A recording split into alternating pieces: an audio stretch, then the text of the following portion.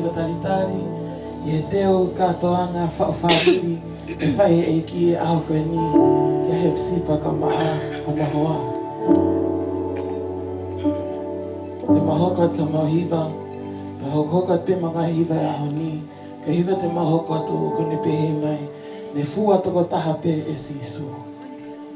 Ka aha tala noa ofa, ka hiva koe ni, loloto ne tala noa, ki e ofa alfua tau ai otua, ia te koe, pea moao. Iyo, nā ne fua toko taha.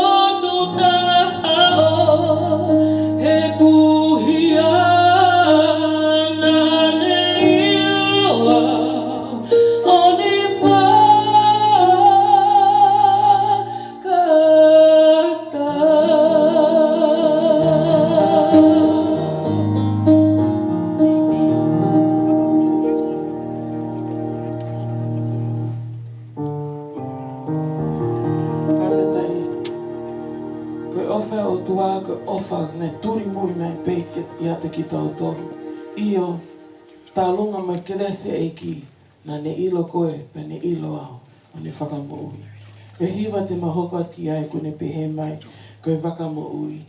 Whawhetai, ko whanonga tau whai o hangeha whanonga i tahi. Pak tau alu he waka, pak rei hono kapteni. Whawhetai, ko a kapteni o tau waka ko sisu kalaisi. Pak tau tala monu ki hongo mea mani a hoko ni. Ke hoko a kalaisi ko kapteni o na whamiri. Moi waka wholau o no whamari te na whai. Whawhetai ke eiki ko waka mo ui.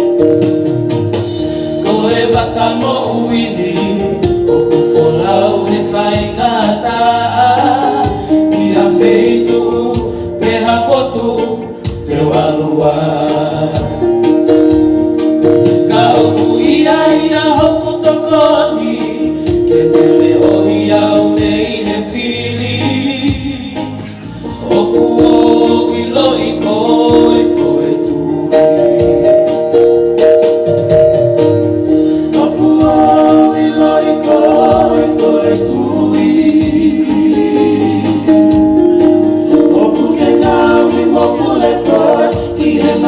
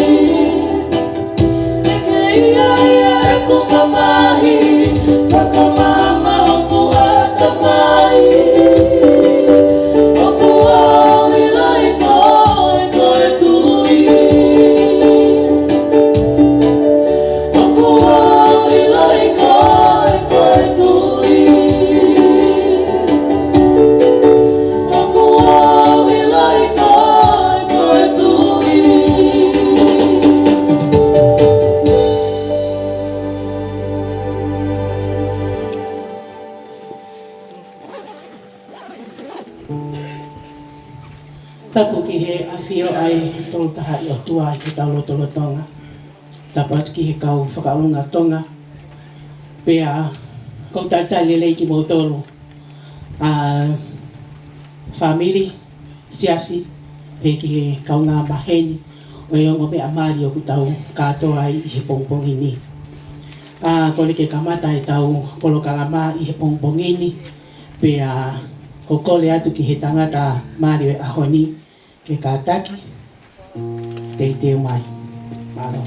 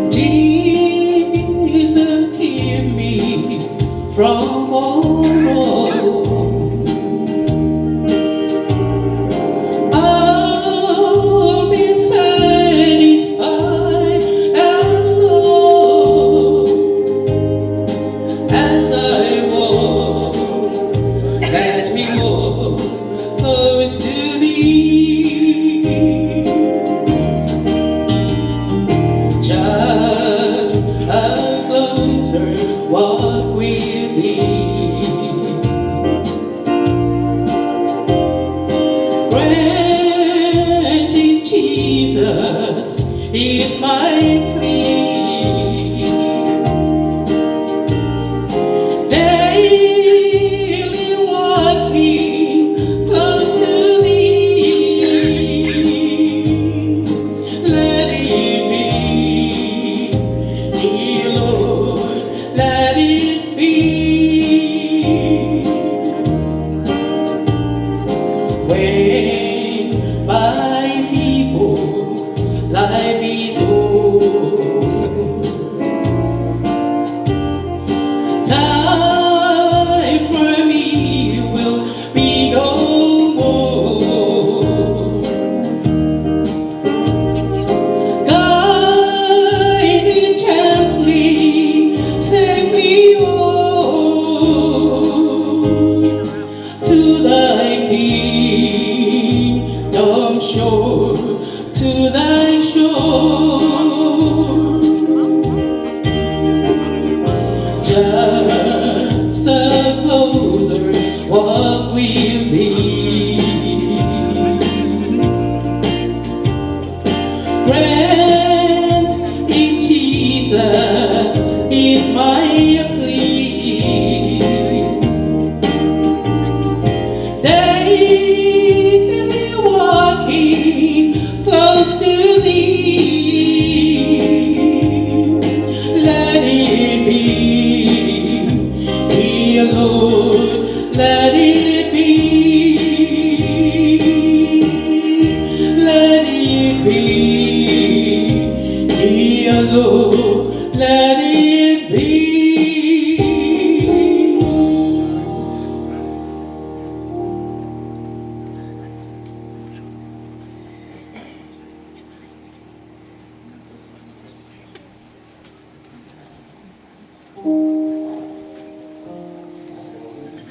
Kuorma Moimoi o family ka mo siya. So kaka mo Moimoi mo ule ako kakakali. Ay video.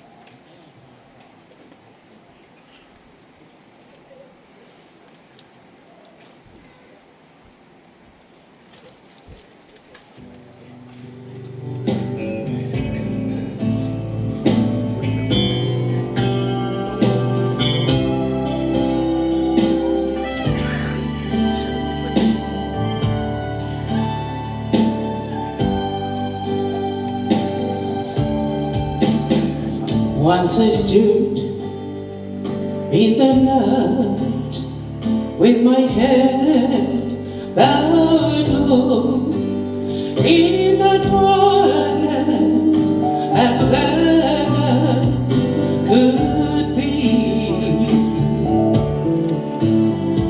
and my heart felt alone, and I cried, oh Lord, don't hide your face from me.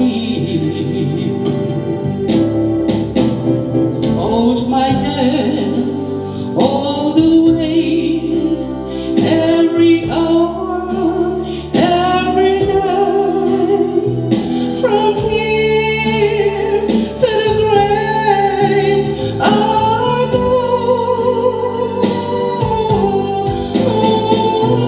take my hands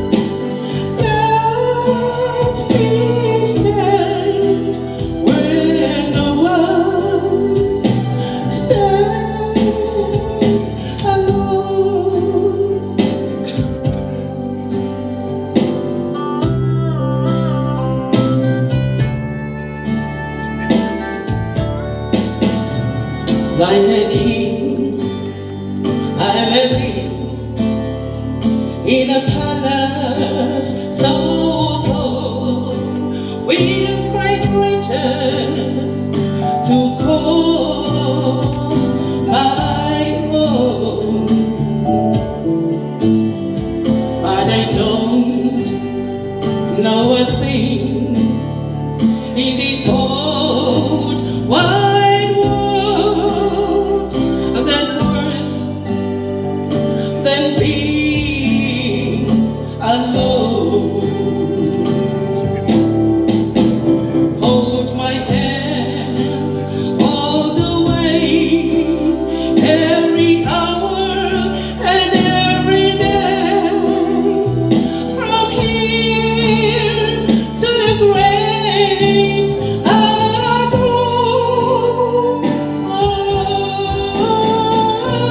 Take my hands, let me stand where the one stands alone. Where the one stands alone. Wa pe dai la ke gi. Maro apito mo kata ko me whakira.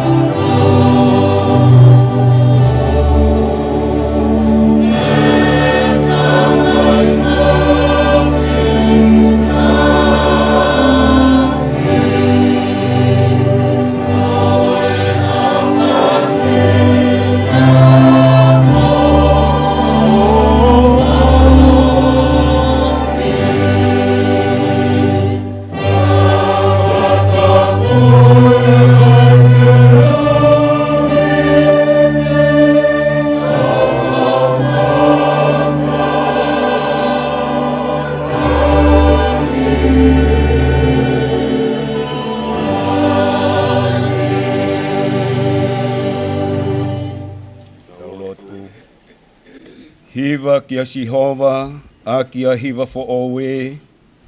He koe koto whakaofo e ne ngā we. Ko hono tō kuputo o matau, mo hono ni mata puha. Kuone mau ai whakamo'ui maana. Kua whakaea e Sihova e ne whakamo'ui.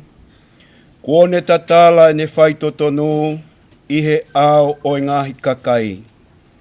Kuone manatu ke whai ki he whare o Isileli, ai mesi mo e whakamo'oni lea. Kua mamata e ngahi ngataanga o mamani, ki he whakamo'ui aho tau otua. Mawawa ki a Sihova a mamani kotoa. Haaki mai o hiva fia mo tā. Tā ki a Sihova a ki a haape. Whai a ki a haape mo e lea o Same. Whai a ki a ngahi talupite mo e leo o e koaneti. Mawawa he ao o Sihova ai tui. He nai ofa pehea e o tuaki mamani.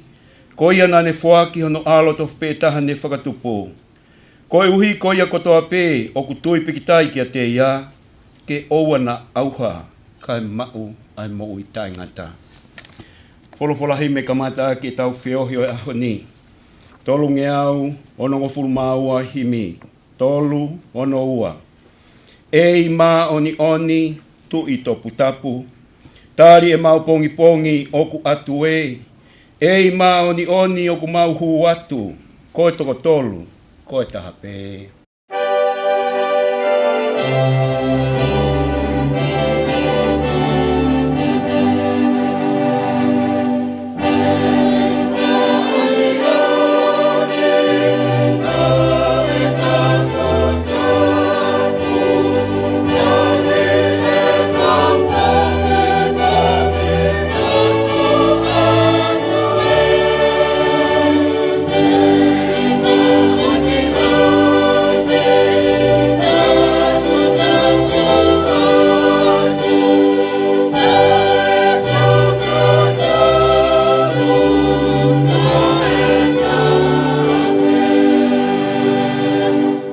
ma oni oku kilukilua. Ho afi o anga I he mama taitaya. Hono ai hataha ku whakailo ai o tua. Tau mama o atu. Tai maha kurea.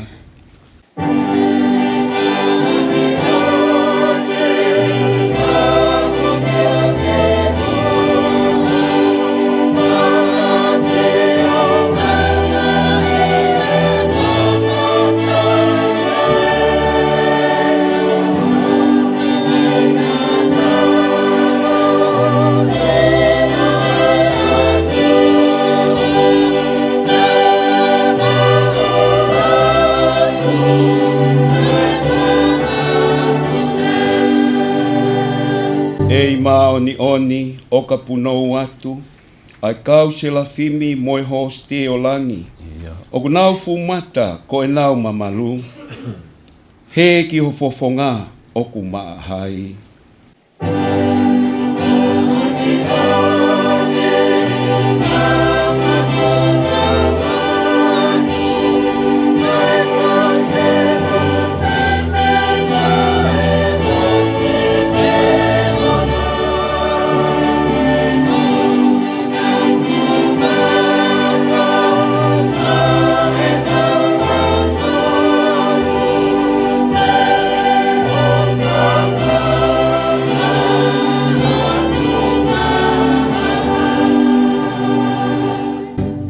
Si ei ma oni koe whē hapotu, maa mautolu uri I he uri ange whau.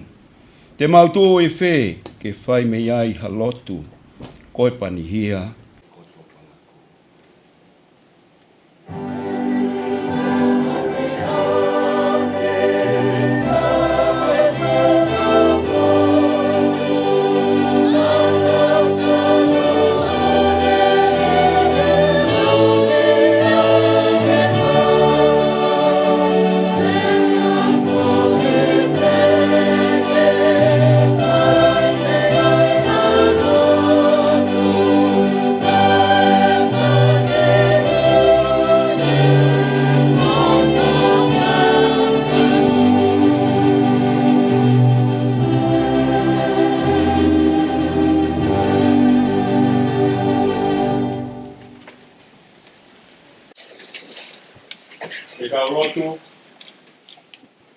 O tua mafi mo ta ngata aho afio ko o tua koe o langi ya ko o tua koe o maman ko o tua ai afiona ko tapuha ya ko o tua ai afion ko hauta liu ya ko o tua pe ta o ko mau punou o humolo tuki ai. I kai koe ai ha o tua ke toi whakatataua ai afion. Ko koe pe ai o tua, ko tuutuuni e ho fola. Ke ilonga hatui I langi pea mo mamani, pea peluki I huafa o eiko si sukalaisi. Pea ilonga ha elelo pea whamu oni. Pea mau whawheta, pea mo whawheta. Ko koe pe ai o tua e ta. O toton pe tau ke ma foka hiki pe mo foka langi ai huafa ma oni oi afion ma fa feta ilahi atu ki ho afio e mama u ha o tua ka ko o tua ko uho ho mo ui ko of he na ki hanga o faka ha ai mo oni ho o ofa lolo tonga a si tu a fahinga o tangata I he wanu o yang halape a mehe afion ke foaki mai ho alo tofu pe eta na e whakatupu ko sisu kalais tala mai na ane hoko mai he kamata anga ko folofol pena ne hoko mai he Taufo'ou ko mere ke ne hoko mai o aikakan au tā noa ke ai ko speri asione na e hoko a folofola o kakano o ne whakatu'u hono tā panekare I ho mau lotonga. Ya na mau mamata ki hono sikaina Ko langi na e tau moha alo tofu pe eta. O ku hau pea mehe ene tamai. Ko sisu kalaisia. Ta o ku ne fon he keresi pea moe mo on. Mau whawheta ilahi ki he awhion. He keresi pea moe ofa ai awhion. O ku mau tai maari ai. Aki mau tolu whahinga o e tangata. Na e tonu pā e mau mo ui. Ki he mate pea moe au hata e ngata. Pea tala mai.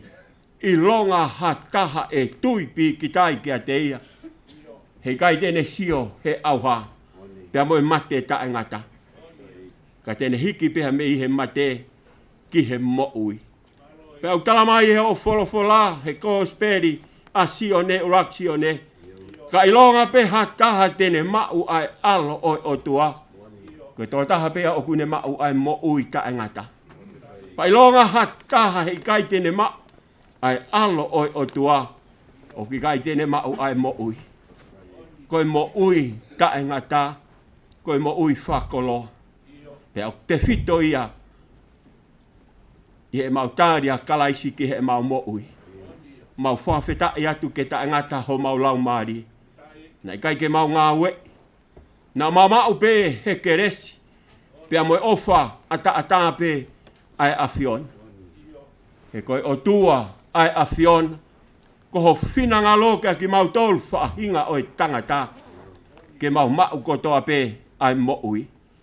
Mea mohoni pe palo fita ko ai sea. Ne hongo ne mau he kotoa pe. Hange ha whanga sipi he. Kai whawheta ina ke hanga. O ai ke lave ki a te koe. Ai anga hala ai kakai kotoa pe i he maamani koe ni. Ka ko mau monu ia angai. He koe kakai ki mau tolu. Na mau he tuu pe. He anga hala pea moe wanu o e mate ta e ngata. Talu pea me he talanga taa ai uraki ātama. Pea afu hia mai. Pea hange na i kai toi ai ha whainga maari. Kia ki mau tolu whaahinga o e tangata. Ki he mo ui ta e ngata. Pea tala mai ko ho mau tofi a. Na e more ki he langi. Kai whawheta i e mau mo ui. He ofa na e whai e he awhion. Ke whaki mai ho alo ko sisu kalaisi. Ne toi hanga o whakatau mai. Ho mau tofia na e more. Pea ne fola mai. Ko au pe koe hala. Ko au pe koe mooni. Pea ko au pe ai mo ui. Hei kai toi ai hataha. Te mau alu pea te mau fōu ai ki he mo ui ta e ngata. Upau ke mau fōu kotoa pe. He kolosi o kalaisi. Mau whamalo atu ki ho awhio. E mau ha o tua, ka koe o tua o ku whai totoka. O tua o ku ke whai mesi. Pea koe o tua ai awhiona o ku ke tuai mau pe ki he hau hau. Pea ku mau whawheta ai lahi ki he awhiona. Ko mau tāpua kia pea mo mau monu ia a. Ho hanga o lau ki mau tolu. Ko ho o whanau. Ia sisu kalaisi. Tala mai ka i longa ki nau tolu na e mau ia. Na ki hanga o whakamawhai ki nau tolu. Ke hoko koe whanau ai otua. Ho mau tāpua ki peha mo ho mau whakoloa. Mau ai mo ui pa ke lau ki mau tolu ko ho o whanau. Makatuunga ia sisu kalaisi. Ka koe mea kotoa pe he maamani koe ni. Oku te fito pea makatuunga ia kalaisi. Pea ku mau whawheta ilahi ki he awhion. Kai toi ai ha huafu. E tatau pea mo sisu kalaisi. He koia ai huafa whai whaka mo ui. Pea koia na e pekia pea teria pea toi tu. Pea ne ikuna a mate pea mo he tesi. Pea whakaata e mo ui ka ki mau tolu. Whahinga o e tangata. Pea ku mau whawhetai pea ku mau whamalo. He loto ko whanu he hounga ia mo on. E mau ilo ai o whau whai e awhio. Mau whamalo atu ki awhio. Ko hui koe a whakoloa koe. Ke toe whatataha ki mau tolu. I he aho koe ni. Makatuunga he palani pea mo whotutuu. Ma oni aho awhio. Mau whamo oni peke tālau whai he kosperia sione. O kui kai ke ai ha mea e taha. E hoko noa mai o ata pia me he fina ngalo a ho o afio. Pea ku mau wha mo oni ki ai. Pea ku mau tui ki ai. Koe mau tuunga e mau i heni i he houa ko e ni. Koe fina ngalo ia a ho o afio e. Pea ku mau wha wheta i lahi ki he afio. Mau wha malo atu ku mau heni. Pea mo whana ua ho e. Mau heni pea mo ngalu veikune. Mau heni pea mo tolu afi. Pea mo whana ua ho eiki eiki. Mau wha malo atu eiki. O ku mau heni pea mo ongo whamiri. E o tua maafi mafi. Mau wha wheta i lahi ki he afion. Mau heni pea mo whamiri. O Akimiti. Vakameilalo. O ku mau heni pea mo whamiri. O hepi Taufo'ou. Ko e mau whe whakamooni aki. Ai ofa pea mo tari lotu. O kwhai e he afiona iki. He koe afiona na ke hanga o palani. Pea mo whotutu o e aho ko ini. Pea ku mau whawheta i lahi ki he afiona. Mau wha mo oni pe ki he tala. O kwhai e ho o wholofola. He ka lau ki he maka tuunga. Tala e hai e toi ai moha tuunga ke. Ka koia pe na e toka ai. Ko sisu kalaisi. Pea ku mau whawheta i lahi ki he afiona. Mā tuunga e mau heni he houa ko eni. Koe hui koe whotutu pea mo e palani hawa. O kwhai e he afiona. Maho tamai o eiki. Ko Akimiti Vakameilalo. Pehe kia Hepisipa Taufo'ou. Na whe whakamooni aki i he aho ko ini. Koe whina ngalo ia aho afio. Pea ku mau ilo. Koe mari. Koe mea whakaotua. Koe whina ngalo ia aho afio. Pea ku mau tui tai vei ua. Mau heni pea mo e siasi he aho ko ini. Koe mau whe whakamooni aki. Koe whina ngalo ia aho afio e. Pea ku mau whawhe tai lahi ki ho afio e. Mau whamalo atu. Mau heni pea mo e ongo whamiri. Mau heni pea mo e siasi. Mau heni pea mo e kainga ofa kotoa pe i he aho ko ini eki. Koe hui koe te uo e whakahoko e whamiri fo ou o e aho ko ini. Kau ku mau lotu peo hanga ki he afion. Mau kau whantaha pe pea mo e tangata whatu sā me. Tā mai he te uo full mā fitu e ngā sā me. Mau inga mau pe ke whakakau a Sihova. He langa o e whamiri fo ou. He ka pau he kai kau a Sihova. Tā mai koe koto kula noa e mau langa o ku whai. O ku ātu ngā ape ai tangata reo. Kai whawhetai e mau mo ui i he whakakau mai ai a Fiona. Mau ilo koe whamiri. Pea mo e langa whamiri fo ou i he aho koe ni. E langa he makatu ngā. Pea e tuuloa o taangata. Pea ku mau whawhetai lahi ki he a Fiona. Mau toi puno peo hanga hake ki he a Fiona. Pea hui koho sewanit. Tangata ai whai whekau sea wāhenga whonua. Se miskot lātu. Pea mo e teo e polo kalama aho ko en. Pea mo e koloa wholofola. O ku mau lotu peo hapai ho se wat. Ho lau maari e maa oni.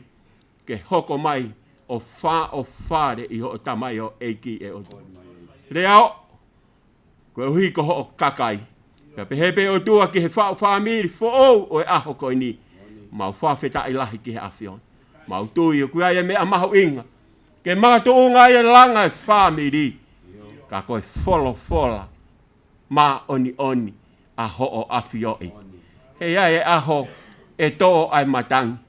E ai e aho e tō ai a whā. E tō ai ngahi uhalahi he funga o e whonua. Kai ke langa he makatu ngā ko kalaisi. Mo oni pe tālau whai e ho wholofola. E ho lofu. Ai langa whamiri o whai. Ai whawhetai lahi e mau mo ui. Koe hui koe aho ko en. Nai whai ki ai lotu. Ai ongo whamiri. Nai lotu ki ai siasi. O hufia o tala ki he a Fiona ai aho koe ni e. Pea aku mau amanak le rei. E mau ilo ai tari lotu ai a Fiona e. Pea aku whonu ho mau loto he fia. Pea mo whamalo ki he a Fiona e. Mau hanga hake ki ho a Fiona. Pea hui koe polo kalama ai aho koe ni o tua. Mau whawhei ho lau maari e maano ni ke haere mai o tataki. Pea ke whakamalumau tu uma. He wheohi o ku mau whai i he aho ko ini. Mau whawhok pe langi pea mo e koloria. o pe ia ta ngata pe ta ngata. Mo mau lotu ia mo mau whawheta ilahi mo mau whamalo. Mau whai kotoa ho hua whaho alo ko si sukalaisi. Ka koko e pe ho mau whamo ui. Amen.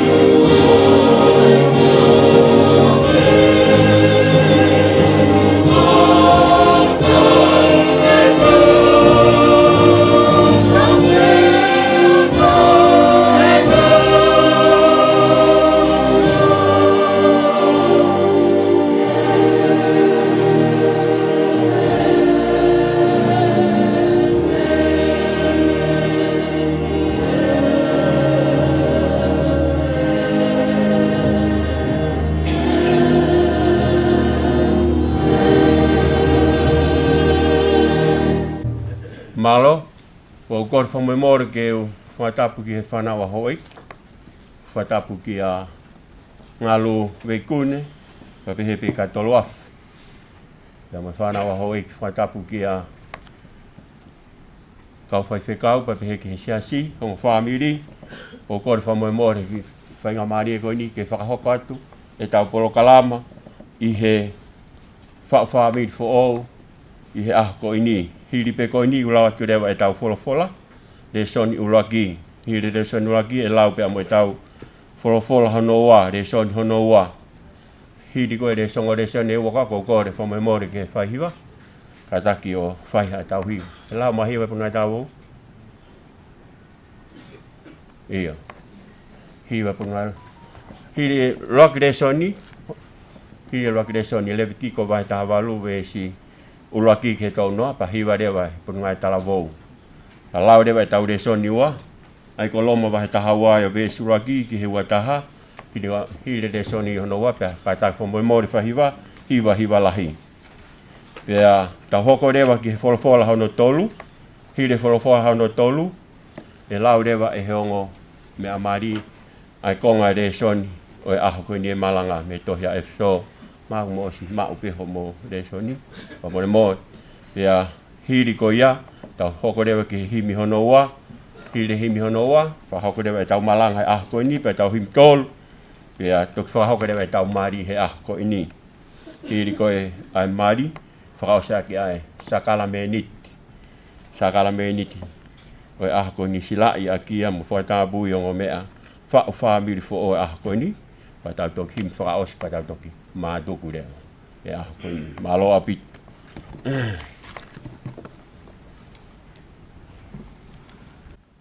Wholofola o lua ki e lau mā ki tau tolu ki he ngau anga a koe ni. Hai a Levitiko vai taha walu. Te ukamata lau ia me hono uloa ki he ne osi. Ai au pē lau ai wholofola. Pea wholofola si hova ki a Mosese o pehe. Lea ki ha isleri. Pea tala ki at ki nau tolu. Ko au si hova ko mo o tua. I kai te mo whai o hange koe whai. Ai whanua ko ispite. Aia nā mō nofu ai. Pei kai te mō whai o hange koe whai. Ai whanua ko ke nani. Aia ku taki ki mō tolu ki ai. Pei kai te mō whou. Ie nau ngahi tūtu uni. Koe konistu tone a aku te mō whai ki ai. Pea koe ngahi tūtu uni a aku te mō tauhi. Ke mō whou ai. Ko si hova au, ko mou o tua. Io, te mou tau e kungai tūtu uni, mo e kungai ko nis tūto ne. Aia, ka whai e a tangata, tene mo ui ai. Ko si hova au. Tapu ki e tangata ke ne unu ki he kakano hono manawa. Ke whakaterfua ia, ko si hova au. Tapu ha o ala. Ke telefua ho tamai aia ko whae. Ko whae ia. E kai tene wha telefua. Tapu ho wha telefua ia e waifi o tamai. Ko wha telefua ia ho tamai. Tapu ho wha telefua i o tuo whewhine. Pe koe o whewhine ia o ho tamai. Pe koe tama ho whae. Pe ko hatupu i api. Pe ko hatupu mama. Tapu ho wha telefuaia o whewhine ho whoha, pe koe tama aho o whewhine. He ko ena telefua, ko ho telefua. Tapu ho wha telefuaia e tama aho waifi, aho tamai. Aia gune whanaui, ko ho tamai, ko tō whewhine ia. Tapu ho wha telefuaia e tō whewhine ho tamai, koe kakano ho tamai ia. Tapu ho wha telefuaia e toko ua ho whae, koe kakano ia ho whae. Tapu ho wha telefuaia e toko ua ho tamai io. I kai tene unu ki hono waifi, ko ho whae ia. E tapu ho wha telefuaia ho kainga mari, koe waifi o foha. Tapu ho wha telefuaia ia. Tapu ho wha telefuaia e waifi ho toko ua, he ko ene telefua, koe telefuaia aho toko ua.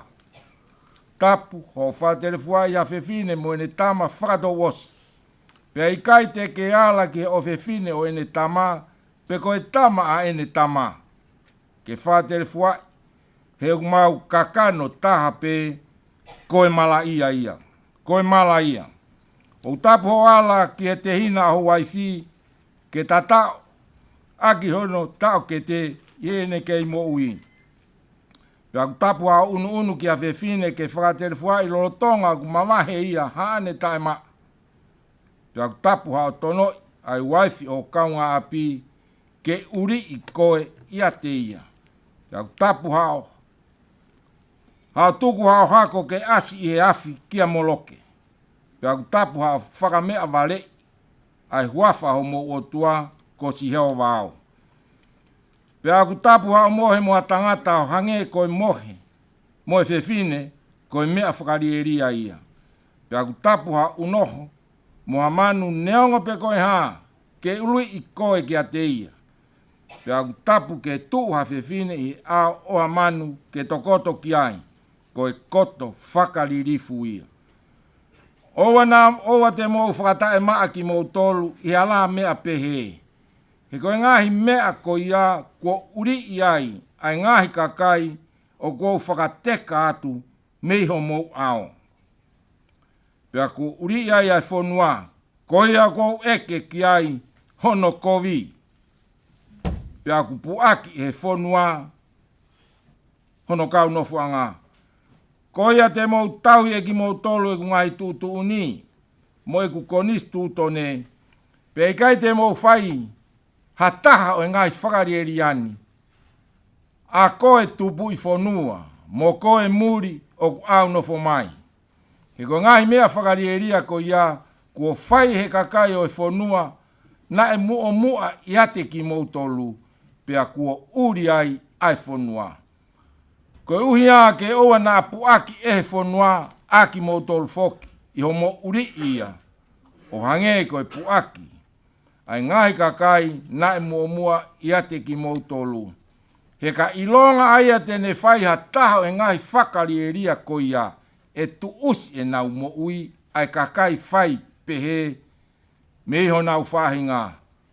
Ko ia, te moutau ia mea kua tuku ke moutau hi.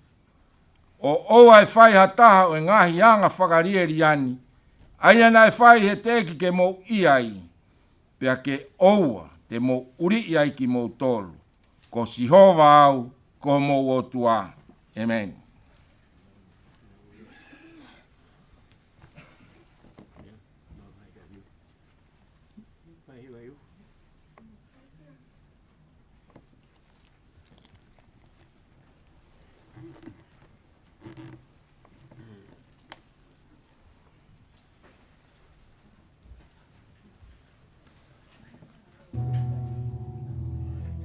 O mai whai lotu nei uf o te ono whai holo ke mo kau he mea. Mo mai ke ata pe usia.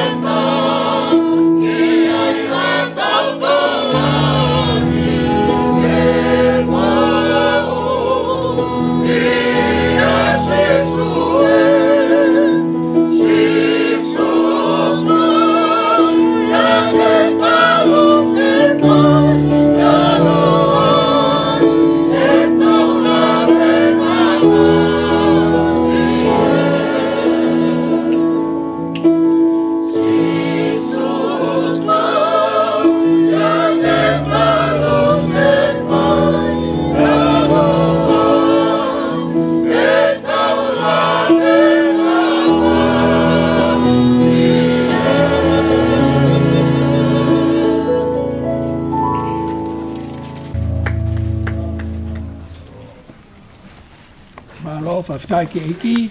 Tau hoko atu ke tau ne son hono wā. Ai aku hai ai Hepisipa Paula ki kakai loma. Ho fulu mau ai wahe. Uratu e vesi i ene osi.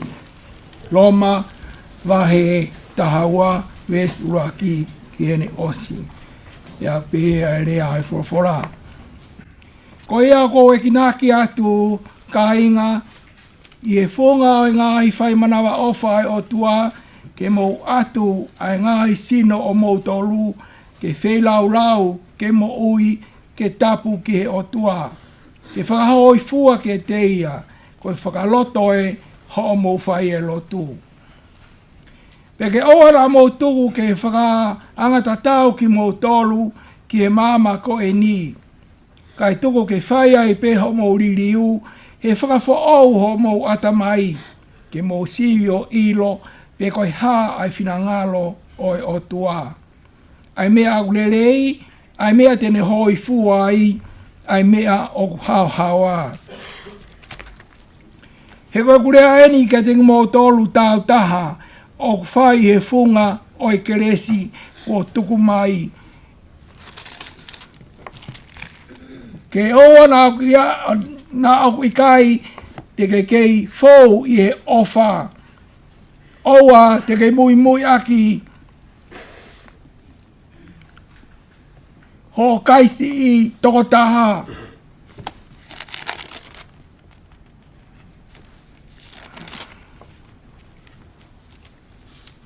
Ho Moimoi.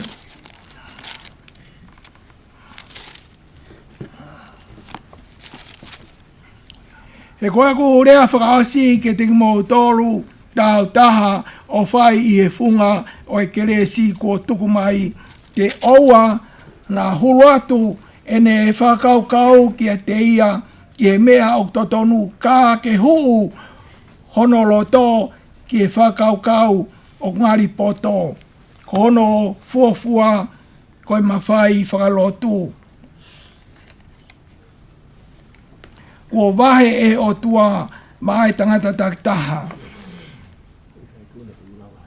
Ia nge tofe o tau mau hakupu lahi i ha foi sino ka aku ikai ke lava ke whaiwa taha ai kupu ko toa pe. Pe he ko ki tau tolu toko lahi ko e foi sino i a kalaisi.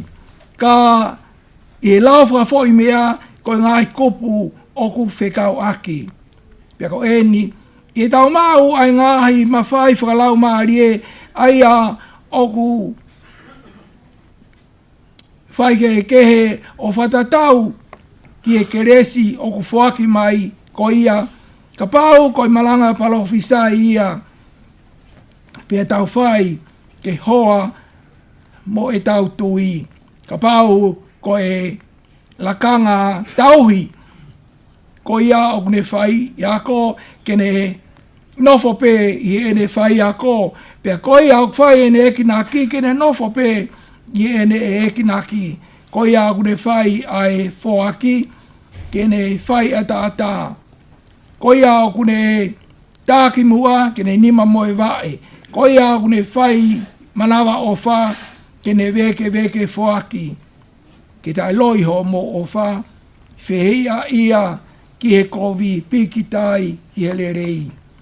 I o mo ofa ki kāinga lotu, whai o hange ko kāinga mo oni. I whakaapa mo i tai mua ki mo tolu, i he mamahii o i ngāwe. Oua te mo whapiko piko i o mo rau maari e. Mo roto maa whana i he whai ki he eiki. Mo tauhi whakatamai o eiki ki ai i he whai ho mou whamamahi, mou kātaki pe i he hufia, mou whautu mauku hono whai i he whamasiwa ai kau lotu, mou kau i hono, mou kau ai, nofo ki he whakawhi au nofo. Tāpua ki ak nau tolu o ku whatangai ki mou tolu io, mou tāpua ki ipe o wai tutukui. Fia mo gnau tolu o fia tangi mo gnau tolu o tangi. Ke whakatangata ta tau ho mou ke tokanga aki, oua nā huu ho mou tokanga ki ngai mea maarunga, kai tuku ki mou tolu ke whaka auha mo Maulalo. Oa te mou hoko koe kau poto whakai ki mou tolu. Ne ongo pe ko hai oa te mou tongi ene kovi aki ai kovi. Mou tomua whakau kaui ho mou ngahi mea ke hare rei ke kakai furi pe. Mou nofa merino pia moi kakai kotoa pe o ka pau e ala lava. Ke pe ke ata me te mou tolu si oku ofa anga.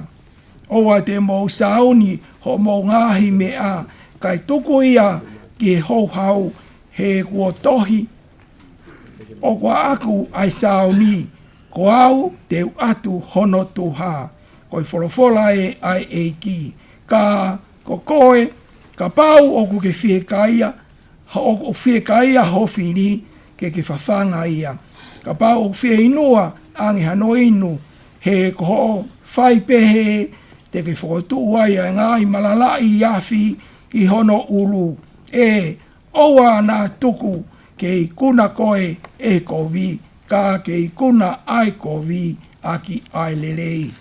Hawhitai ke iki, kore ki he hiwalahi ke whai a tau whaamahari stone. Oh,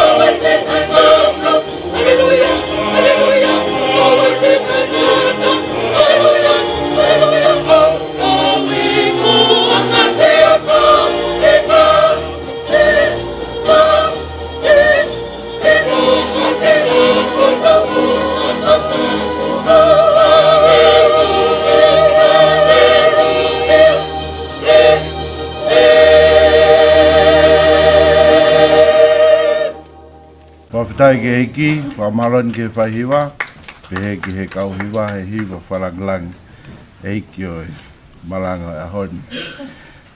Ko e ua e le soni he ngawe anga e ahoni, tō peia me he kosperi, hik tohi e mātiu, wahe ni mā, pa te ulawa tuia me he ulaki, ki hono tahaua. Mātiu wahe nima, ulaki ki he tahaua. Ai au pehea e wholafola. Pehi ne sio ki he ngahi fu kakai, nā ne aluhake ki he mo unga. Pehi ne nofo hifo, ke malanga, na unu atu, ke te ia e ne kauako. Pea ne ofa aki e ne rea, o ne ako i kinau tolu, o pehe. Monu ia ka ko kinau tolu, o kuongo i masiva ho nau lau maari e. He ko nau tolu, ai pure anga o hewani. Monu ia ka ko kinau tolu, o whakamamahi, he whakawhie maari e a kinau tolu. Monu ia ka ko kinau tolu, o whakataki, he tomo kinau tolu, ai whonua. Monu ia ka ko kinau tolu, o ka whie kai, mo whie inu, ki he mao ni oni, he whakamakona a kinau tolu. Monu ia ka ko kinau tolu, o ku manawa ofa, he whai manawa ofa, ki te kinau tolu. Monu ia ka ko kinau tolu, o ku maa ho nau loto, he te nau mamata, ki he otua. Monu ia ka ko kinau tolu, o ku whakatupu merino, he ui a kinau tolu, ko ngai foha oi otua. Monu ia ka ko kinau tolu, o ku whakatangai, ko ui ko e whairerei, he ko nau tolu, ai pureanga o hewani.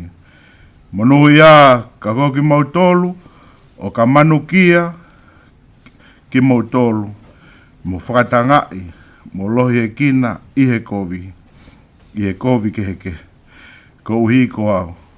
Mo whiawhia, mo hākai lagi tau, he lahi ho mou totongi i he wani. He nai pehe e nau whakatangai, ai kau palofi tā, ai e nai holomua, i te ki mou tolu. Ke tāpuak, he otua e ne wholawhola. Tohia Efeso, wahe nima, vesi uowa, ki hono tolu noa, o pehe ono. Ai kau pepine, mo wanga noko, kisi o mongai huse pāniti, o hange ki he eiki. He koe huse pāniti, koe uru o toi waipi, o hange poki po kalaisi, koe uru o isiasi. Iyo, koe ia, koto amo oni, o sino. Ka neongo ia, kai hange o wanga noko a isiasi ki a kalaisi, ke pehe foki mo kau pepine, ki ho nau ngahi huse pāniti i he mea kotoa pēr. E kau tangata, mo ofa ki ho mou ngahi waifi, o hange foki ko kalaisi nene o whai a siasi. O ne ri oa e ne awhio, koe uhi ko ia. Koe uhi ke ne whakama oni ia aki ai wholofola. Hiri ane fufulu ia i he paloto anga koe ia koe vai. Koe uhi ke ne omi e ia e siasi ki a te ia o whetapatapake o owana ai hano ila pe wheu. Pe a mea pehe e taha kai kehe ke ne mā oni matai mere. O totonu ke pehe foki, ai ofa, ai ngahi hose pāniti ki o nau ngahi waifi. He kosi o nau sino ki nau tolu. Ko ia kone ofa ki hono waifi, o kone ofa ki a te iwa. Se uke, ane whehia e whehia hataha ki hono kakano o ona, kai ke. O kukun o le whawhanga mo tauhia.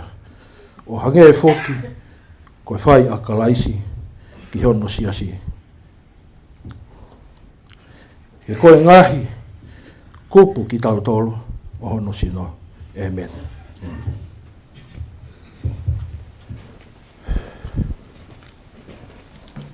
Ono ngea ni mangfulu mafitu, ono ni mafitu, pa Moimoi ka mumea ke tauhiva. Si hova sapa o tie, hau e ngai hau, o talo ni o tu tau kakapawhau, o mau kau mo e kau angelo he hiva tai tu kua, mo whakamalo, atu kia tupu o tua.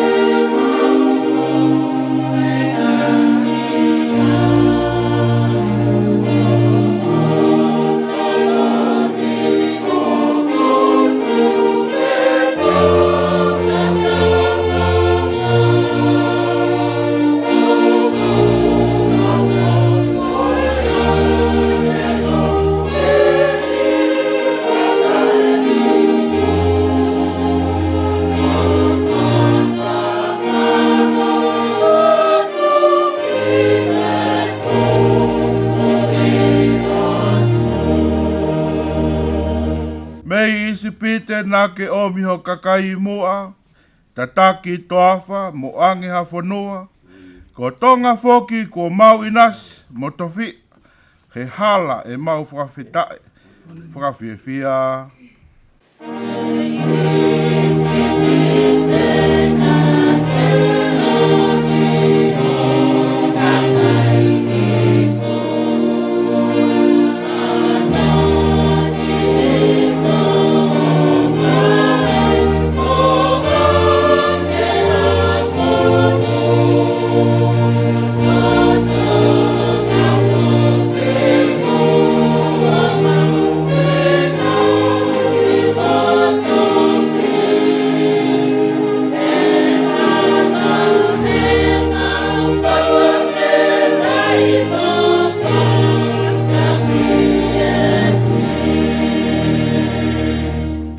No wha, malo he omiha whanua, fe unga moe kakai, mau ngofua pe mea kotoa, ke inu mo kai, koe kere kere mahu e, pea ka hala ia, e lau e hai ho mau koloa, e mau mei tahina.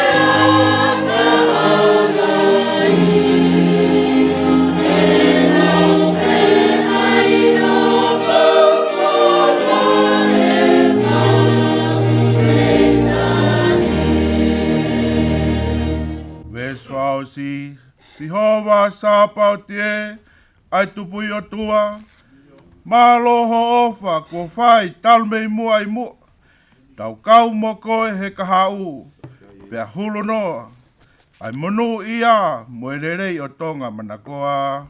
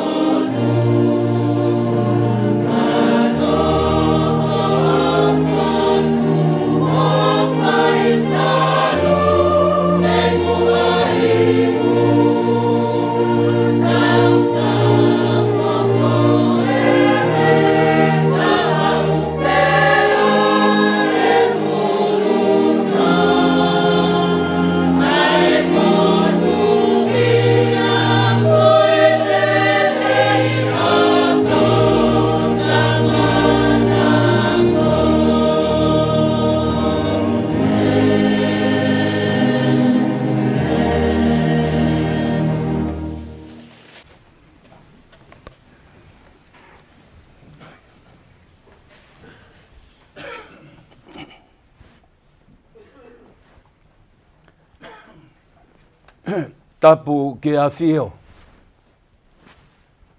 ai tolu tahai o tua i o tau lotolotong.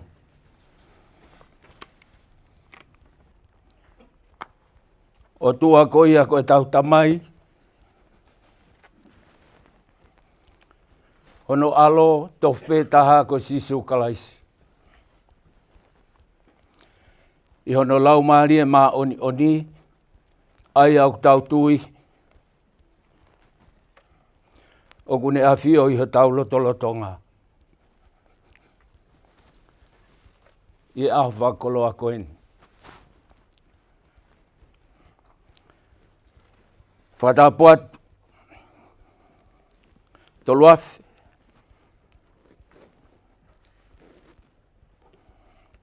ang maangalu veikune, tapuat ki alomu, tapuatu ki he whare haa matapune. Whatapuatu kohi ko he tangata iki sekretari o e vai whonua, whaifkau pensi manihala. Pea moha a whakaolunga o tonga. Ko whatapuatu kohi ko he tangata iki se toa talahi pea mohono tokoni. Tapuatu ki hongo kaunga ngā ue. Pea whatapu kohi ko he whaihiwa pea moe kauhiwa eiki. Ongo hiwa eiki. O nau whai ai whakalangilangi i aho tau o tua. Ko whie whakatapu mawahe heni. Ko hiko ongo mātua maari o aho koini. Akimiti Vakameilalo. Pea pehe foki ki a Hepisipa Taufo'ou. Hange koe lotu leleine tataki aki ki tau tolu. I he kātoanga o e ahoni. O kui kai ha vei ua i ho tau loto, mo ho tau lau maarie, koe whinangalo e ni o e o tua. Talu pe ia pea me he kamata anga, pea mea iwi, pea mo atama. Nei kai ke lata ai tangatahe ne nofo tokotaha. Ja koe whinangalo e o tua ke ngauhi ai whewhine, ko hike ao pe moia. Pea tau tui me kau ngā karistiane, koe whinangalo mo onieni o tua, koe whinangalo ia o tua, ke oua nofo tokotaha ai tangata. Koe uhinga na ngau iai ai whewhine, koe hike ao pe moi tangata. Oi kai ke ngata i e na whetokoni aki, koe uhi koe langa aho na ki whamiri, ka koe uhi koe mo ui ko ia aho na ulau maari e. Iau tau whia, pe kou tali lelei ai malanga o e ahoni, ki mo tolu ai hou eiki, pea pehe ki ha matapure. Pea pehe ki he ongo whamiri, pea pehe ki he taha kotoa pe kua whakata e o tua, ke tau kau whakataha i he maalari o e aho ko e ni. E kau ngā karistiane. Pea kou lau koe tāpua ki lahi, au pito. Ki e motua koeni, ke u whakahoko atu, ai malanga mo whakahoko ai whamiri o e mari ko ia, ai ongo bātua i ho tau lotolotonga. Koe kaweinga o e ahoni ai siasi o pehe mai, ko hono kaweinga, ko e ui, ki he mo ui mā oni. Ko e ui, ki he mo ui mā oni. Ka weinga pou. Ko e ui ki he mo ui mā oni, kua pau ke te mo ui talango fua, ki he ene ngahi whekau ka tau mo ui. Ko e ui ki he mo ui mā oni, kua pau ke te mo ui talango fua, ki he ene ngahi whekau. Kai lava ke tau mo ui mā oni. Ko ves malanga o e ahoni, o tōpe ia, pia mei he tohi ko ia, na e lau atu e he kau whaifekau, tohi a Levitiko. Hongo fulu mā walu ko ia o e wahe, pia ko ves wha, vesi uluaki ki he nima o e konga. Pea wholofola si hova ki a Mosese o pehe. Lea ki ha Isileri. pea ke tala ki a te ki nau tolu, ko si hova au ko mou o tua. E ikai te mou whai o hange koe whai ai whanua ko ispite. Aia nā mou nofo ai, pea ikai te mou whai o hange koe whai ai whanua ko ke nani. Aia aku taki ki mou tolu ki ai, pea ikai te mou fou iha anau ngai tu uni. Koe konistu tone a aku te mou whai ki ai, pea koe ngahi tu uni a aku te mou tauhi ke mou fou ai. Ko si hova au, ko mou otua. Io, te mou tauhi e ku tu ni, mo e ngai konistu tone, aia ka whai eha tangata, tene mo ui, ko si hova au. Koe konistu tone a aku te mou whai ki ai, ia koe ngai tu uni a aku te mou tauhi ke mou fou ai, ko si hova au, ko mou otua. Io, te mou tauhi e ngai tu uni, mo e ngai konistu tone, aia ka whai eha tangata, tene mo ui, ko si hova au. Koe palomesi, koe fuakawa, koe fuakawa ai o tua moene kakaifiri, koe fuakawa ai o tua maha tahape, kone ngauhi o whakatatau ki he imis, hao mo ma oni o tua. Io koe palomesi en. O mea mari, ki a maua. Koe konistu tone a aku. Te mou whai ki ai. Pea ngahi tu uni a aku te mou tauhi ke mou fou ai. Ko si hova au ko mou otua. Io, te mou tauhi e ngahi tu uni, mo ngahi konistu tone, aia ka whai eha tangata tene mo ui. What a promise.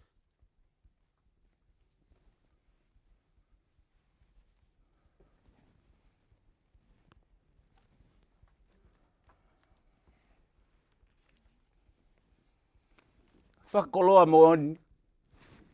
Ka bau te tau pirio te he tau malanga o whiunga anoa. Ai malanga iau e ahoni. Tonu ia ki he whare whaou kua langa. Tonu ia ki he o whamiri, pea tonu ki he hou eiki. Pea whanu tāpua ki ai ho tau lau maari ai siasi. He palo mesi ai otua.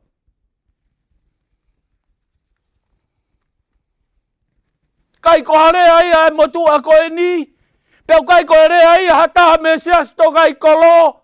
Koe whalafola tō tonu tō me whafonga ho tau otua.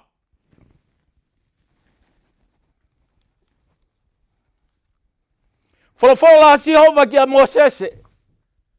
Whamoremore pea moloma vai tahaua vesi uraki ko vesi iloa pe ia. A vesi malanga ko ia e ahoni. Pea mo matiu wahe ni ma vesi ono, ko toi vesi iloa pe pea mo iha. E kau ngā Kristiane, ko whaampe ke ulaua pe aloma. Aloma wahe taha ua pe ko vesi uloa ki pe. Vesi uloa ki pe pea mo ua. Ko ia au kua ue kinaki atu ka inga. I he funga o ngai whai manawa ofa ai otua. Ke mo atua e ngai sino o mo tolu. Koe whai lau ke mo ui, ke tapu ki he otua, ke whakahoi fua ki a te ia. Koe whakaloto e ho mou whai e lotu. Pea ke aua ngā mou tuku ke whakaangata tau ki mou tolu ki he mama koe ni. Kai tuku ke whai ai pe ho mou liliu. I he whakawhaou ho mou atamai, ke mou siri o ilo. Pe koe hae whina ngalo oi otua, ai mea o kulelei, ai mea tene hoi fuai, ai mea o ku hao. I he tohi koe ni a Levitiko e ka inga. Whamore pia pehepe ki he ongo vesi ko ia nai lau atu, e he ongo mea Mario ahoni, ko ia e whakaosi aki. ai tau malanga o ahoni. Wholofola ni a Sihova ki a Mosese, e ka inga lea ki ha Isleri pe a tala ki a te kinau tolu, ko Sihova au koho mou o tua. E i kai te mou whai o hange koe whai ai whanua ko ispite. Aia nā mou nofo ai. Pe i kai te mou whai o hange koe whanua ko ke nani. Aia ku taki ki mou tolu ki ai. Pe i kai te mou whou he nau ngahi tu ni. Koe konistu tone a aku te mou whai ki ai. E ka inga i he wholofola ko e ni.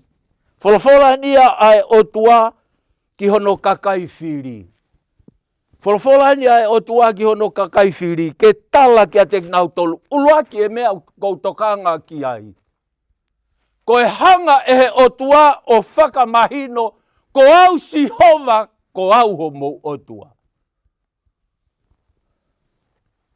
Uluaki, nā ne tawa ki hene kakai, ki he kakai Isleri. Ko au Sihova, hange ko lotu nā tau whanong ki ai. Ko o tua au o langi, ko o tua au o mamani. Pea ka tuku au talamai he palofita, halaha toi o tua. Ko o tua au, ko Sihova. Ko Sihova ko mou o tua. Ko tau hiki eni pia me he whanua ko ispite. Ae kai ke puri aha toko taha i hen. Hiki. Na unga aue pa o pula ki a whelo pia mo ispite. Pia ongo hake ki he o tua. Ai whakamamahi o kuwhai e whelo pia mo kakai ispite. Talanga rewa he o tua te mo hiki pia me iai. Pea te mou hiki ki ai. Hiki mai pea me ispite, pea nau whanonga mai ai. Nau hiki pea me ispite, koe whanua o ku i kai puri ai a te tau tolu. Koe whanua o e tauhi ai tori. Langa o tua, ngā ahi kawhi koula o nau punau o lotu ki ai. Talange e o tua, te mou hiki mei ai. Te mohiki mo tolu ki ke nani. Ai whanua koe kunau pehe koe whanua e tala o wha. Pea tawange he o tua. Te mo wau koe ki he whanua koe ia ko ke nani. O ku iai e whakinga kakai koe kakai moa pe. Koe kakai hitenia. Kakai e tau whanongo ki ai e kainga. Ki he ngahi whakatapu tapui. Ehe o tua. Tapu ke oua te nau whai e mea ko ia. He taim koe te nau alua ki ke nani. Kai talange he otua. Iai e konistu tone pia moe ku whekau. Ka inga Tokaikolo, ka ongo whamiri kau mātua mari. Mo koe peo ku ke mea mai he ope. Talange e he otua. Hei kai te mou tauhi ki he ngai otua ai tori. O ispite, pe, koe kakai koia i moa pe i ke nani, te mou hekea ngofua. Te mou hekea ngofua he koe kakai, hori ho nau kakano, hori o e mata pea afungi e mo ui. Pea koe whakawhewheka mo ui talanga taa, ki he o tua, talange he o tua, hei kai te mau whai, ai tauhi ai tori ai kau ispite. Pe kau mau hekea he ngai, whakatau ere o mo ui kakano o mo api, mo ke nani. Kai talange he o tua, ko au. Ko au Sihova ko mo o tua.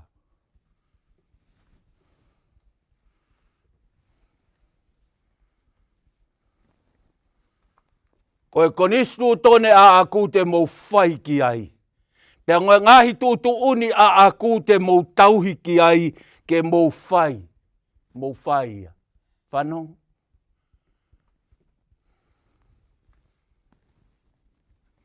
Ua e whakaukau. Ka pau te ke tauhi ke o tua ai tori. Pea ka pau te ke tō koe uhi ko ke nani pea mo ulunganga kau moa pe a kau lotu hi te ni mo whakakaka no. Pea talange he o tua. te mou auhai.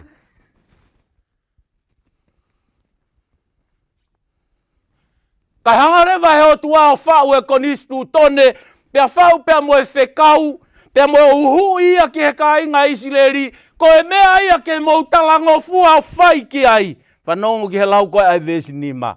Io te mo tauhi e ngahi tūtuuni, mo e ngahi konistu tone, a ia ka whai eha tangata tene mo ui ai. Hanga tonu. Pea kua utui au kai koe rea ki he kakai ispite. Pea kui kai koe rea ia koe uhika kakai ke nani ma kakai mo ape. Ko utui au ia koe rea hanga tonu. Ki ono siasi ma koe o kuke whanongo mai.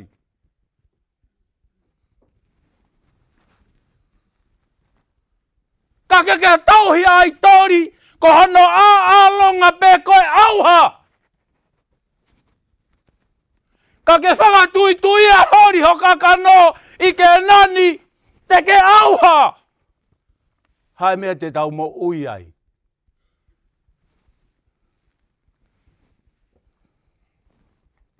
Ko hai mea te tau mo ui ai. Te tau mo ui he siasi, ko Tokaikolo pe koe Weisiliana. Te tau mo ui he siasi tonga pe koe Pahai. Tuku e lau funga waka mo e longo oa. Tau tokanga ke talango fua. Ke ilo e palo pare ma. Kai koe palo pare ma koe toka te rine koe. Tu kehe angai toka te rine whakahe. Ko tau palo pare ma koe ma ui whai anga hala. Koe palo pale ma ia o e tangata. Koe mea te tau auhai. Lomba vahe ono ve sua tolu. Koe to tongi o e anga hala koe matepe. Whanong?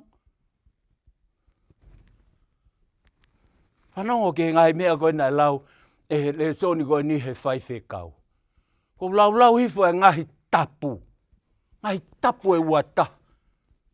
Ngahi mea koe ke tau tapu. Koe uhinga mai kai to eha mea ke whakaava ke tau whai ki ai. Koe tapu, koe tapu. Ka inga tonga. Whakate fito heni. Whamore more. Pea kou kore ke hūwhanga he whakatapu ko osi ono whai. Tuange mua e malanga e aho koe ni ke ata. Kau ngā oea ki hangahi lea whaingo fua. Ko hike hino e whakau ka ue malanga e aho koe. Tau whanongo ki ai. Koe mari whamiri. Tapu! Tapu au pito ia. Kai ke whina ngalo ki ai e o tua ia. A pango koe nou e tau taimi. Ko hika whakamatala ia e uhinga koe ende kovi.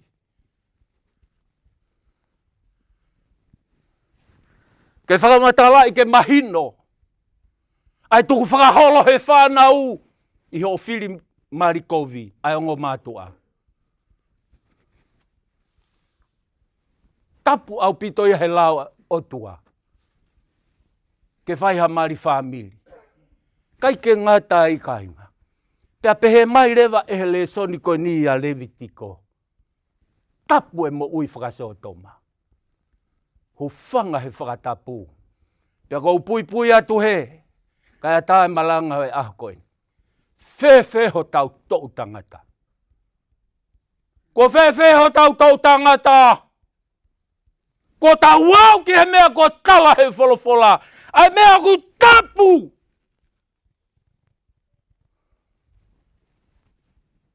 Tapu au pita e whaianga hala.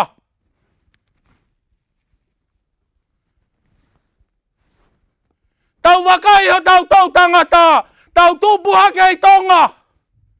Tau lotu mo tau he o tua. Tau hau ki heni. Alue whanau o lalahi pe nau ngā ue. Hau pe hu whanga he whakatapu. Hau pe ono whakaovi api. Ko uhi kai ke kelea. Kai te kelea ki hanga ala. He kumai e seniti. Whanaungo ki he tālai wholofola. Tapu e mau I whea waki.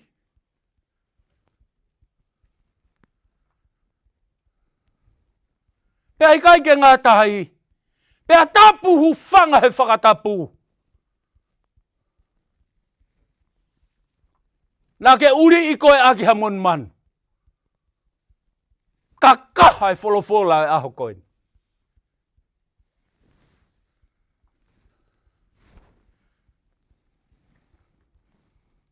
Kai ke toi hui e wholofola ia e otua. Alu atu hanga tonu. He koe whanatokanga. Whe mea te ke whiriki ai. Ko whe mea te ke whiriki ai.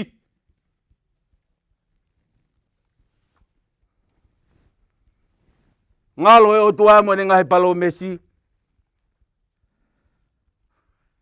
Tau nofo I tonga, tau nofo masiva. Tau nofo I tonga pea tau merino mo wheo whofandi. Tau nofo I tonga pea tā whawhangu pea tau oki saione ke lotu. Kai whendi.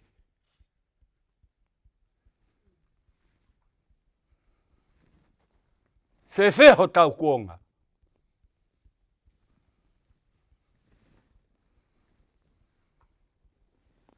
Whewheho tau kuonga ka inga tonga.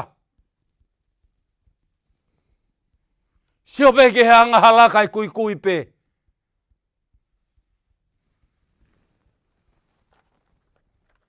Mea ko e nofo ta e whakalao.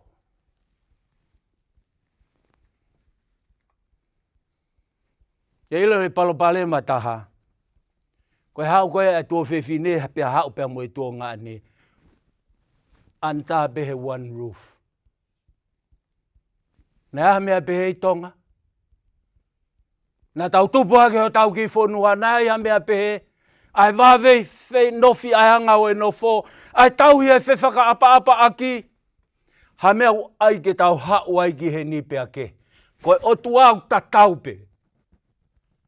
I tonga I heni. Ko whē mau ia pasia ki he otua.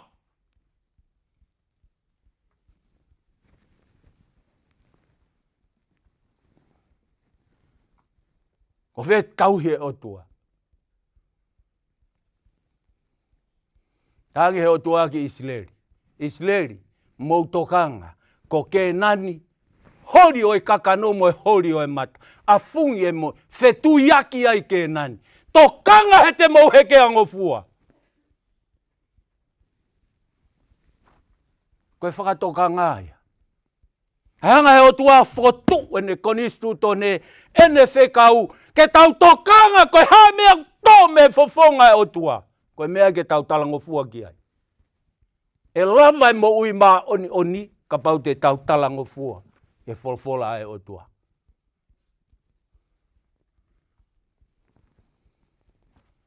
Pau e kai ha mo ui mā oni. Ha talangofua ia ki he otua. Kai ke aha mea koe mo ui mā oni.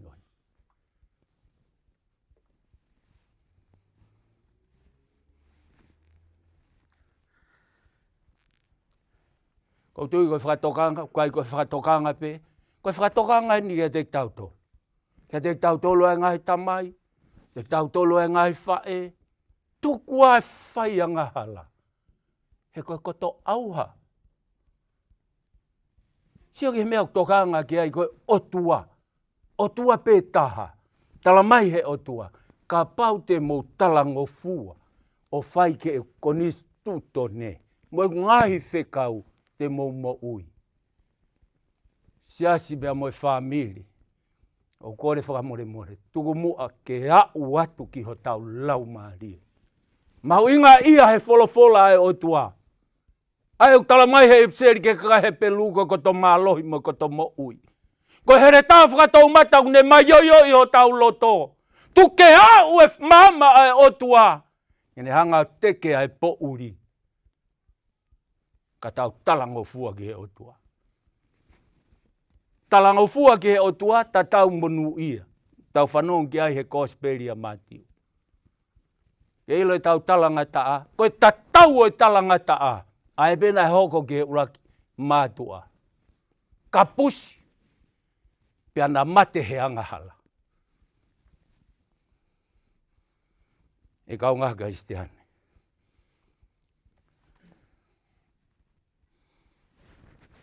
Koe pōre. Pa more hat. Neongo kulahe mea ko tokanga ki ai. Ka kou lave o kuloloa e tau taimi. Ko whiinga pe i he lelei taha. Ke whakanou pe ai malanga koe ni. Kau whai pe mou tau ki he. Koe mea kou whaamu ke tau tutuku mo ia. Siasi o eiki mo whamiri. Hai mea kou lea ki ai wholofola ai otua. Koe tohien kos whakamana vai he lau maari e maa oni. Aonga ki hako naki ua ti mo te vai tolu ves tāo no. Ke ilo koe wholofola ia ai otua. Ka bau te tau talangofua o whai ki he mea ko toa pe tohi ai. Sio ki hoki whanau. Sio ki ho whanga moko puna. Koe hae koloa ki hanga tuku ho whanau mo whanga moko puna. Kou kore he huafa o kalai. Wholofola ai otua. Ako ke nau talangofua ke wholofola ai otua. Koe ako mauloto. Mauloto pe. Whakalaulau loto. Pea talangofua whai ki ai. He ko au si hova ko mau otua. Te whakamo ui koe. Ha ho mea ke whemo e kinai. Ke whemo e kina he ngawe paanga.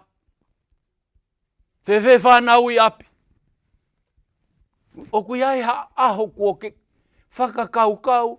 Ke ange haki ves wholofola ke whawhanga aki o whanau.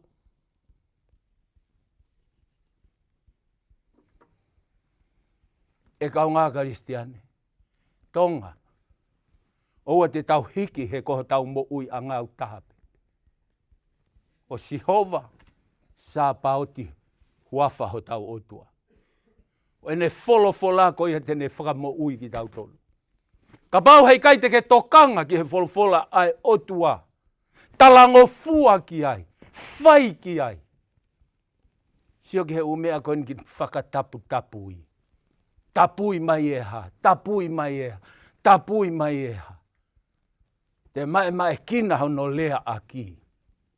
E kau ngā Kristiane. Koe o tua o ku lea ho tau lotonga. E tapu e mea koe. Kaia mea tau talangofua pe tau whakavavave ke whai ki ai. Talangofua. Sike he talako whai koe ha siua vai ragves walu. Ka pau te ke oua nā mahu i meho ngutua tohi lau koia. Ka ke whakalaulau loto ki ai he aho mue pō. Pea ke tokanga o whai ki he mea ko toa pe kua tohi ai. Te ke toki monu ia he mea o ke fōu ai. Sio? Kai ke ngata ho monu ia kai toi pe mai e sio siua. Pea ke whai whakapoto. Kai ngā tonga. Ka pau o kulahi e whakavare ho tau kuonga. Mama o me tauhi e wholofola ai otua. Mea te tau monu ia ai. Sio ke ngai monu ia. Malanga si suhe mounga. Ha more. Kau whaose ake tau malanga. Aloma vahe tā ua vesi ulu aki. Tala mai ko ia e he wholofola. Ko ia ke mau o atu ai ngai. Sino o mou tolu ko e whei lau ke tapu ke otua. Whanongo ki he tohi whakaloto lahi, a Paula ki he Tokaikolo. E ka inga.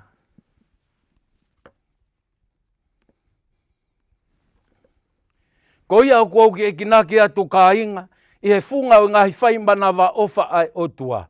Ke mou atu ai ngahi sino o mou tolu, ko e whei lau ke mo ui, ke tapu ki e otua. Ka more whakaose ak pe eni. I he fuakawa motua, na e ngā ue ake he kautaula eiki, ai whei lau o mai e lami, tamatei, tofi, ave ki he orita whei lau anga, whai ake nau whei lau ki he otua. ia Paula, tala mai rewa e Paula ia i heni. Ko ia o koe e kina ki atu kāhinga. I he funga ngahi whai manawa ofa ai o tua. Atu ho mou ngahi sino o mou tolu, koe ha. Whei lau lau.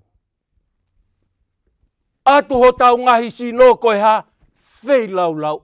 Ko ke whei lau lau i ho mo ui, ho fu sino.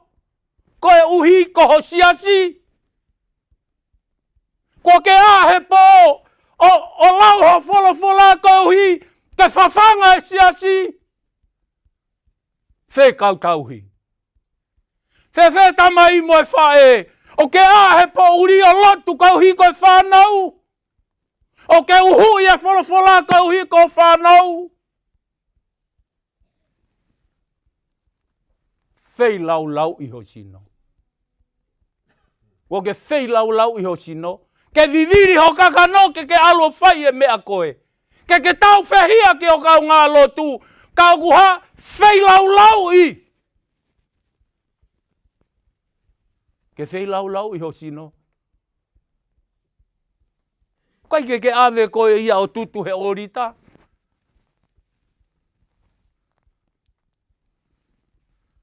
Lahi e kākā. Lahi e mio i. Ngā ue ai angahala. Ko ke whei lau lau iho sino. Ke nofo pe ko whehi a ki ho kau ngā api. Ke whei lau lau iho sino. Tuke ke ngare vare ka ke alo kore whakamore ki ai. Se ke whei lau lau. O mai pe o lotu mo whakangari lelei. Tai whesi tua aki e loto mai mo ui.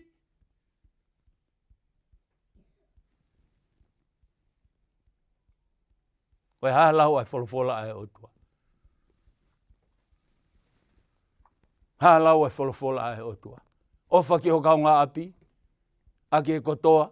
Ho iwi ho lau maari.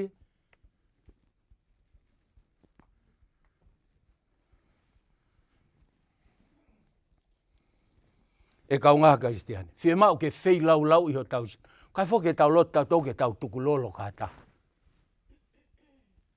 Kai ke te tau fu mau lalo tau tolu ka tau o kore whakamore. Ki ha toko ta. Kai e lava koe mo ui whei lau lau.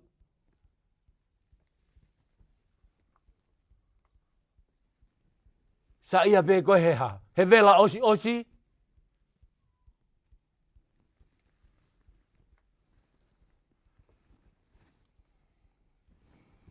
Ko ia ko na ke atu kahinga. Funga ngai whai manawa ofa ai o tua. Atu ho mou ngai sino o mou tolu koe whei lau lau. Ke mo ui e. To atu koe wholofola ai o tua. Ka pau te tau whai ki ai. Whei lau lau iho tau sino. Ko hike hamai e whai mo ui.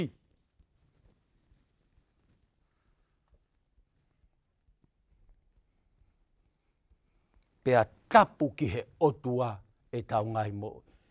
Ka inga, koe mo oni e mo oni. Mo oni a mātiu wahe niwa, wahe nima vesi ono. Ko iau fie kaia mo fie inua ki he mā oni. E whakamākona ki nautu. Sio ki ai. Ko iai ha aho ko ke fie kaia ki he mā oni ai otua mo fie inua ki ai. Iai ha aho ke ta uto whakalaulau loto. Ki he moana o e otua, ki he mā oni o e otua. O ku ke fie kaia mo fie inua. Ho lau maari e ki he otua. Tau ilo pe tau fie kaia. Ka ose atu ha aho e taha pe ua pe tolu. Hange u puri e mamani ia te tau tolu. Sio ki he tala kok whahem. Si suhe ne malanga he mounga. Iai ha aho ke ta utu whakalaulau loto. Fie kaia. Fie mau ke whakamā oni e mo ui. Whamiri kau mai siasi. Ke ilo he tau whakamā oni i anga. Kai ke lava i hatoi mea. Tala mai he siasi koe. Siasi mā oni o ki mautopu. Tala mai he funga waka koe siasi. Siasi peo mautolu mo oni taha. Siasi pe o ma oni. E kainga. Ko siasi pe o ma oni. Ai o ulu a kalaisi. Kai ke tau lava e tau tolo whai ma oni. Kai ke tau lava e tau tolu ia. Ai mo ui kakano he mamani ko ini. Kai oua lewa pe. Ongo mātu amari. Pea mohombo whare fo'ou. Kai oua lewa pe. Ke whakaawa ho tau loto. O tari e mā oni ko sisu kalaisi. Ke ilo e hoko a kalaisi o nofo ia he tau mo ui. Whao whale lau maari e mā oni. Tau toki lava whakamā oni iki tau tolu. Kai ke lava ia he fu lei polo. Koi siasi Tokaikolo. Siasi lotu mo oni. Tuku ia he toko lahe kau lotu lo ia hai. Toko taha pe o ne pau ia. O mo uia kalaisi he ne mo ui. Ne tari e whakamore. O ne mau e manawa ofa. Koe tala e whai wholofola. O tau talango fua ki ai. O whakalau loto. Fie kaia mo fie inua ke mā oni ai otua. Ka inga whakamore. He malanga hoi ahoni. Tau lahi. Ho tau motu au ko tau alu ke vai. Ko tau alu ke whaka auto e manu ki toku. Ko tau vai. Kau kai pe holo e kāka ia mo e pau u.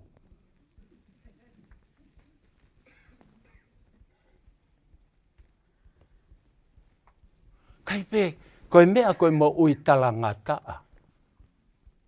Fe tau hiki o tau ngai, ke tau kau whai fe kau. Oua te ke to'o maa mea o ke whai. Whanongo ki he tala o e ahoni. Ka pau te ke talango fua. O tauhi ke whekau mo i tutuuni mo i konistu tone ai o tua. Palo mesi mai o tua te wha mo ui koe. Te ke fie maari e pe. Ke sio atu ho whanau mo whanga mo puna. Au hia hifo he mate ta e ngata. Koe ni e taimi. Koe ni e whainga maari e. Taimi tari huupe eni. Tō kanga ke wholofola ai o tua. O talango fua ki ai. E ilo ka inga.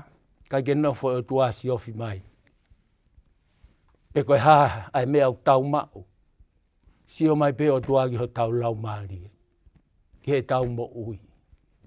Pau a fio kalaisi ai. Ka ke talango fua no whai ne whekau. Hu koi ki he fia angata. Teu he o tua mai tau tolu. Teu toi whakamanatu atu. Tau kawe inga malanga o e aho koe ni. Koe ui ki he mo ui mā oni. Koe ui ki he mā oni, ko pau ki te mo ui talango fua. Ki he ene ngai whekau ka tau mo ui. Whawheta i lahi ki he iki. Koe hako naki eni ki he ongo mea mali. Ki a te koe Akimiti Vakameilalo. Pea pehe foki ki a te koe e Hepisipa Taufo'ou. Mea pehe ua ko tokanga ki ai. Hinoi i ki tau tolu he ipseri koe ni. Pe koe wholofola ai o tuaha ki a te ki moua. Ki he whewhine, ki a te koe Hepisipa. Mea kou whie mau he o tuaha ki a te koe. Ke anga nofo ki a Akimiti. Koe anga nofo, koe hae mea koe o tutuuni. He koe ulu ia o e whamiri. I he ahoni e he osien te tau whakahoko pa te mofua kama. Pea sila ea ke tau sakala meniti. E hoko a Akimiti, ko ia ho huse paniti. Koe ulu ia o ou hepi. O kui kai te ke whai tutuuni koe ki he ulu. Ko koe ai hiku. Mahalo pete ke whakatonu e hanga e lele ai ika. Ka ko Akimiti, ko ia e ulu o e whamiri. Koe fie mau e hepi. Anga nofo ki ho uhuse paniti. Hange koe anga nofo aisiasi ki he ulu ko sisu kalaisi. Whawheta e lahi moni. anga nofo ai siasi kia sisu kalaisi. Koho laka ngā ia he. Tala mai koena ihe ki fo i vesi na ake lau. Ai kau whewhine. Ke pehe foki mo koe ai kakai whewhine. Ki ho mō ngahi huse pāni ti ho mō wanga no fo. Tala mai ihe mea kotoa pe. Kai ke to iai ha ostoki. Ospe hepi ho hanga no fo ihe lako ai one. He ilo e palo pale malahi ihe ngahi ahoni. Lahi ai mau o ngahi family. Koe aluhake ai hiku ia oha o ulu. Aluhake ai hiku ia oha o Fetu'upongipongi. Kai turi mui holo a Akimiti ia ihe whaka apa i koe. Hepisipa Taufo'ou. O kou lea mo whaka apa ihe huafa oe otua. Pea meihe ahoni o whai atu. Ko ke whiria Akimiti ke hoko koho huse pani. Koho ulu. Hanga nofo kia Akimiti. Oua te ke tokanga koe pe koe lau atu ho kau whewhine. Ko whaai e lea koe ni he ngai kātoanga mahari. Koe os koe mahari he aho koe ni te ke whakaongo he mea kotoa pe ka Akimiti. O vare pe ko hau kaunga ngā ue. Ue pia tepi ai ke tau o ki he. Tau o tina. Pakai ke hanga ko ai ki a Akimiti. O sia. Tā kona nai kai o ke loto pehe ke aluta e poaki ka ke kumbia Akimiti ke hoko koho huse pani. Mei he ahoni o whai atu. Koe wholofola ai otua. Hanga nofo he mea kotoa pe ia Akimiti. He koho no totonu ia. Koho ulu ia hepi. Iau tau whawhetai hange koe lot na tau whanongi ai. Koe whinangalo e otua. Ke hoko Akimiti koho huse pani. Koho pāti e hepi Taufo'ou. Koho o anga nofo he mea kotoa pe. Koe anga nofo pe he sāpate. Peo koe anga nofo pe he hau ki saione. Anga nofo he mea kotoa pe. Pea koho o anga nofo teke tapepea moho ulu koho huse pani. Teke hau ko Akimiti me ngāwe. Teke whai e lea le leika. Akimiti whakawhetai ke iki malo lava ngāwe ahoni. Haua ki he ko mea toko ni e ke te pireka. Si he o ngo e Akimiti ho ulu. O ku tō atu ho o ngahi lea ko ia. He o ngo e Akimiti te eike rea peheangi ha taha ia. I he kōhiri pea moe kaha u ko koe toko taha pe. Pe ai e fuwhiewhia. Ka kohono tonu ia hepi. Pe awana ki toko lahi pa ke toko pui taware ko ia Akimiti. Ke sio ai si tuku au pito ia hepi. Whanongo koe ki he wholofola. Ki he malanga talango fua koe ki he wholofola ai otua. Pe kai ke ngata ia Akimiti o whiewhia. I ho lau e wholofola e ahoni. Tala mai ko koe ia ai kau tangata mo ofa ki ho mo ngai ua i whi o hange ko kalaisi nene o whai aisiasi. Whatongia o ho ua i whi ko anga nofo ki a te koe. Ko ho whatongia Akimiti ko ho anga nofo a hepi ki a koe. Ko koe ko ho ofa ki a hepi. Mei he ahoni o whai atu talange ki a hepi. Alupe ai aho mo i tupulaki e ku ofa ki a ki te koe. Koe rea mo onene o kou whai e Akimiti. Ake ka alu ki ha Fetu'upongipongi i he ngāwe anga. Pea ai ke whoki mai mama o mea hepi. Te ke kumi mau peha ki mea ofa. Ke hao show ki ho wife. Koe ku ofa mo onene a te koe. O te ke o mai ai whangi matalai a kau ko osi mai. Kumi mai a mea kou paangalahi. Ke whakaha ki a hepi. A o ofa mo oni a te koe. Ko sa ia o pito he ves koe ni he whapopou he mali. Koe uhi he ukutala mai. He whakawhehoa naki pe ia ki a kalaisi. ne ofa e siasi. Tatau pe mo anga nofo a hepi kia te koe. Sio ki ai e Akimiti. Hange koe ofa. Sio ki he ofa, kai ki ha ofa he pe. Koe ofa a kalaisi na e whai ki hono siasi. Koe ne pekia he funga kolosi. O te ki alo pekia lewa na ui tōua hepi. Ka koe fie ma ui. Ke whakaha i atu pia me iho lau maari e moho o mo ui. Ho o ofa iho waifi. Hange ko kalaisi. Ene ofa iho no. Sio ki he ofa na e whai kalaisi. Ofa peki au ke mate. Mate. Ko hono totonui. Hono totonu. E o ke whai e fuakawa te ke tauhia hepi. E o ke whai e fuakawa te ke tauhia hepi. Mahaki mo uilelei. Whakaha iho o ofa. Mehe ahoni o a o ki he ngataanga a o mo ui. Whatawange ki he o tua mawhi. Ene tāpo i kina ki mohua. Hoko e aho koe ni. Whai e tau mari. Katoanga mari. Whatawange. Hange koe mea koe na e whai pou ho mo aho. Na e whai ia e tau whafonu fomo. Keripe. Keripe. Ke he ao ki he maka tau whatunga motua. He ko hai e maka tau whatunga motua. Ko sisu kalaisi. He langa iho mo whare. Kai ai ha mea tene toi veteki ki moa. Ho o anga nofo, hepi ki ho huse pani. Mo koe Akimiti ho o ofa ki ho waifi. Watawanki tāpui kina ki tau tolu e otua. Amen.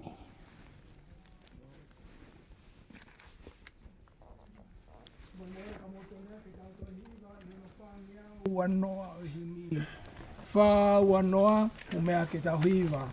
Si kolo e ko kena i loto kāreri, ne fuaha i hena iwi o eiki, nai kai koe whawhanga peha whaito o mahaki, ka koe kātoanga, koe whaipe o hamari.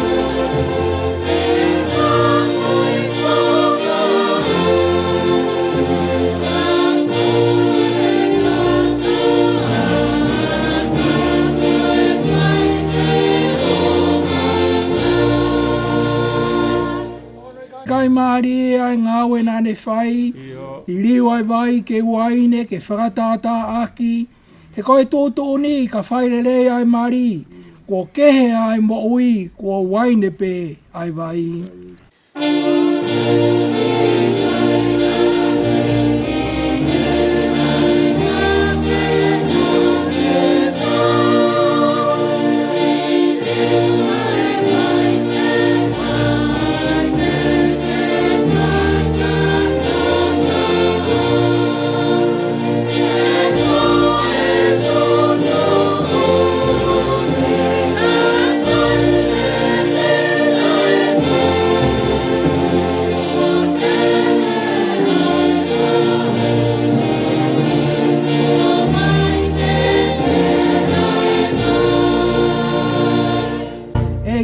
Ko mauloto tau katoanga mua, kau koe nonofo o whakawhaingofua, i longa hamasiva ke whakai me ilangi, ke maa wai fiefia ke waine pe ai vai.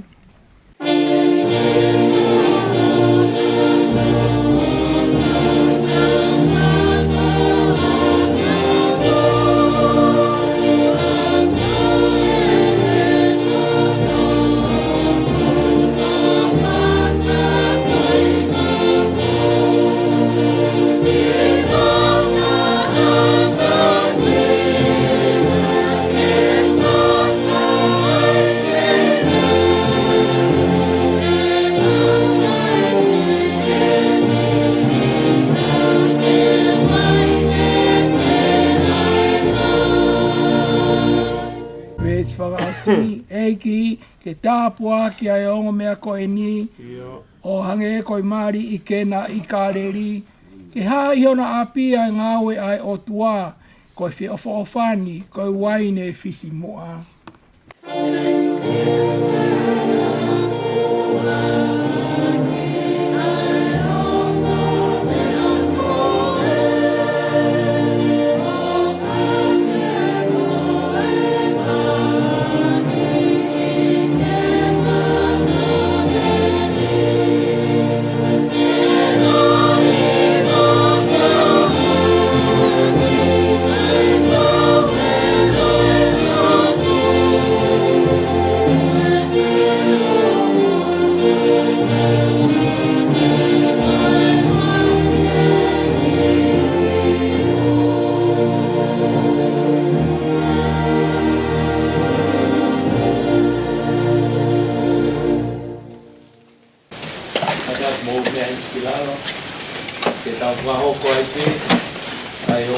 Wau mari ko ia o e aho ko e ni. Si ka inga, ko e tau whakataha eni i he ao o e o tua mo e kakaini, ke whakahoko ai tangata mo e whewhineni i he mari top tapu. Aia ko e nonofo o kumolu malu na e whakotu e he o tua, i he taimi o e kei hao hawa ai tangata. Aia o whakahaa mai ke te tau tolu ai misteri o e whiohi a kalaisi, mohono siasi.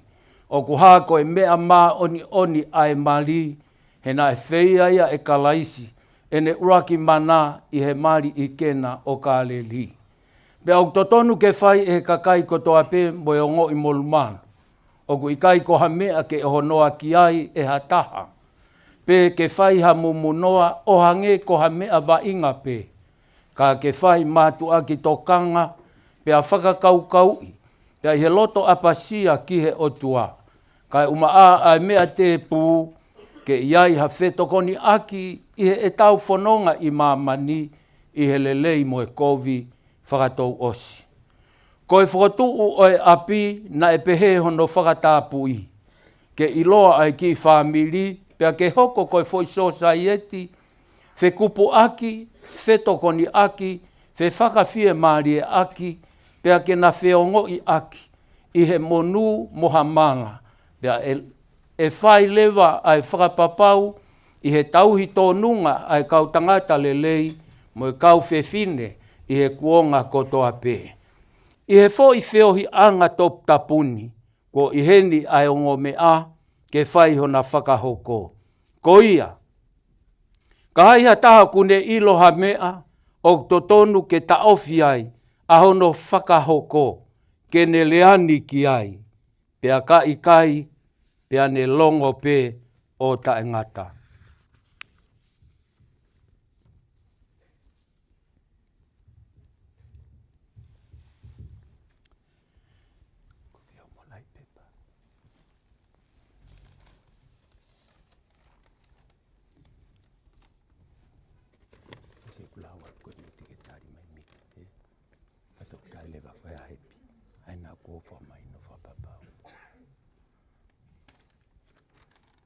O go whakaamu mo whare i ki moua whakatou osi.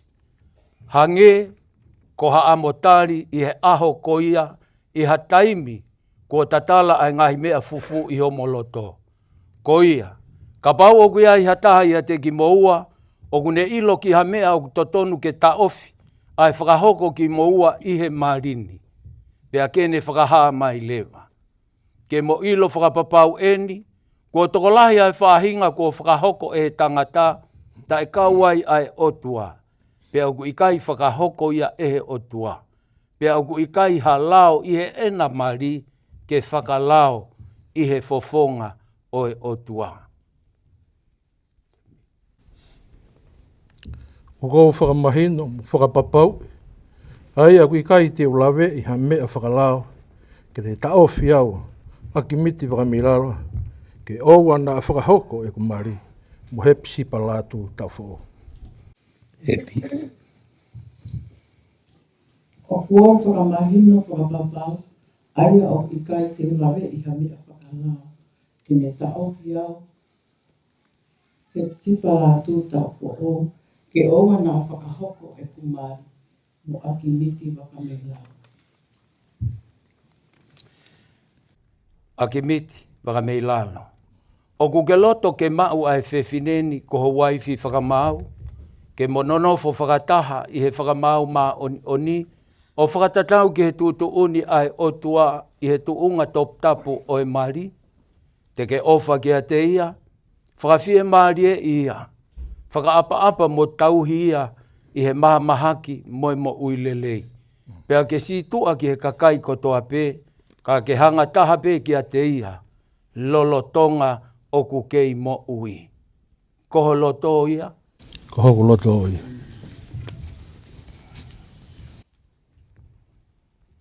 E Hepisipa Taufo'ou. O kugeloto ke mau ai tangatani koho huse pāniti whakamau, ke mononofo whakataha i he whakamau mā oni, o whakatatau ki he tutuuni ai o tua i he tuunga top tapu o e mari, te ke ofa ki a te ia, whakawhie mari e ia, whakaapa-apa mo tauhi ia i he mamahaki mo uilelei, pea ke si tua ki he kakai kotoa pe, ka ke hanga taha pe ki a te ia, lolotonga mo kei mo ui. Koho loto ia? Koho loto ia. Malo. Katak whamore ko hai o kune whaki ai whewhineni ki e tangata.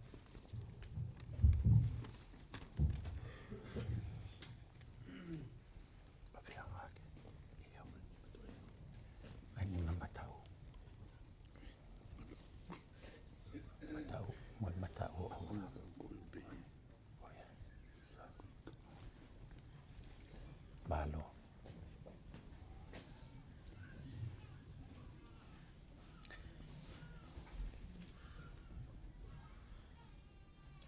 Hangi Moimoi. Koai ngā kakato. Akimiti Vakameilalo. Ko au Akimiti Vakameilalo. Ko au Akimiti Vakameilalo. O ko omi koe Hepisipa Taufo'ou. O ko omi koe Hepisipa Taufoou. I he ao o i kau whakamoonini. O i ao e kau whakamooni. Ke hoko ko hoku waifi whakamau. Ke hoko ko hoku waifi whakamau. He ahoni. He ahoni. Pea whai mauai pe. Pea whai mauai pe. I he lelei moi kovi. I he lelei moi kovi. I he maumea moi masiva. He maumea pea moi masiva. I he maha mahaki moi mo ui lelei. He maha mahaki moi mo ui lelei. Te ofa mo tauhi koe. Te ofa mo tauhi koe. Ka oua ke whakamāwai ki taua e mate. Ka oua ke whakamāwai ki taua e mate. Ki he tutuuni, o whakatatau ki he tutuuni ai otua. O whakatatau ki he tutuuni ai otua. Ko e fuakawa eni ki a te koe. Fuakawa eni ki a te koe. Ani mui mai hepi. Ko au Hepisipa Taufo'ou. Ko au Hepisipa Taufo'ou. O ko omi koe e ti miki Vakameilalo. O ko omi koe Akimiti Vakameilalo. I he ao o i kau whakamoonini. I he ao o i kau whakamoonini. Ke hoko ko hoku huse pāniti whakamau. Ke hoko ko hoku huse pāniti whakamau. He ahoni. He ahoni. Pea whai mauai pe. Pea whai mauai pe. I he lelei mo e kovi. I he lelei mo e kovi. I he maumea mo e masiva. I he maumea mo e masiva. I he maha mahaki mo e mo ui lelei. I he maha mahaki mo e mo ui lelei. Te ofa mo tauhi koe. Te ofa mo tauhi koe. Kai oua ke whakamāwai ki taua e mate. Kai oua ko whakamāwai ki taua e mate. O whakatatau ki he tutuuni ai otua. O whakatatau ki he tutuuni ai otua. Ko e fuakawa eni ki a te koe. Ko e fuakawa eni ki a te koe.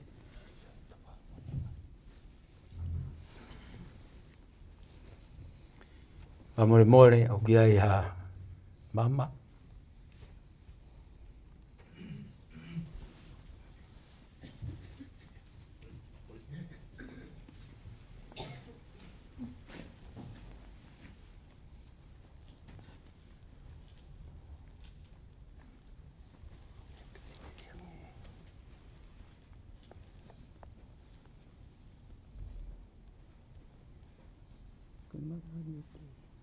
Ke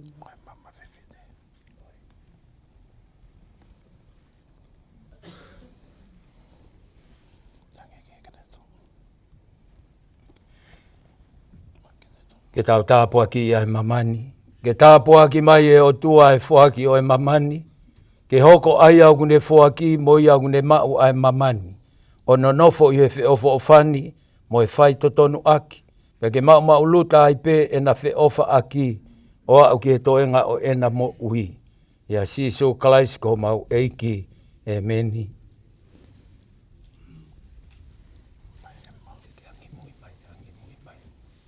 O kou ai mamani. O kou ai mamani. Ko e whakailonga o e fuakama. Whakailonga o e fuakama. Mo e kovina nite kua tawhai. Mo e kovina nite kua tawhai. E huafa o tua koe tamai. E huafa o tua koe tamai. Mo e o tua koe alo. Mo e o tua koe alo. Mo e o tua koe lau maari e maa oni. Mo e o tua koe lau maari e maa oni.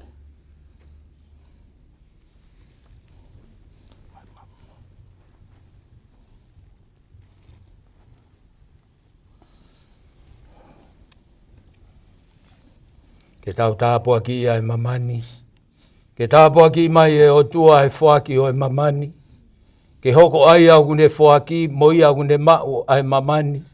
O nonofo i he fe ofo o fani, mo e fe fai to tonu aki. Pea mau luta ai pe na fe ofa aki, o au ki he toenga ena mo ui. Ia klaisi su ko tau eiki e meni.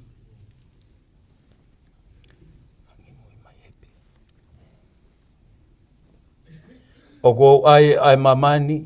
O kou ai mamani. Ko e whakailonga o e fuakawa. Ko e whakailonga o e fuakawa. Mo e kovina ni te kua tawhai. Mo e kovina ni te kua tawhai. I he huafa o tua koe tamai. I he huafa o tua koe tamai. Mo e o tua koe alo. Mo e o tua koe alo. Mo e o tua koe lau maari e maa oni oni. Mo e o tua koe lau maari e maa oni oni.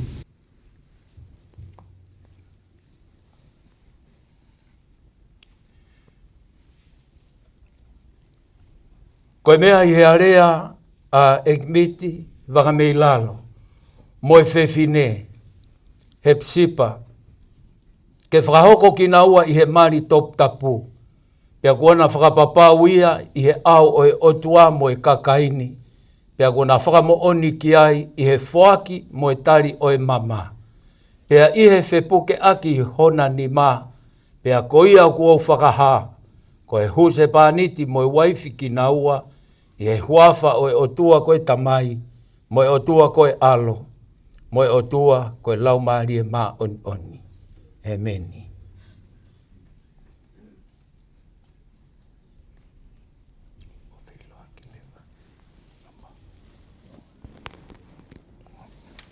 Kore ke tau pasi mai.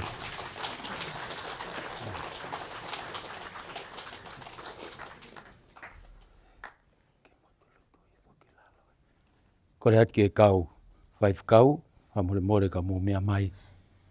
Ke tau whai a lotu tāpua ki i, o e ongo mea malini.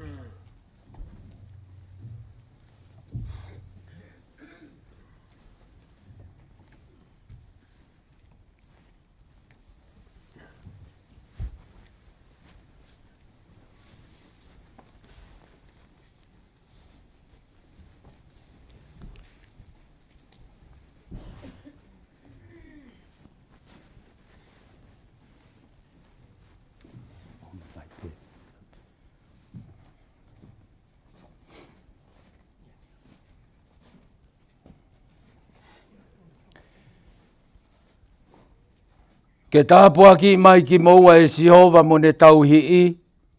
Ke whaulo mai e Sihova no fofonga ki a te moua mo ene alo ofa. Ke hangai fofonga mai a Sihova ki a te moua mo ne ato ai merino. Ofa ke ne tāpua ki mo malu mo tauhi ki moua. He koe eiki mohu mesi. Ofa ke ne whakafonu ki moua aki a ngai tāpua ki whakalau maali e kotoa pē. Ko ui ke peheho mo whakawhea ngai i he mo ui ko e ni. Ka mo mau i he mama kaha u. Ai mo ui ta ingata. E meni.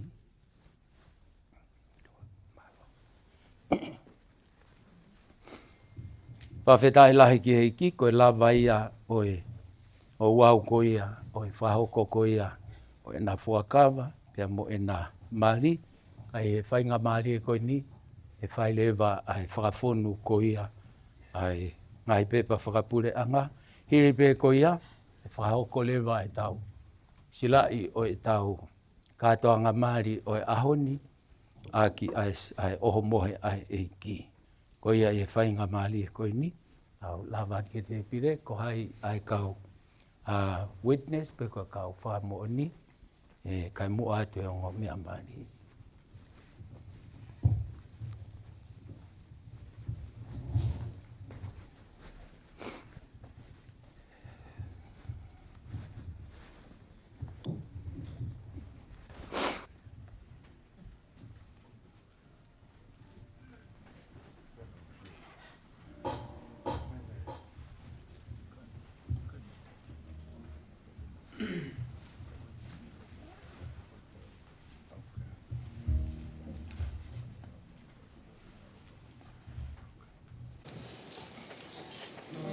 Ka whai hiwa atu koe ni koe sea te whine mari o ahoni.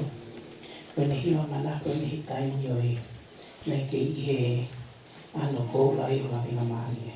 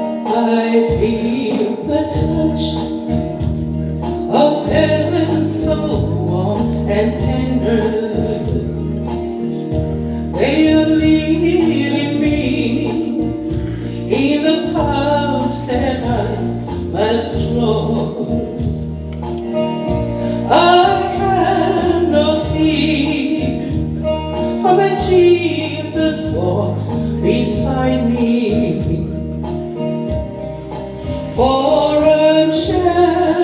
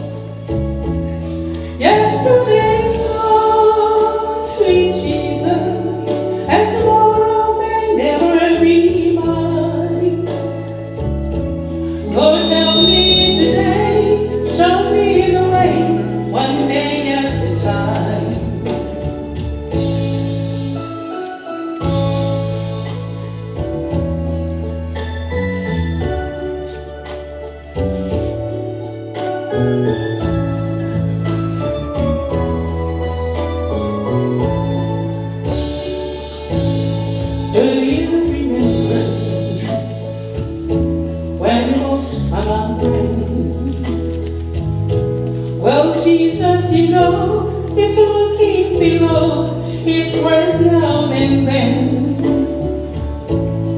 pushing and shouting, that crowded my road. So for my sake, teach me to take one day at a time. One day at a time, sweet Jesus, that's all I'm asking of you. Just give me the strength to do every day what I have to do. Yesterday's gone, sweet Jesus, and tomorrow may never be mine. Lord, help me today, show me the way, one day at a time.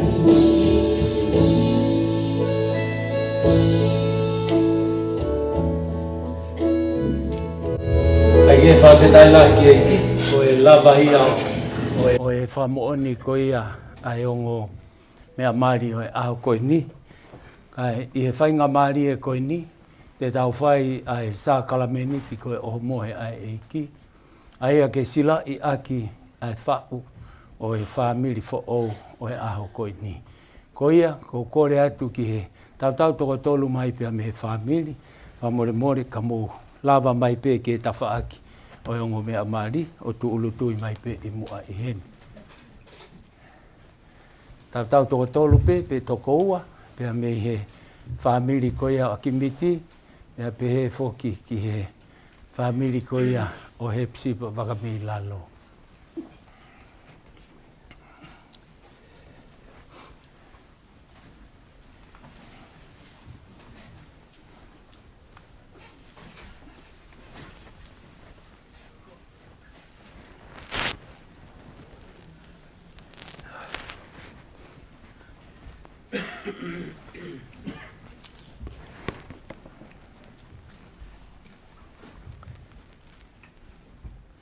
Ke tau lotu. O tua mafi mo ta ngata ai a Fiona. Ko koe ai taha isi hova. Koe o tua koe tamai, koe o tua koe alo, koe o tua koe lau maari e maa oni. Ko koe ai kamata a ngā. Pea ko koe ai lolotonga, pea ko kaha uai pe ai a Fiona o ta ngata pea ta ngata. A Fio mai ki he whewhua kawa aki. E o tua pea mo e whetauhi aki i he wheofa aki. A Akimiti Vakameilalo, pea pehe ki a hepi Taufo'ou Vakameilalo. Kua nā hoko koe waifi, pea mo e huse pāniti. I he whewhua kawa aki, i he ao oho a Fio, pea mo e ongo whamiri, pea mo e siasi. Pea wiheni e kau whakamo o ni, ke sila i aki ai whare Fetu'upongipongi kua langa, magatuunga, ho taa, pea moho sino tāpuha. Tāpuaki mo ke tāpuaki mai. E o tua ai oho mohe aho o a Fio, ke sila i aki, ke langi i ai a Fiona. Mau kole eni i ho hua whasi isu kalaisko e alo, ko koe o mau whakamo ui e meni.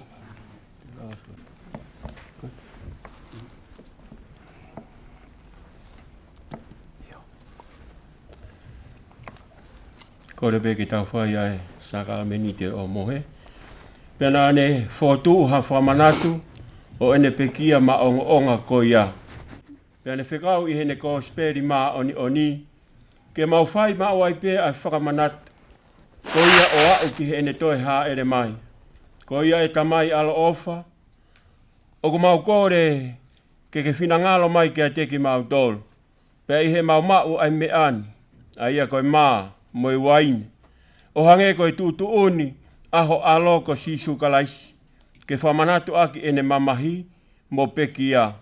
Ofa, ke mau ai hono sino mo hono taa langi ia. A ene a Fio, na ane to'o hama i he po o hono lawa ki i. Pea hiri ene whawhetai, na ane paki o ne atu ki ene kaua ko. O ne mea, ko hok sino eni. Aia ko fuak ma mo tol, mo fai pehe ko whakamanatu ki a te ao. Pehe foki ene to'o ai pu, hiri ai oho mohe, Pea hiri e ne whakawheta ia, na ne atu kia teki nau tolu, o ne mea, mo winu kotoa pē me ai, he ko hoku toto eni, koe toto oi fuakawa fo ou. Pea au kuriringi maa mou tolu, mo i tokolahi koe uhi, ke lawai ai whakamore more anga hala, i longa haa mo winu ia, whai pehe, mo oku whamanatu. Amen. Mo hua mai peha tau hewa, leo si i pe kai whakahoko ai sa kalameni te o ngo mea mari, pa kau whamo ni i hoa ko e ni. O tau whawheta i lahi ki o tua mafi, Akimiti Vakameilalo, pea pehe kia te koe Hepisipa Vakameilalo. Ko hoko mai e lau mali e ma o ni. O whakahoko ki maua koe Tokaikolo ke mo taha pe. I hono lau mali e ma o ni. Taha i he tui, taha i he ofa, taha i he whe ofa aki, i he whetokoni aki. Ko hi ke langa hi pe. Ke tupule kina, ai mo ui ma oni ai o tua, i he whare fo'ou kone langa. Pea whawhetai, koe konga maa koe na o kuke puke. Koe sino mo oni eni ho tau eiko si sukalaisi. Aia, talamai, puke pe, o lewa te ke kai. Koe konga maa o kuke puke, koe sino ia o kalaisi. Koe sino maa oni, koe sino hao. Ko ena ia e maa ne aluhifo meihe langi. Na ai pe ai mane aluhifo me langi o kaia e kau Israeli he toafa. Kana nau toi fie kaia pe. Ko e maa, ko e sino top tap, ho tau eiko si sukalaisi. Na e whakia ko uhi ko koe Akimiti, Vakameilalo. Whakia ko uhi ko koe Hepisipa. I he huafa ho tau eiko si sukalaisi. Ko kore ke mau to'o ena o mau.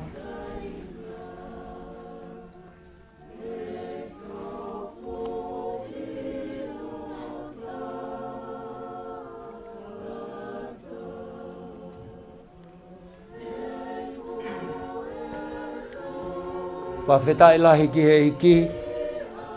Talamahi he po oho mohe. Iri ne to'o ai puna ne whakawhetai ia. Pia ne mea ki he ne kauako.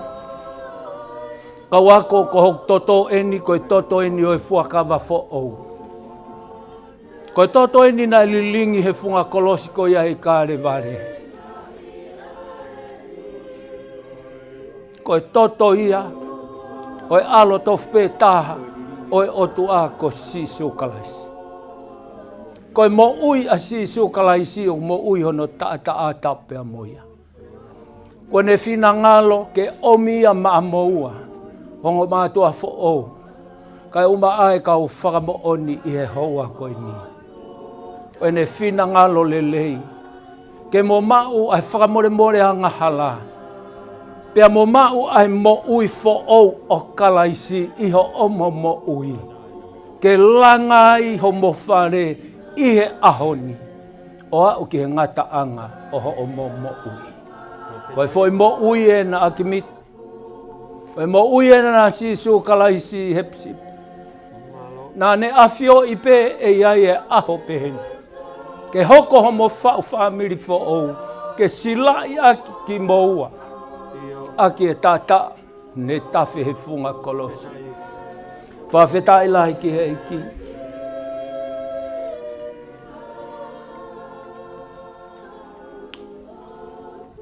Ko ipu o mau to'o. Ko e tata aini ho tau eiko si sukalaisi. Ko hono toto eni na lilingi pe ia ko huiko ki moua. Ongo mātua mani. Lilingi pe ia ko huiko tau tolu. Ke tau inu, whakamore ai e tau anga hala ko toa pe. Whakamo ui ki tau tolu ke tau wau sia. Ai mo ui ta inga tau i tāni. I he huafa tau eiko si sukalaisi. To'o eni o inu. Inu i he tui. Whawhetai mo whawhetai atu eki. O mau whawhetai. Mo whawhetai ki ho awhio. Lava pia ikuna e whewhua kawa aki. Pia lava mo e whakamooni. I he ngai pepa whakapure anga. Pia ke whina ngalo ke omi hosino. Hosino ma oni oni. Ho tātaa ne tawhe ke silai akia ai mari tok tapo e ahon.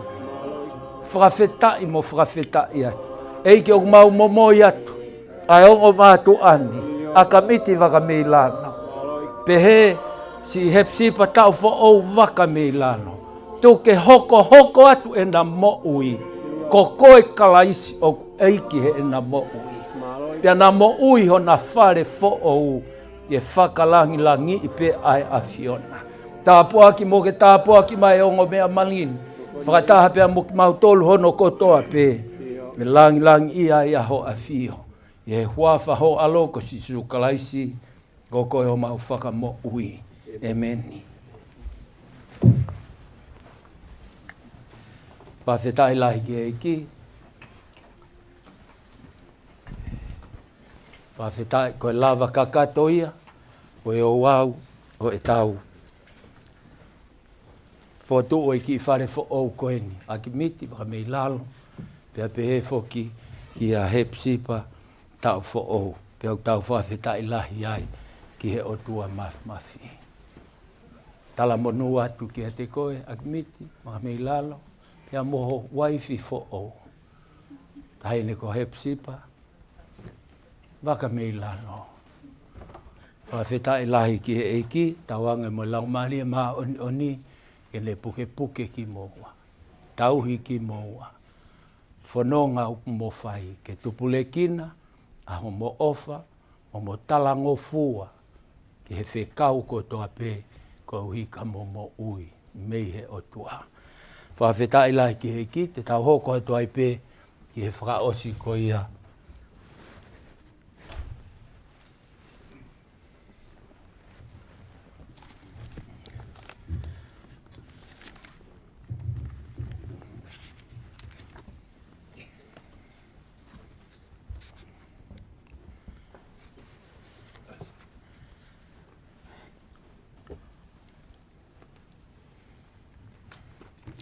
More ka mo mea ke ai pe ki olunga ke tau whakaosi. Ono nge au, uo fulu mā walu o e himi. Ono ua walu. Sisu he eiki o e mau mo ui, a fio mai ka mau whai tukupā. Te mau tau kawe ho tu uni, mau mātea ki pe ho hua wha. Eik si hova mo ke resi, omi haivi ke tokoni mai. Te mau i kuna he tau o he li, tā ai ulua fi. He tau o ka whai.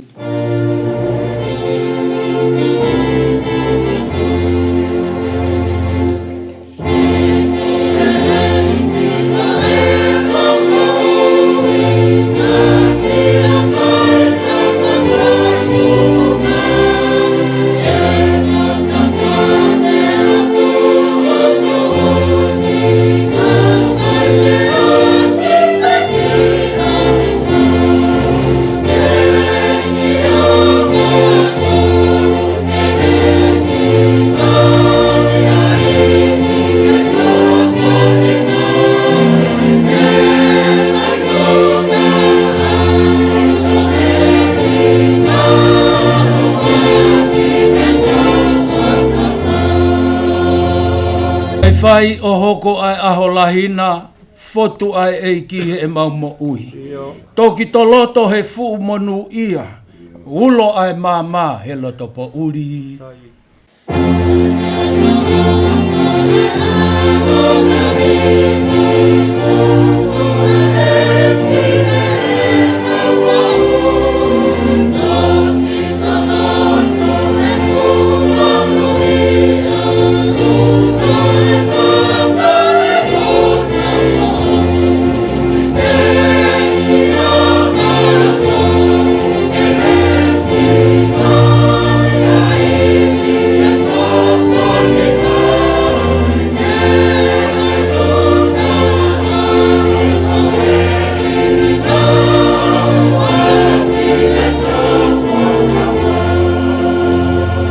E sfa o si sue kua lava ho ofa ne fai ki e palaku fau. Te mauli o ama ai a Fiona, no fo o tari ho ngai whekau. E si hova mou keres, o miha iwi ke tokoni mai. Te maui kuna e tau a he li, tae ulu a fi, he tau o ka whai.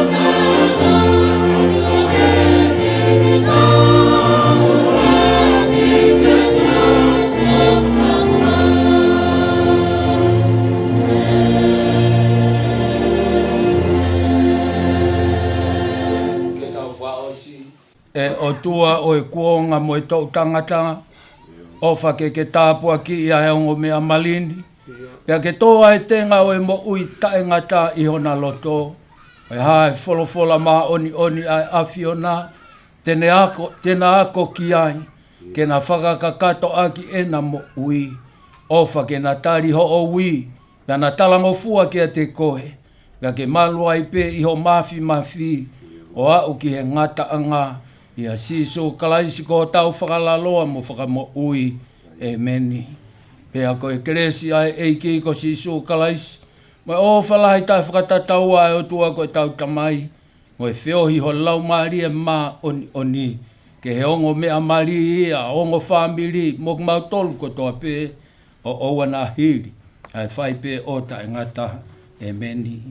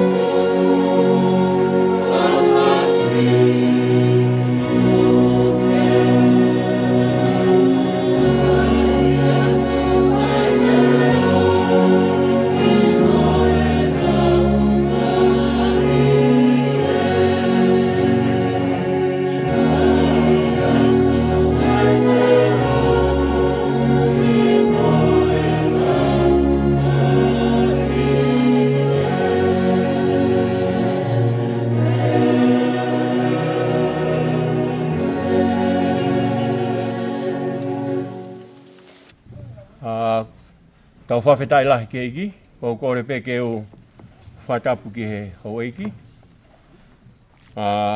Tolu awhi pia pe he ki he ki a ngālu peikune.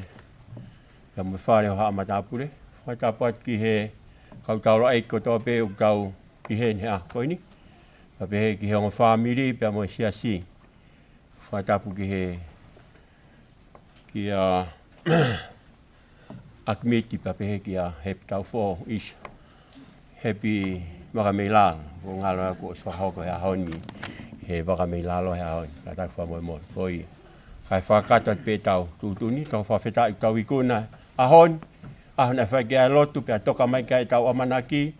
Tau tui tai veiu hange ko tau malang hea koini. Ko e o tua. Nā ne whakahoko e a koini. Tau whawheta i la ki e ki. Ko hui ko e lawa e whaamini fo'o o i he aha koe ni pau kau i kuna aha koe ni. Kai ki te whalolo te tau hiripi koe ni, te tau whakangonga newa ke whaamiri, po kai me u tau hokat ke pe koe tau mātuku, pe koe tau o ki he holo, tau whakangonga pe ke whaamiri ke ulmotua, pe waha me u tau hokat ke ai, malo abito. Kole pe mua i ki meka maari koe ni, ke si wate si, ako mea tua koe. Ako ilo pe te tau pe koe ni api api. Ka tau pe ki tau kou i ia i pare loa. O ki tau tolu e toi ngai whamiri, oro, ka te kāre ka tui. Koe ki kore mai pete me whamiri, ko ilo pe ko lava mea tokon whalau maari, a mea kuk mau inga. Koe whakakato pete e whatongia o na ua, koe tau lava atu ki e horo, o mau e tau mea tokon i whaku asino.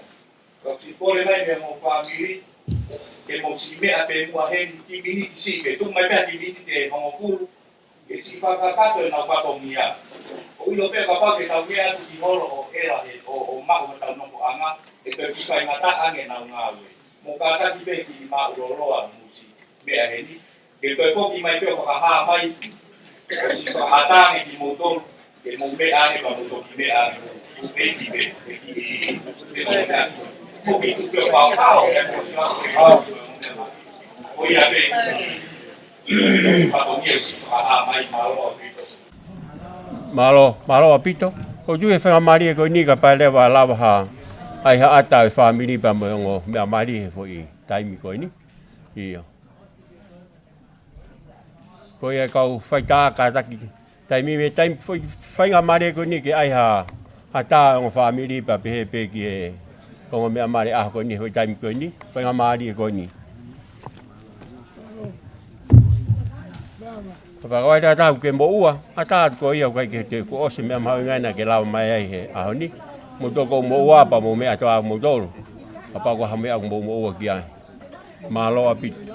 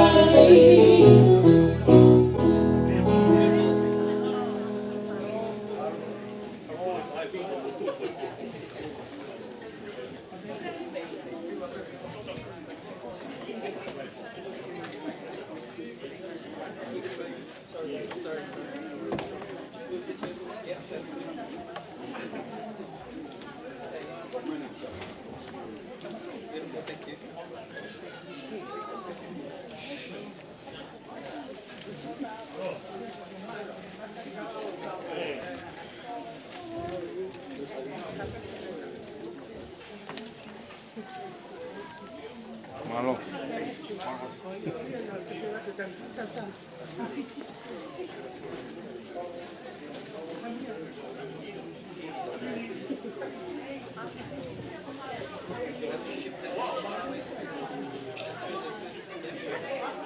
Everyone look this way, please.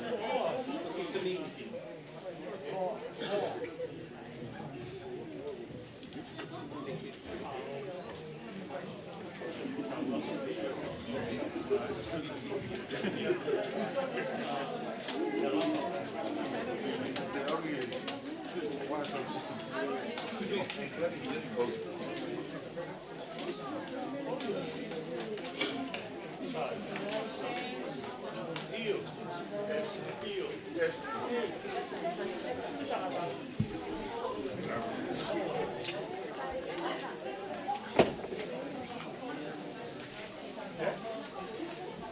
Thank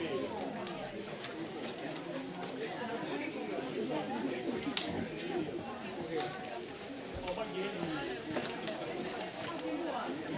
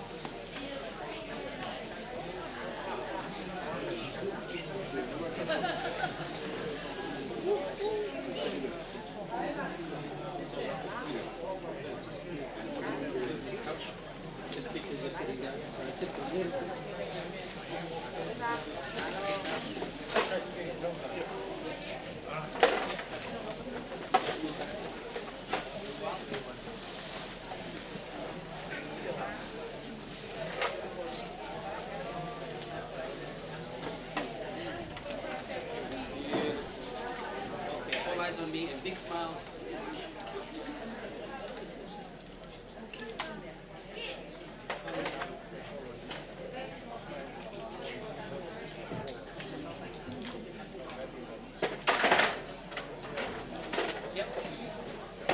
Mo si kataki, mo mea hake ki olunga ki taimini whamore more.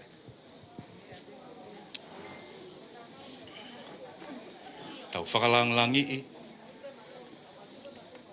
Mr. ka peke Mrs.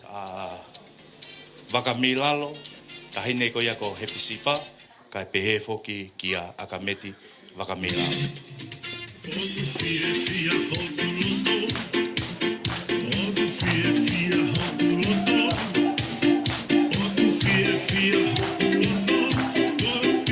Malo, malie.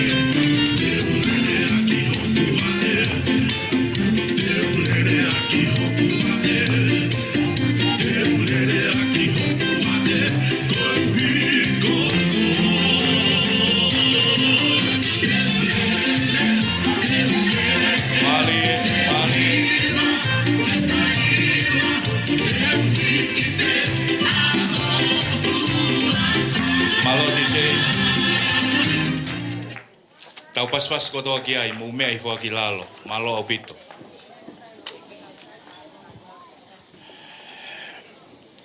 Te tau hoko atoi pe I he tau asenita ko e tau polokalama, fie mau ke introduce atu au, ki tolo ia ki mui he ku wawe mau mea tokoni. Fie mau te mini ke whakahoko e tau lotu kai a tau tolu, pe whakahoko e tau mau mea tokoni, pe tok whaia te whatongia ia ko ia. Te usi whakawhei ai sekeritari lahi, pe ko Rev Penny Hala, ke nesi I tāpui ki nange mea tokoni, ka hirika pa tau toki hoko atu ai pe, malo au pito.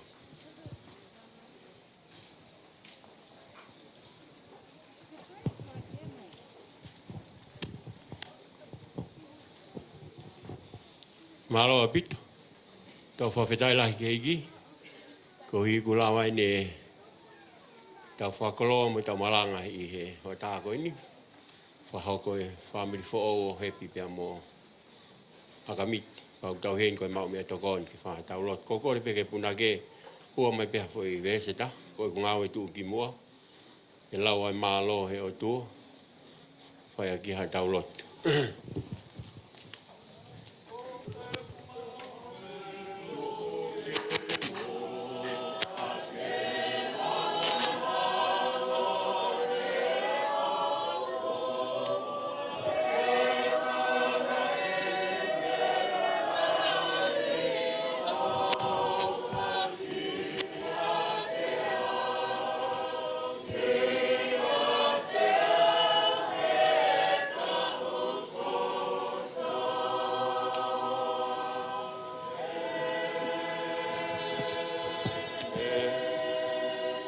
O tua mafi. O kumau iho ao I he malumalu e whare koini. Kau ku me ite ho mauloto he fia. Pea mo honga ia e mau ilo. O kumau tai maari e mau pehe off. Pea mo tāpoaki, pea mo keresi ai afio. Mau whakawheta I lahi atu ki ho afio. Mau ke mau e whainga maari e. Mau whanonga ke he tala e mo oni. O whakafou mai I ho o fola. Ta mau fa mo ni pe ke tala u fai e timo te. Ko ho fola o aunga ki he whaka ilohala, o ku aunga ki he whaka tonu, te au kune ngau hia e mau mo ui ke maa oni. Mau whawheta ilahi ki he awhion. E mau ilo, o ku wawe ai taimi, ka ku mahu inga au pito, ke mau o teu, he anga e mau whanonga, he ku mau sio ke ngai mea au hoko mai i he mamani ko ni, ka ku mau ilo ku wawe ai hoko mai a ho awhio. Mau whamalo atu ki ho awhio, koe hui koe aho ko eni. Na e whai ki ai lotu ai o ngō whamiri, ka pehepe ki he siasi, ka i he mau wau sia ai aho ko eni, mau ilo koe tari lotu pia moe keresi, ata pe aho o awhio i. Pia mau whakamalo ki he awhio nai. Mau whonu ho mau loto he fia, moe honga ia e mau mo ui he mea au whai e he awhio. Pia maae ongo whamiri, ka peheke siasi, he aho ko ini eki. Mau whamalo atu ki ho awhio eki. Lawa. Pea whotu, ai whamiri Taufo'ou, i he aho ko ini, e o tua mafi. Pea mau whawheta ilahi atu ki ho awhio. Mau whamalo atu, mau i he holo ko ini, ko hui ko e off. Pea moe teu, o whai i he ongo whamiri. Ko mau rea ko e whawheta i pea moe whakamalo eki. Mau tui, ko whai pe he honga ia. I he ofa o whai i he awhion, whakafou mai he aho ko ini eki. Pea ko mau whawheta i lahi ki ho awhio eki. E kai ke tuku e mau whakawheta i, pea mo e mau whakamalo ke awhion, e mau ilo koe o tua ai awhion, o ke hanga o whakaai e mau ngahi. Fie mau kotoa pe, o whakatatau ki he koloa ku mau e kalaisi su i langi. Pea ko mau whawheta i lahi ki ho awhio. Mau whamalo atu ki ho awhio eki, mau ikuna e aho koeni. Toi whamanatu pe ka teki mau tolu, ho mau wholofola he aho koeni. Mau inga e mau talango fua, pea mo e mau tauhia ngahi tūtoo ni a Sihova. Ho ngahi konis tūtone. Whakafou mai i ho o wholofola eki. Ako mau whawheta ilahi ki ho awhio. Mau tui koe rea pea ka mau tolu, ka toi whamanatu ka ki mau tolu, e ka inga tonga ko toa pe, o ku mau iheni. O ku mau inga au pito. Mau whatomala, i he mau tui, pea mau whoki ki he eki ke whakapapau i e mau whanonga, o mau maua kalaisi ki he mau mo ui e. Mau whawheta ilahi ki ho awhio. Mau ilo kai ko hapotu ke he eni, koe matapaa whahanga tonu pe eni kilo tolangi. O ku hangai whofonga mai ai awhio. O ku whamalu ho lau maari e maanoni he whiohi o ku mau whai eki. Tāpue kina e o whani pea whaataia e o tua, ke to inasi ilo ai ho eki e o tua. Ngālu. Ka pehepe ka tolu afi. Moe whanau a ho eki. Pehepe o tua ke he whaife kau sea pea moe kau taula eki. Pehepe ke hongo mea maari o e aho ko ini. Whamiri Taufo'ou e aho ko ini. Moki mau toholu ko toa pe hongo whamiri. Pea moe kāinga ofa ko toa pe. Whātai ke toa mea hamau inasi. Ka toi whakafou mai haiwi pea meilo tolangi. Mau mauiwi pea mau maalo. Hoka te e mau ngau, pea mo e mau whaifatongia ke kei whakalangi e pe ai awhiona. Ko e mau lotu aku mau whian, mau whai ko tō pe ho hua wha ho alo ko sisu kalaisi. Ka koko e pe ho mau wha mo ui. Amen. Malo apit. Malo atare vai te pire tai mini ke mo mau ho mo mea toko ni. Tapu pea mo ngalu veikune pe ke atolua fe tui wakano mo eiki. Pe ke whaiwhekau se tuata, mo ki nau tolu ko tau pe kau taki lotu o tau heni mo ki tau tolu, whalunga tonga. Kau maa ai ongo mea mari ne whakatataha i ki tau tolu i he ho ata koeni. Tuku pe mua ke u whakahoko whaifatongi atu i he houani, ke hoko ko whakaholo ilo ki a te ki tau tolu. Ko ane awhi nā tau ua e whamiri o Akimiti, kai pehe ki e whamiri o Hepisipa. Ka koe ahoni, hei kai ke tau ke iua, ka hu tau taha pe.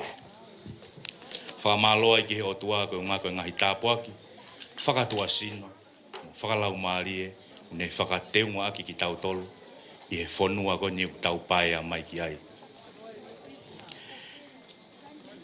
Tupe mua ke u whakahātu e ki motu atu a koeni, Ko ngā ke whahoko ko ia e tau asenita hange ko kurea ane nai. Mahu inga upito peke mau e tau mea toko ni pea toki whai e whatongia ko ia. Ko kuhingoa ko halatoa palei tu ipulotu. Ko e kulere mai me sila pelua. Tamai pea me namuka. Tungua. Niwa topu tapu. Motonga ko toa peka peke whae me maka ko walu. Me uia where mea hapai. Ko e tunga whare ko ni ko ha o kai ke a aku e whatongia ko ni. He koe tau rea tonga upehe oku eke. Pe koe moa whe oku ua he pangai ko ni.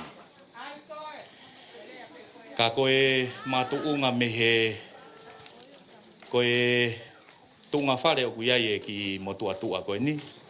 Koe ku hau aku ia me he whae koe a hepi. Pe koe whae koe a hepi. Koe ne whae fine eiki ko mere tupou. Oku iai hono tunga ane ai. Ko waske. Oku hau mea sila pelua. Kai pehe ki he toko taha. Ko peni. Oku hau mea tui wao. Koe ongo hingoa. Koe matapure nia haa teio. Whai whatongia ia. Ki he tui haa teiho. Pea koe whae koe ia a hepi. Koe ne tamai. O ko hau au mea. Ai ko maftau sala. Koe lahi taha e kukui. Ko parei. Koe uhinga ia o ko whahoko e whatongia koe ni. Hoko hifo maftau sala. Hoko hifo pakalani. Viri latu hoi. Kai pehe foki kia peni. Nau toko nima pe e whanau ko whangakui. Ko nau tō whine na toko taha pe. Whine motua ko latai. Na si tāka i whala ia ki a lomu ki tofoa. Hala mau kou la. Pea koe uhinga ia kusi whakahātu. Aku to'o whatongia. Neongo koe kakai. Familie tamai a hepi na toton ke nau to'o whatongia koe ni. Ka ku lave monua e ki motua tua koe ni. I aho koe ni. Oku eike aho ia. Monongai whatongia. Ka koe whonuani u ata ki he toko taha kotoa pe. Ka koe tau manat meri e koe ki tonga. Oku tau hi e sāpate he koni stutone. Ke molu malu. Ko maua o palahi ka teki mautolu ko whakaamu pe kaya i harea e mahe hei. Pe tō ki tua. Mo whakamore e ange a ki motua whai whatongia koen. Te tau hoko atu e tau asenita. We welcome. There's a Fijian family on Miti side. Miti Vakameilalo. I'm going to give them the first speaker of these days, of today. So I asked one of them, he's going to say a speaker for us or thought for this time. This is the first program for right now. Ko e hoko atu ki ai, ko ku whaki koe ni ai whamiri koe ni, pe koe maheni koe ni, i he tawhaaki koe ia o e kau fisi koe ni. E iai e toko taha ia tek nau tolu, e rea o whakafofonga i mai tawhaaki koe o Akimiti. Pea ka hiri pe ko ia, te tau te whakawhi i rewa kei taimi, te whakawhi i rewa i ufu koe Tokaikolo, ko ki nau tolu te nau whakawaha mapa mai, ai tau whanki polo kalama ko toa pe. Ka kou loto pe ke tala ki mua ke te nau tolu, ke nau si ma teu mai pe. Hiri e rea ko ia e whakahoko i he me taha e whamiri fisi ko ni, te ukore rewa i ufu Tokaikolo, ke nau o mai haki ai tema te tau tolu, pea te tau toki hoko atu mei ai. So this time I would like to give to one of the Fijian family, one of you guys, so you can come and say a few words, and after that we continue on. That's for my agenda right now. Thank you. Malo opito.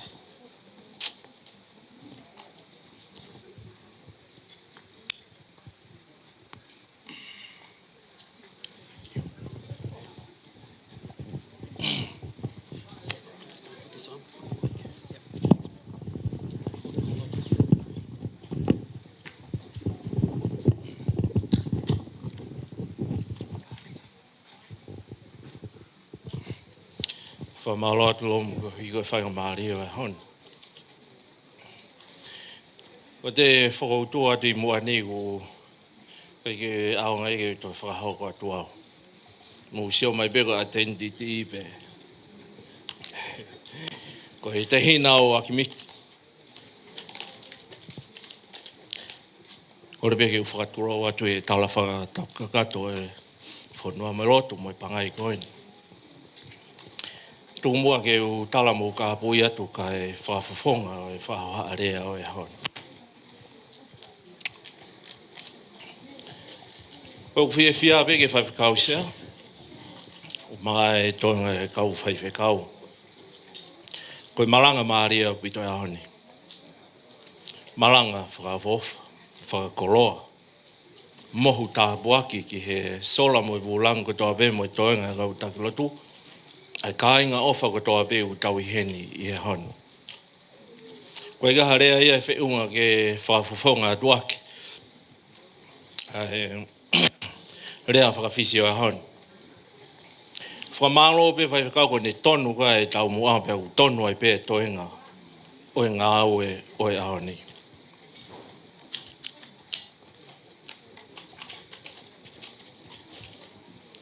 Ko mautu whakaholo whoku mautu tolu ko e Vakameilalo ko e Vakaine o kau halalalo. Tau koe ki u whie tala noa au ki ai. Ko e pangai e ni e lotu. Oku e ike lotu uia. Nā kono mō ni, ko mautu tolu ko e ulu mo tua mautu e kau halalalo. Me whasi mo e hafu mo koro who'ou. Koe ki u whie tala noa pe hea ui. Oku whakaavo o whange pangai e koni. Oku merino ange ni a whaiwhekau ko tonu e tala ewe mi tau mua. I refa Britania ko eu ki verse for my personal testimony about this day. From the 1 Corinthians chapter 13 verse 4 to 8. Happy Momiti. Love is patient. Love is kind. It does not envy. It does not boast. It is not proud. It is not rude. It is not self-seeking. It is not easily angered. It keeps no record of wrong. Love does not delight in evil, but it rejoices with the truth. Oh, love always trusts, it's protect, it's always hope, always perseveres, and love never fail. Akimiti pia mo happy. Oh, we got romantic feelings for one another is love. Ko definition in her love. Nei whakaamwe is apostolo o Paula. Ene na ke kāinga lotu o Korinto. A ngahi taulanga I loa o Asia Maina o e taimiko ia. Pia nai wakaya apostolo. Ki he ngāu e hala ki o hui le o love. Ka koe haa si sukalaisi ke apostolo, pe hangarewa apostolo o omi e definition koe about true love. Koe talu pia me aho koe nai whai e whanofu mo e whai whekau e whakafonfomu, nane na I atu. Ai keri ke au ki he maka tau whatunga mo tua. Ai makau tau potu ki lalo ke langa e ofa koe ni. Koe talo pia me ka mata e si whai a miti ono whatongia e alo ewa ka hepi. Oku matokoua pe whoku maua ea. O sio matona e toki ui mai pe ka inga ke hao ki he ki o mau tepile. Matokoua pe mau. Oku toki ai mo I ka inga ma whae mo I whangatoko ange. Mo na ngahi hoa. Ka talo ewa miti ka hepi mo ma au toko hoa pe. Ka mai miti e whai ki whetauraki paramata. Ko tane iyo. Koe mea nia e whai e te mau ma ngau. Tuko e ngau e ma alu mau ke whai te iti koe. Pea tamai miti, ko pea koe whiha e tuku ai. Tamai miti, koe ua. Pea o aroa tau koe toi arofu ke hongo fulu, koe ua pe koe toi foki mai au. Koe osia ngau, te ke wha ngau e. Tau pea tu nai hae mea, tamai se ama tano whaiva pe, koe fui whaiva pe, taimi koe. Utanga iyo, pena e kata happy, si koe maari e iha ta happy. Ko tanga, naki ki tā noa whakalotu. Nai whai we ma ki loto tanga, tako sai e ta mea, ta wai ta o. O whai e pe whanonga pe mo e fo i teiti e tolu i paramata. O tamai pe happy. Koe ke iaha mea, koe haki. Koe hifo pe pa ke aroho mua pi, ka waraho maua pi. O tanga, hai toko wape mai. Koe ke whawhi i loa ki o tanga heka, koe na tale, na talawe. Ma whanonga i pehe tau e ua. Koe ma heka hono mo Akimiti, na keke, o koe ke wahe ia. Koe ki wahe pe a kupau toko oange, fui tau e tolo. I have no saving at all. I give it to him. Because of this day. We're going to see Maua happy. Koe tala happy, we can't make any food. It's just only two of us. Just only the money. You just do whatever you want. That's all. Ma alo pene whanongo maki kahi mako i toko wha pehe. Ko mau ki family pehe. Siasi. O tō mai pehe mau whalalaga mō tala. Ngai, ka atohe ni mō tala. Ko MC ko whatongi ea maua. Ko rea whawhisi ko whatongi ea mo i o maua. But there's no one.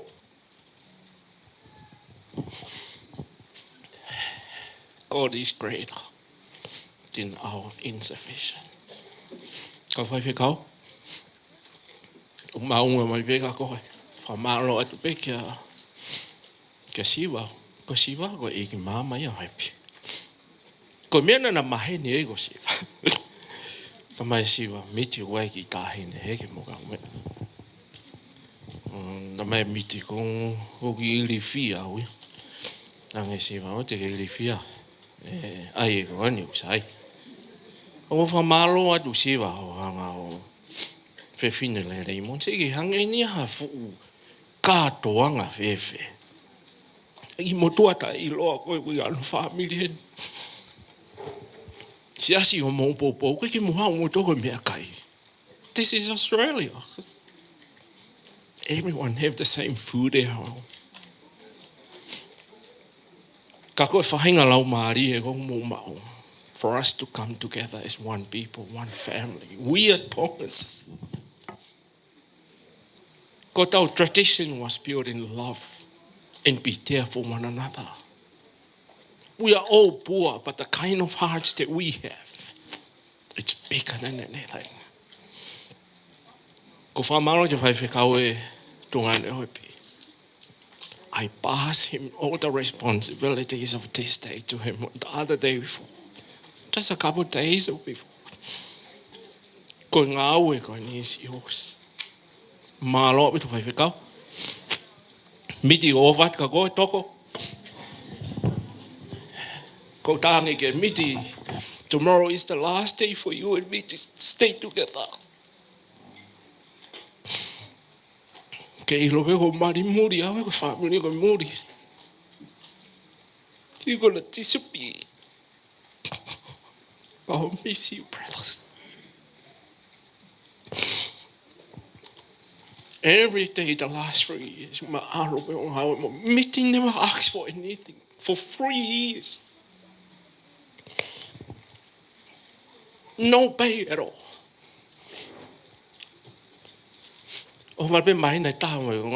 CEO.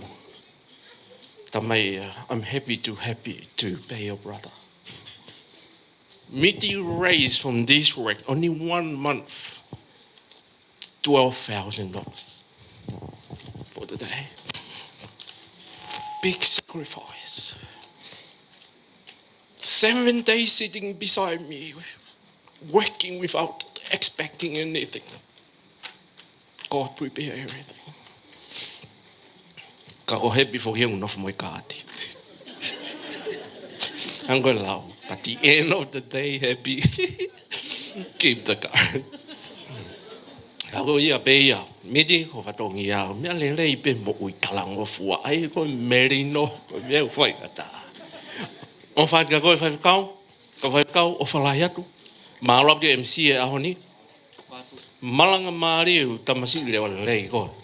Whakamalo a pito ka kumutoro ko tope kāinga o whakatope siok family. Mai family hoipi. Sila. Ko usio ko ka sila pe lua. Ko time ko na lotu ai open. Pako ki taniela tupo ko ni ko na tau ko rooster. Pako no ki tofe fin. Na mari. O mo be sila ko ke ka ni lai ni. Ba fai ka ko awe ba sila. Pa wai mo tua mana o mai he family tangata na upuaka o ko ke ha ulu. Pako taniela ni ko ya taniela lau e loto he fu i lokawa. Ta e toka i moi. Ta e whaapa apa mo hea ko. Mai fu puaka o ke ha ulu. O e motu pe koe o pe maasi lai. Ka ko sione mahe tolu vesta auno. Whamalo e ka tolu ko toa pe. E kāinga, sione mahe tolu vesta auno pe. Koe ke umawa mea pa koe ke tono whai whatongia ia. Koe lo tu pe wasi ifo pe mea ko toa pe. Lere malanga tau. Malo.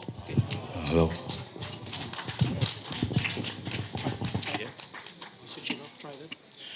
Test, check. Hello. Sai, ko pehe au ia ko e family fisi. E tu umaha tāre a whakapalan ko hinga nau whai tā he heu ko ane nai. Ko talu pe tupu he koristo ngana kai peke hamea ko rea whakapalangi. Ta ue tolu noa tolu ngofuru tupu. Ai tupu hake i tonga. Tai ke a mea pehe ia, he? Kako whamalo ki he tau kete ko ni, ko e hunga ko ne si i whakahoko mai mo whakakakato mai e whatongia ko ia. Mo mea i pe e kāinga.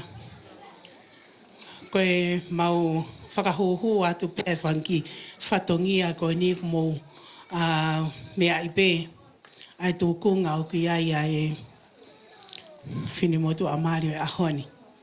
Ko mole whae, ka koe mau manatu me riepe. Pea, koe tala monu ia kia te kumoua, Akimiti, pea pehe, kia Hepisipa.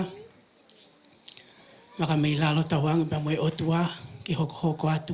Ai whai tau pe kina, ai whau whamiri o kumo whai. Ko le peke mo to ange mua ai, mo tofi hatu pe ai keke a honi ke whakailonga i aki. Koe aloe ai aho.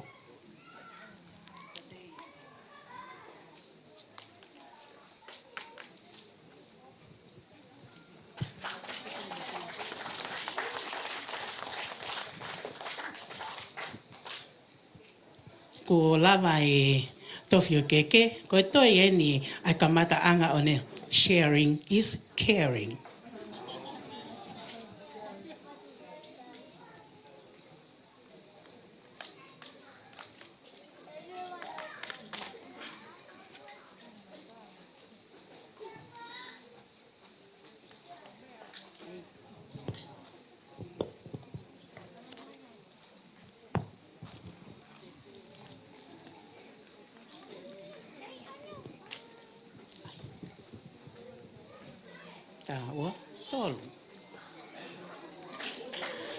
Malo, congratulations are in order. You found the answer. You found the Lord. You found the real life. You crossed the border. Congratulations are in order. Pulo. Malo. Whamalo ko ngā koe lava ko ia e hoa we keke. Te tau hoka tu lewa ki he action item e ne whakahoko e youth ko e Tokaikolo. Ka hiri pe ia, te ukore atu ki he rea mi he whamire tamai ko ia Akimiti. Ka raki rea ia he osi ko ia o e whahoko ko ia o e ki aitemi. Whamiri tamai mo e whamiri whae Akimiti. Ko e osi pe whahoko ki polokalama ko ni a youth ko nau tolu nau whakavaha mai e whanki aitemi ko ni ma ki tau tolu lolotonga ko ia lere ko e rea. Si toko ni mai peha taha ki heni ke si to'o e ke moe. Taha ia peki moe. Ma whai ke ia kataki.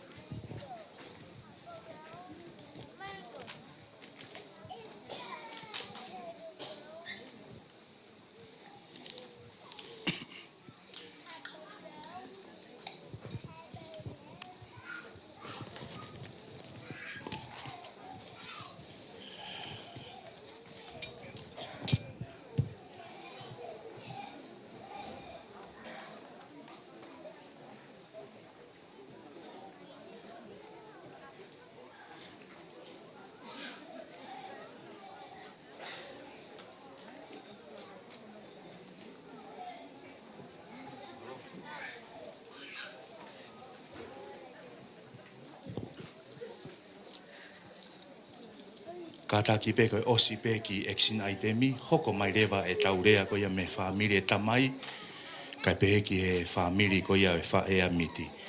Malo au pito.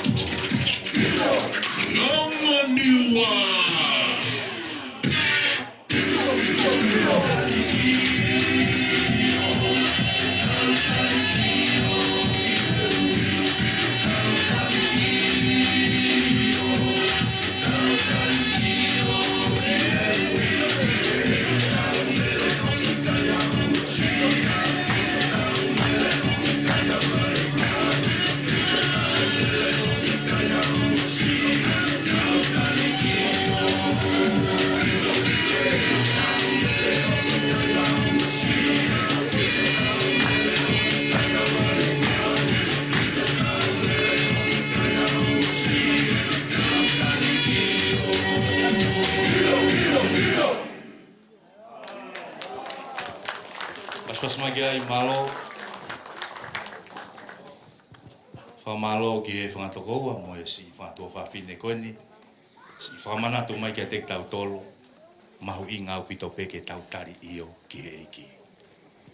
Ofa e iki ta tau ke toko taha kotoa pe. Ka ko hai o tala ngofua, ko ia o ku mohu tā koe kina.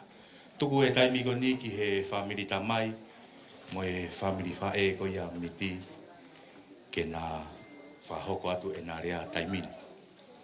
Ka osi pe rea e ua koe ni, ka to ia I peha foi ai temi, ai whantua whawhine ko ia whanau iu Tokaikolo, to e tuku mai peha tau ki foi mea taha, ke si I whahamapa aki e tau hoa ilo. Te utuku rewa e taimi ki he whamiri tamai ko ia o miti. Pe hoko tai pe whamiri wha e lahi e ngahi rea, ka koe waweang e tau polo kalama.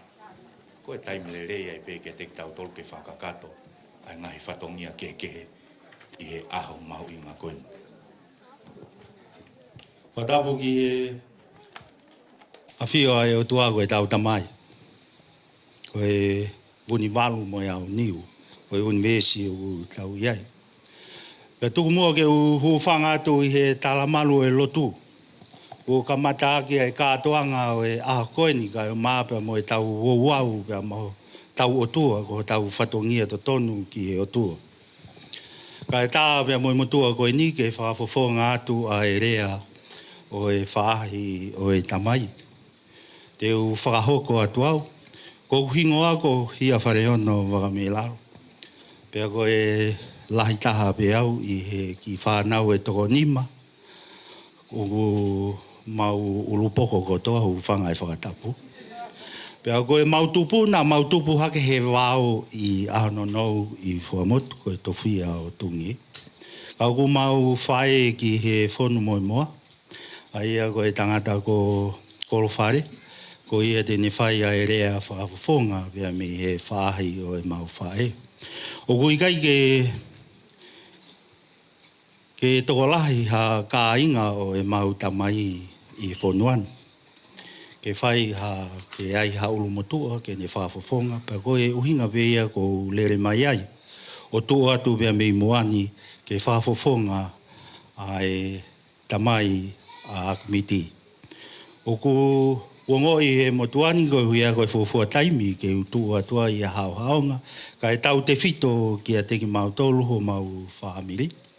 O ko wha rea au he ngahi mea I he ngahi whitu ke kehe I Nusila. Ka ko e toki fufua taimi he ni ke urea ai ha mau mea a mau tolu. Ka I peke ngata he lahi. Ka ko utoi whakafofonga I pea mo e tawhaki whakai tamai. I he ko I ki kaweinga o ko utoto mai ke u whai ake haki tala noa pia mo e whakaholo ilo o e hoa tā koeni. Ko hai hataha ko whanongo I he ki mea rea ko I koe tapatolu. Ko e mea rea koe tapatolu, ka ke tā ko E au whai ke whakaongo. Pa koe ke toi liriu ho no ngo onai, o ku taha pe ho no ngo ona. Pa koe whai turiki e tolu ko ia o e tapatolu, ha whaahinga o ta whaaki pe te ke tāi, o wege liriu ho no ngona. O ku taha be ne reaan. Pa koe whahinga koe, I e teki ai koe ke hau koe mea iwi koe te lomi I koe. Ka te whanongo ke whatontonu koe au e taimi. Koe ki mua ai, koe ki wakau, whakaonga tatangi, pe koe tapatoro. O ku tā, Kai mauai ai tō ko ia ai whai hiwa. Ka pau te mausio ki he whōtunga ko ia o e tapatolu. Ko no tuku pea whainga ta whaaki o ulu peki o lunga pea taktaha e o ta whaaki. Ko e whōtu ka veinga o e aha koe ni kia te koe Akimiti ka maa Hepisipa. Ko e whoi tapatolu o kune omi ai whoi whōtunga. Ko e ulu aki ko e o tua. Ko ia o kupure. Pea koe ongo turiki ko ia i lalo. Ko koe ia pea mo hepi. Pea kai hataha e hau ho mo whamiri pe koe te hina o Akimiti pe koe whanau ho no whangatu whawhine pe koe whanau ho no whae ke hau o whengai e whoi tapatolu ke tapawha e reo hala rewaia. Ka kohono tonu koe hau pea e taha ko tō pe he whamiri pe koe whamiri o hepi kohono tonu pe kei tonu ho nongo ka muompe o nofo pe i loto he whoi tapatolu. Ko ne ai pe hataha ke hau ke wheinga, ko mo nuia ko higa he ko malolo whakatogosi e. Ko mautolu mo Akimiti mo matamuana, ko mautoko nima. Ko au pe lahi pe hau ke e tama ko Samuel atu i Taufo'ou, ko ne malolo atu ia. Pe ko whika tolu a Akimiti. Pe a whika whaa matamuana, pe a whika nima rewa a antelu. Ko iki tuunga whin mātua ko ni he ni ko e hoa ia ho mau whangaki te hina o mau tau te hina whae. Pea koe whinmatua koe ni ko lo sana koe kāsinia e mau whae. Pea ko kolo whare koe ulu motua whukia o e mau whae. Ka koe uhinga koe utara no ke tapatolo. Ka hau hataha o le ei ke tapawha e paropare ma rewa e tapatolo. Pea koe ka ulu ai o tuai he whau whamiri. Oua toi hau hataha toi whai tutuni hangi koe malanga whaka eiki. O e aho koen. Ko tuk whamiri mo ia ia ka ulu mau pe o tua. Ka whai ha te tala noa mo te whakawhia ngai pe ko ha mo tala noa whakaiki moua ko i ka veinga ko ka laisi. Ta tau ai pe i ha wheitu te mou iai pe ko ha whahinga tala noa ke mua ka laisi ko hunga ko whotunga o e whi tapatolo. Mo manatu ka inga wai ko uhinga pe ia ko e ni ki a Akimiti pe mo hepi. E tonu pe amonu ia ha whamiri o to e hau hataha ia wheinga gere ei ke wha. He koe ne wha pe e tapatolu e reo hala reo. Pe a mau ai e whamiri. Koe whamiri, whiga o loaki, pe taktaha rewa e ongo mātua e tawhaki, e ongo turiki koe ki lalo. Whanau, whaau pe i loto. Tamai moi whae, whaau pe i loto. Whamiri o hepi, whao vei loto. Whamiri o Akimiti, whao vei loto. Kai tonu, pea maunga. Ai nofo e whamiri. O i kai ke hau hataha o whinga ke whaai, ke wha. Ai fo i tapatolu. Tau whangalo ia tek tautolo e ngahi monu ia pea moe tāpua ki gohanga he o tua whakoloa ki tautolo e māma ko nika o māpea mo e whonua mahu ta whea taha whika, mahu whika tolua Australiani māmani kātoa. I he whonua monu ia taha o e ngahi whonua. Mao e ngahi koloa whae na tūla ha Fetu'upe. O kaua Australiani. Pea koe ngahi koloa ko ia koe mea ia e tama koe. Pea whahanga he koloa ko ia whakapuriki ai ki tautolo o re ei e tautokanga pea mei he taumua o e tapatolo. Pau whai ai whia o e aho koe. O tala mono atu hea tiki mo tolo. Pea tauange pea mo e whika uruaki o e tapatolo ke ne nofo ia hea tiki mo tolo ai huafa maa ni ono kaisi. Tala mono atu hea tiki o e Akimiti ka maa hepi. Ka maa foki pea mo e tangatai ki whaiwhika o sea. I he mau whainga maari o e aho koe ni. Ko mau ongo i ko mau iui e mo ui. Ai ki whamiri tua koe mo mau lalo koe ni. Hange koe whakoloa ne whai e matamoana ki moa. Pau lewa e malanga kau tatau atu. Malau pito.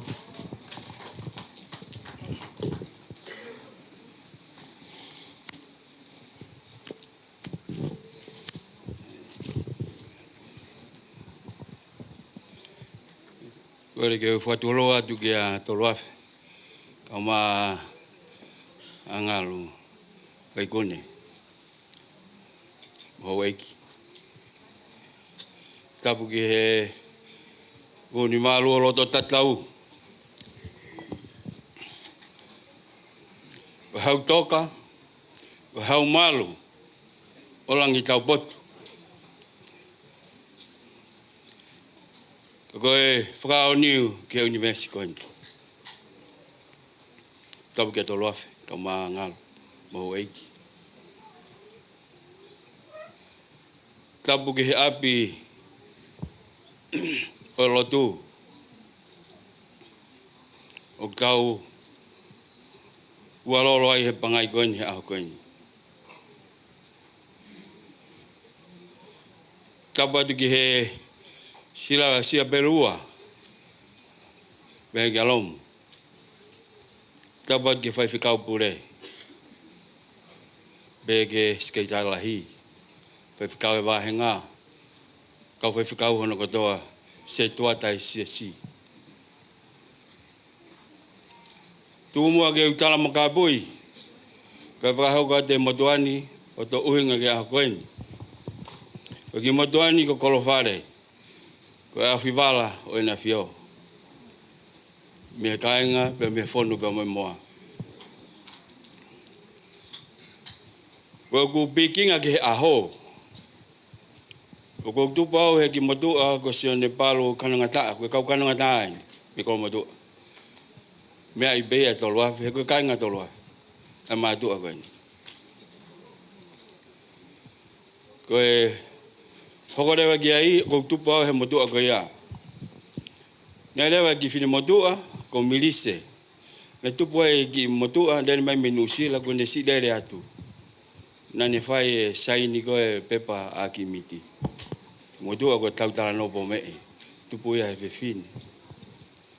Ko tangata aini. O ki motua ko poasi whotutu niu. Kanongata. Tupau ai e whanau koini. Whae ai whanau koini. Ko whae ko e whanau koini. Ko lai taha aini. O toksi isi ki mui ai whae atukuafu ai kumari mo erisiva. Ko ki motu ak whai whikoe pe me he korisko tupou. Ko ki motu ai taha i he whanau tataupe.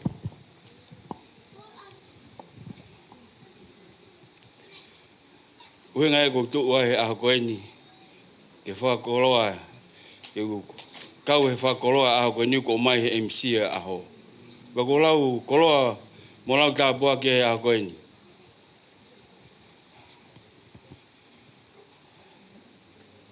Whaiwhikau. O koutua ia uia ko ako nako aho ni. O ka pau te tauto'ou ia. Koe aonga aonga. Koe aho ni ia, koe whiri ia. Koe ne ulaki tau mua beke whakau ngai family.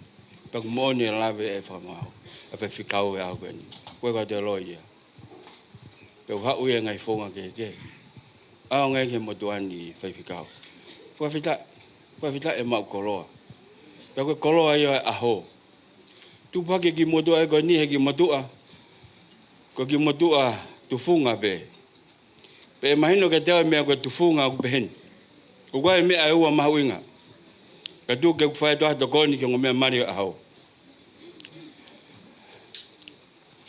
Ko sisu kalaisi, ko whohai a tufunga. Pene hanga be kalaisi a whuatutu e mea kotoa, pene mau beia. Toki veu ki beia he tangata. Ko langa koe hawhare, hangu tau wakai kia aho ni mea kia hau eiki. O kwhai ke mea ua. O mea mahu inga ia ko Paula laki talanoa ia. Ulo aki, koe palama, ke hau, o kau ia ihe, area i o e palani koe a whare. Whima e vai ia, koe vai ia ke mo ue family. Mua ngahi mea katoa he whare, ulaki kau e vai ia ko ulaki mea ai. Kono ua ke ai, koe tangata electrician. Ke ai ha mama, ha mea, ke whaia kia e kuki e family, mo e family. Ko loto ke no fai aku mama fai aku ni mena lave ke ai fai fikau ane nai koe vai e mo ui ko kalaisia kono ta ai ni tau mama ta gai whakahoko sakala meni di ko tau Taufo'ou ia ko tau Taufo'ou ia mo tau whakawa Akimiti kau maa hepi me e kumaho inga fe mau ki ai e vai ki helanga whare o mo whai ko sisu ne ngai me alahi nani whakatata ai ki ai pene kau ai mea koe ni ai vai o mo ui te mo whangongo ki ta take au tua wholofola e ko tō kake e whai whekau koe vai ia mo ui koe kau whai whekau e ko hae na ngahi whekau mo tūtū ni koe vai ia mo ui ta taki ki tau tolu kono ua ki ai koe mama tō lawe bea kalaisi koe mama o mamani o kai tutu ia pe tuku ia he ka kuhiri ia ke puha ke mama ngia i mani ke Akimiti mo happy ko pao ke mo tutu e mama kalaisi ke urat o haia i e tau bebe i e saini ko tu ko e whare lo tu ko mo ui e kalaisi ka koe fu ia mai ko me e mo ui tonu ke tutu e mama ko ia mo lot whare me ahoni o whaiat ke ulo e mama kalaisi ke aonga ki homo mo ui ke mo ilo e whaitu te mo iku ki ai he ke ki tau lue whakapouri horope ko pao ke mo lau e wholfola agona ki e whai whikau whai e lotu he pongpong pe mo e whiaf ko ngai me e ia ti tau mau ai e mama kalaisi whai whikau kai pe tōkua he motuani e kuwhamalo kia te koe pa mo siasi ka moa e family o happy kai ngā me maka ko whare o ngā o koe piking ki ai sira pelua o whantu ki kai ngā i kai mau e kolowhare hare lei ki a koe ni motua masiva koe rea motua hapai marengu mau kolo koe ata ngomea koe eke mai ki seniti ko ki tau kai nane no nane whakamo ua he ala tu koe a ngota mai ki eke mai seniti pe mai motua ia whao whanofoni ia ko ke robo whakatau whanua ki whe ko mosio mai pe ko nofoni ko si be ke sikai pe pe nofo family ko ni family o happy ko mau nofoni ko si be ke sikai ko whalait ka ki motolo ko whamega Akimiti ko ene whaka o sie a honi ane mari o te hoko tato e mari ka tu ou areva ko ue ko mari ko a honi ko whaampe ko a honi ko langa i he maka o tau eiki a honi ko mea ke whaiwhikau whakapapau ia ene mo ui ko whoki ma ke lotu whaiwhikau ko tangata ene ko mau whaki atu whai a mo whai teria ki ai ko au ngai mo ui mo whai teria au ke family o happy mo sio mai ke ko tangata sinola hen mo i malo ko tangata ko ke hanore o to wa ke mo sari o te ko whai ke mo tolo fa malo si la pelua malo si ofa malo fa matavela aho le malanga tua fatu sai tau whamalo ki he rea koia me tawhake tamai mo whae a miti te tukuanga ke youth taimin no maha ki foi aitemi ka hiri pe koia te ukore atu ke family tamai mo whae koia a Hepisipa ai au raki rea ia sila pelua pe e whakakato mai rewa e tui wakano e tolu afe ai rea hono ua me tawhaki koia e whae me ta whako happy wha more more.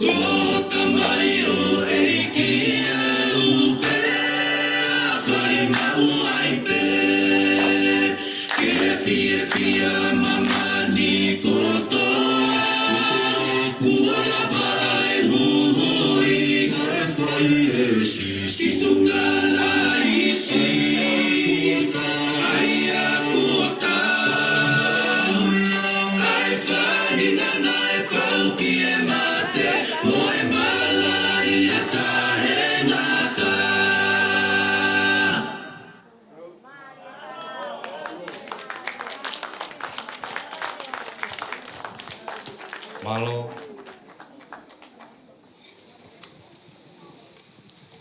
Kapa moe a fio e tolu dai o tua.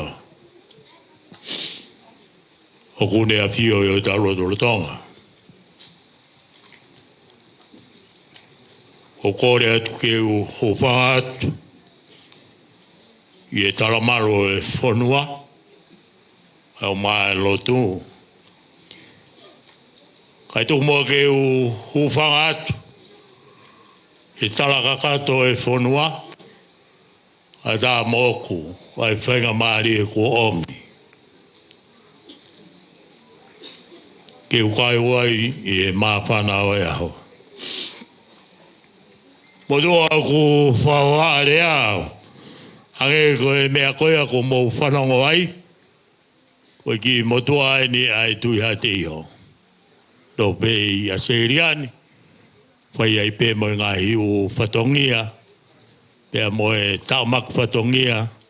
E loto whare o paleinga ngalu. Pai e ahoni. Wo o mai ai whainga maari e koini e MC ka o mai whamiri. Whae a he pike whau o whai halea.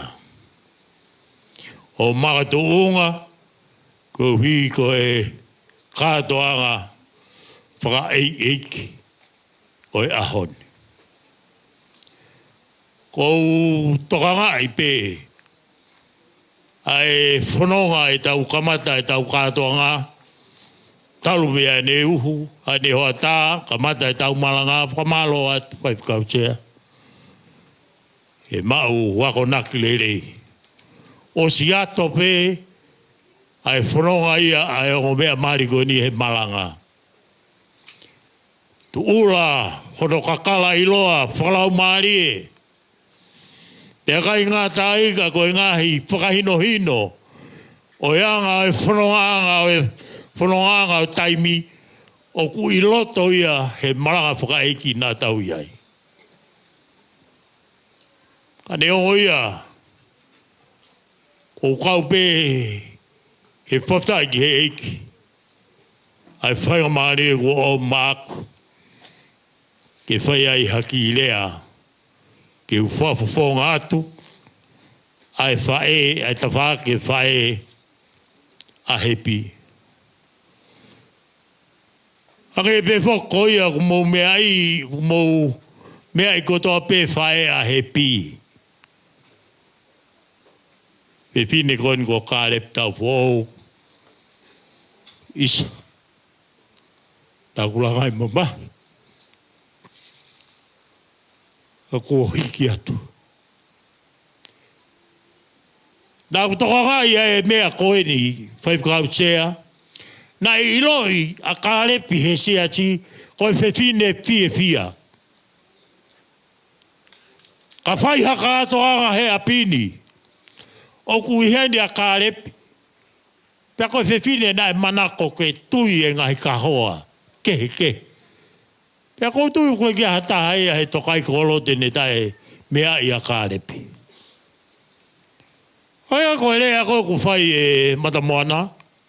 Tā koe ko fuoloa ai whai kau mea i a koe ni. A hepi pea mo e tangata whamore more.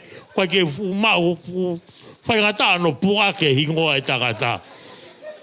E miti. A tiri. Koe tu mai peka amata moana ane nai pa toi tu mai mo miti. Mau tatau ko tau peka kia ha mea ia hela iu. Koe mea ko fia ai hepi. Tā ko fuoloa ka riu. Hau mo maheri pea mo tangata. Kai peke ke si mai. Koe haa holoto. Mea beta hako uroi. Koe talango fua koe a hepi ke ne whae. Dai talango fua pio au ke mate ne whae. Dai fie whai e hepi a hano loto. Ka koe ne whakao ke he kureo e ne whae. Dai kai pe lava. Ke whai hano loto. Ko hiko ne ofa pa mo ne talango fua. Ko hunga ia hano uki ki tautolo e whai whakautia e honi. Ke ui ki tautolo he maoni oni. Ke tau omi o hilo ai ngāu e to tonu ke tau whai ko tau eiki. Ko e tau mo ui talango fua mo whakao o kia te. O haa mata moana o lea pia tangi. Pia kou tautu me he ko whakau he mea e ua. Ko e tangi ni ko e haa. O koe tāla e Vakameilalo ke te au. Ki he whanau tama. Pe ko hao maa whana pe au he aho. Ka pau ko hao maa whana e aho whakawhita. Ka pau ko hao tāla whanore rei. Kau rea atuai leo. Ko hepi.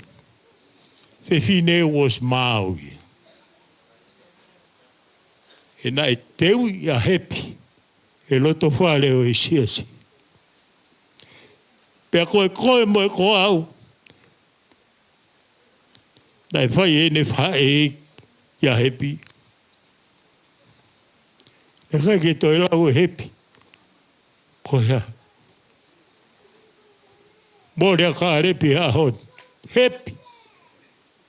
Kuke monu ia e a hon. Ho aro o mai e tangata whakao fu off. Hanga e pe ia ko au. Wakaina ke toe hanga au o mau hala au ko koio. Wako e lea koe nu whai he matabure. Whonu moe moa. Whamaro lai ke whamiri. O e tangata mari. Ho mou loto tō. Ka mou omi ho mou tangata. Tangata whao fu off. Lau koe ni e matabure chana la. Tu mua ke tau whanonga atu. Pe ku whewhe hono mafu. Pe ku whorahi hono mafu. Pe ku ki konga pe hono mafu. Ka koe ni hepi. Ko le tala noa koe ia se nesi. E taimina e haua e whanaua se ko pe ki ispite. Ke whakatau mea kai me iai. Pea koe tō nau fwoi tau mauririu koe apa koe nau fwoi whoke ta. Pea koe whakamanato atu e so si whakaki. Hono whakatehina. Mono whakatau te. Mowo. Pea ua na a ke he hala. Ko tupunga ngai ai tōlalo. Ai ngai whare ko whotu e ngai ahoni. Ko e tau ke.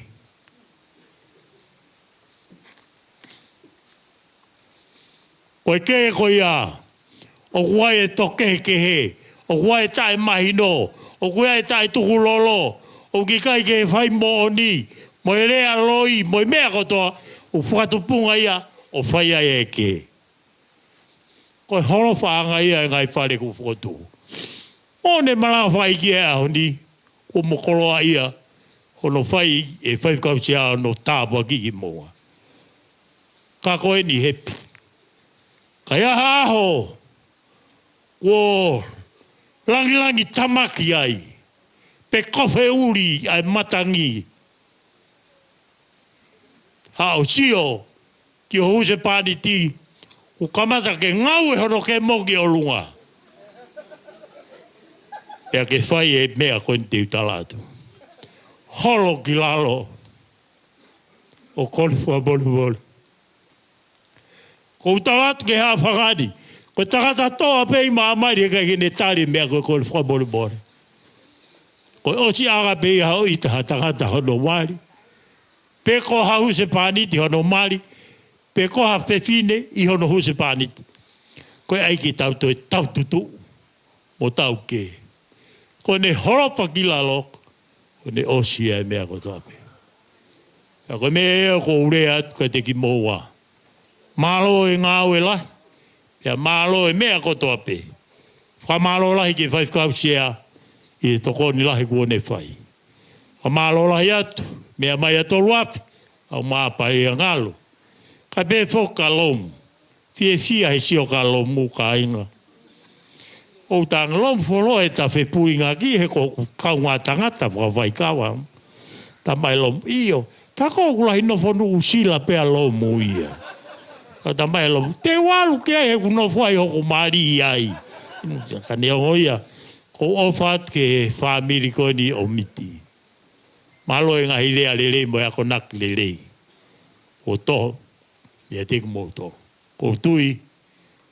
O ku aonga pa ku puke. E hongo mea mari koe ni. Ai lea lele ko mowhai. Ko e ako nak kotoa be. Ko e tā puakia. Ia ko tui. Hoko atu. Ai whiohi ku whai. E tangata koe ni ka umā Hepisipa. Ka hika i ngalo. Ai tupu anga. Ka moe whae fita na e tupu ai. A Hepisipa. Ko o whatu. Mana. Malo o bito i lea. Ta koko ho maa whana pe au. Ka nau pe au ia ku ke toi whakaloto mai koe. Ka ko si lava whoke mea ena ku inga au ki ai. O whai te kau ia no silai mono whama. Pea o si awe ke ore tare. Pea ko lava e ngā aue. Ko ia ko o whatu ki e. Ongo whamiri lo ua. Malo e. Ke i whakamahama o ngai whatongia.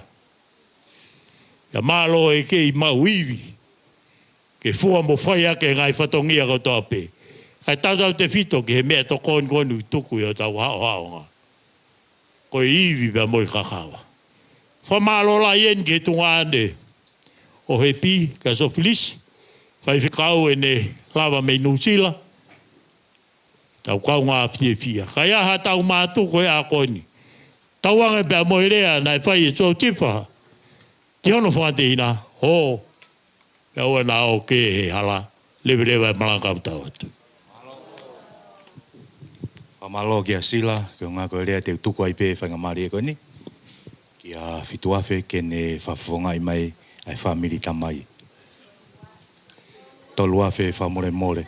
Tak mau a pe kau pe au mo.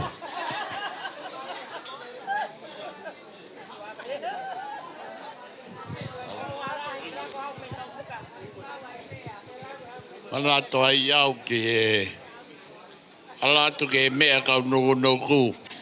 Hao e se tuata koa nuku whai e whakatapu pe mai. Whakatapu atu ka tolu walu. Kata pa mole pe MC. Koe maka koe ko po walu. whakatahaia moi maka ko whereunga. O kuia ko ongo haangana. O lewa, au roaki whakatapu ki o tua mawhi. Ko Jehova no wa whago a whio I langi. Ko ne a whio e mea ko tō peo tau whai he mama ko e ni. Ka ongo hanga nā, nā e whoha hawea tu hea ngana nei, malu pō. Mea nei ui ai ka ongo hanga nā. A uiha, moha ano. Ko he pi, o ku tu matu ko mo he pi, ka ongo o fe fine hawea tu hea ngana, ko ate mo mere siu. O kou tupu au ia ate, koe lahi ia. Tupu a hepi ia mele siu. Whare e ate whewhine, whare e mele siu e tangata, o aluai hingoa hawea tui hangana. Koe hawea tui hangana koe ia koe poha mele siu, ne whanau e toko tolu tangata. Koe hawea tui hangana, mo tui neau o Taufo'ou. Taufo'ou e tupai a hepi.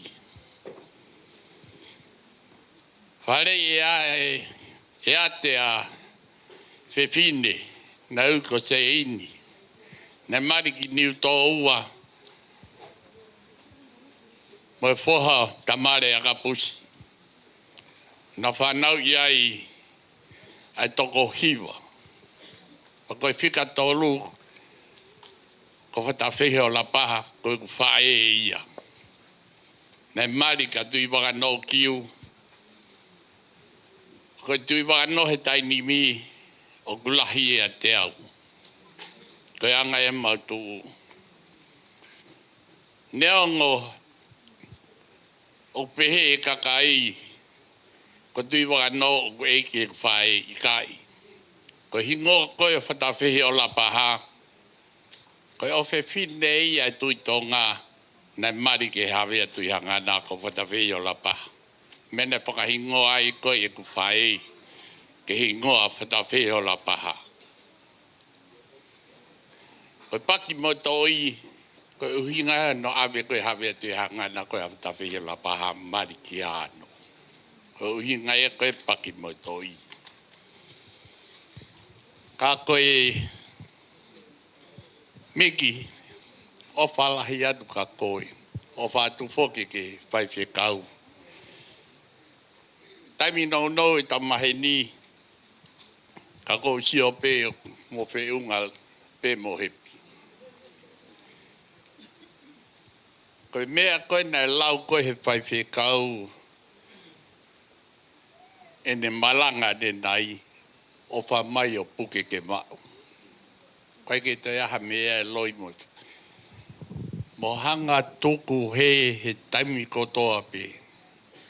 Ka mo mao e no ngā mo e fie maari e. Mea kotoa pe he mama koe ni. Koe me aia e otua. O kupule otua pane ngāi pane whoaki mai. Ke tau ngā ue aki ke tau muui ai. Koe mea koe koe o tau whai koe he mea. Ko ngāla e otua aia. Ke tau whakamālo ki ai, e ne whoaki mai koe ke tau mo ui aki koe e anga e tau nofo. Ko tau awe, tau tole mea ia koe ngalo e ke tau whakamālo. Mea kotoa pehe mama koe ni ka inga lotu. Mo tokanga ke he lotu, e koe mo ui anga ia. Neongo po koe whee funga waka o ke iai, ka koe lotu ke otua. Mo lotu ke mo oni, ka mo mao e api mo kolo, ai e koe tau hori mo whenga ki ai. Ka iaha tau mawai, e ahoni tau mawai pe mo e ki, kua pati. Malo ki a toluafe koe ngā koe si whawhongai mai e whamiri tamai koe a hepi. Koku ki I wakai atu ki a mou tolu taimini. Wai whahinga hange kou mi po ea mai sio tapu mo nau tolu. Ue whahinga ia ku mohe pe ka kuri pe ni mahe pereti ko i mua koe ai. Mo ki kore whamore more o tai ke pure koe ke mea tokoni koe na o ku ke tangotu ai. Si turi pe hua ke mau tau maari e. Sai te tau hoka tu pe tau polokalama. Ka hiri pe te utuku eni ke he ongo mea mari ki a Happy pe a mo miti. Na si mea mai peo si whahoko hanarea. E toi lava pe he iufia o toi whahoko maki foi ai te that's the last one. I'm asking for you guys. Ki foi ai te whamui mui pe ia e whahoko. O siko ia e rea ngō mea mari. Pe e whahoko rewa ki foi ai te mi whamui mui he iuf. Tokaikolo. Pe a tau whaosi tau wau atu rewa ki he whaosinga ko ia e tau polokalama me heni pe. Te utuku e whainga mari e ke rea ngō mea mari. Pe a hiri pe ko ia te motok whahoko ho mou ki ai te mi.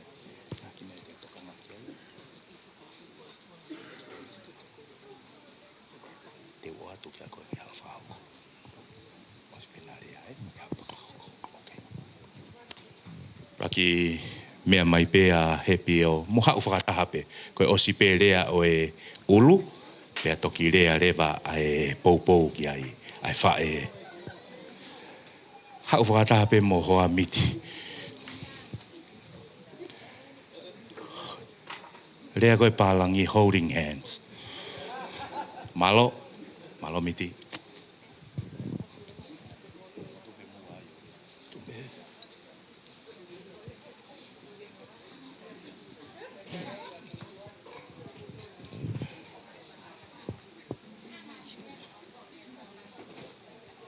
Whatulau mo e talamalo e lotu.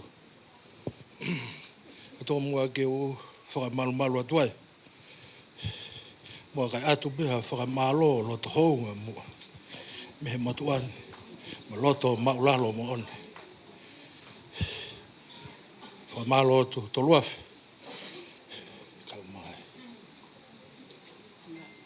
Maa ngalo. Mua whakamauluta whanua. Malot. Me mo au whakamalo ke whahu kepi. Kai ma no whakatukare. Malo mo ai whakakoloa. Inasia e motuan. Ka ma Happy. Tāla ia e honi toko lahi. Ma maa whanau me wonga taha. Kai ke ulawa whakamatala. Maa e lotu. Ko mea ngau e tangata pa matua. Tāla e loto e tangata. Ko e otua mea maruanga. Me moa e whakamalo ko mai. Vai o whamiri. Ma Siva. Losana. Ma Whareona. Ma ukatehina to pe to takahen. Kai ke mau a rea whionga. Ma whana pe loto o ia. Ma usia mo Happy. Tuonga koen. Koe tuonga whainga taa. Whai kia e whuakawa pa mo tala mo no. Mea ngā ua ia whani ki kaha u ai e ko tō pe me he. Ni ua kai. Whai ono whakahoko he whakataula mā. Ka maka unga anga ia. Ki e whamiri koe ni. Ko mawhau.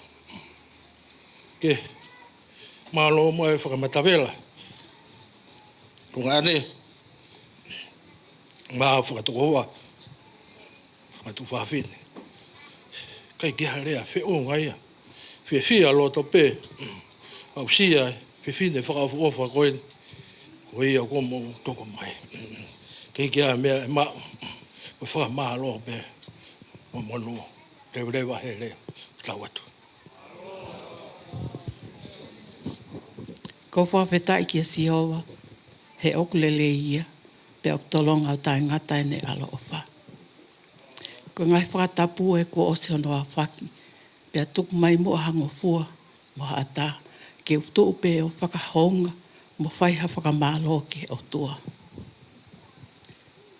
Na e ikai ha manaki. E iai ha aho pehen. kai whakawhetai. Koe otua oku ne palani pia ne whakatūtu ai me ako toa pē. Ko whakamalo heni kia tolu awhe. Kau māpale na angalu wei kune.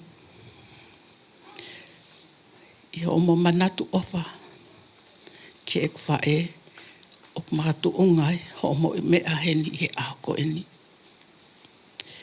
I kai ke ulawa au ke whakatatau. Pe te uhanga au.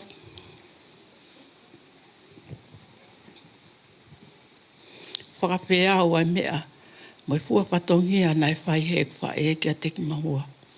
Ne ongo ko tolu a koe familia e kutamai. Kana e mahuluangi ne ofa ana he kuwha e.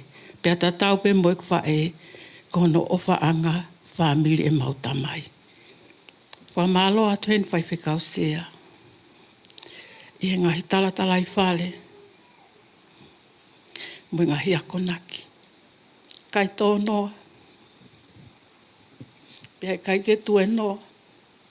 Ai lotu na ake whai ma aku.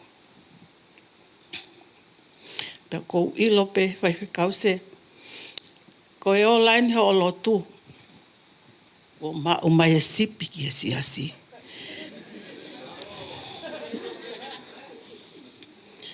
Whamalo atu heni. Ki he whamiri eiki o ektamai. Asiria ene si pea toi tangata. Mo whakamole mole pe ka lolo e whakamalo. Hei kai te whakasi ai aho.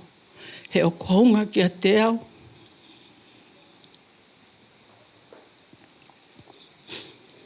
Ai fotu. Moi mea mai e whamiri eiki e tamai.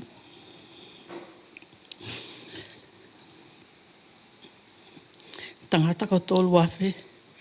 Apsai inia. Whanau hok whangameitanga. O ki ai whahu o e ahoko eni.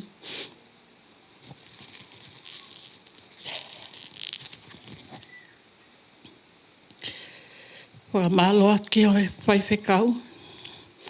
Sai atu i tabu ki mo whangatehina. I kai ke mō lau o whewhine o mō whae. Ka mō womi pe olo i peito. Ko mō ofa. O ko whakamalo hen ki he kuonga mātua. Ke tamai. O kone mea mai pe. Pea mei o kalani. O ko mauha o whalahia kia te koe.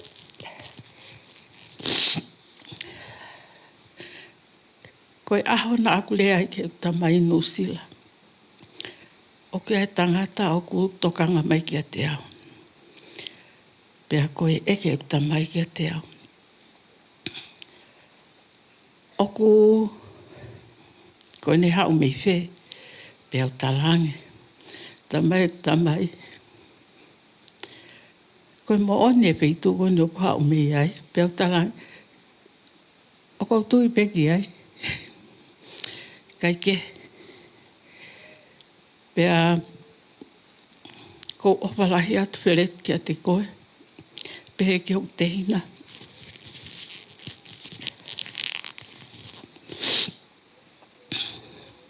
Kai fok ke ngalo. E mau whae. Whewhine tōnu ngani a te mau tōnu.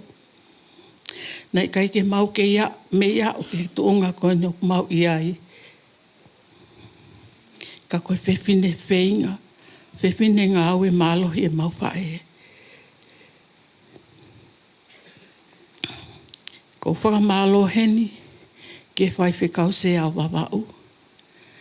Kia patelis pehe ki a kalo.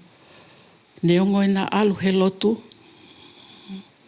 Ka oko ilope. E na manatua, mohona loto mai, i he ahoko eni.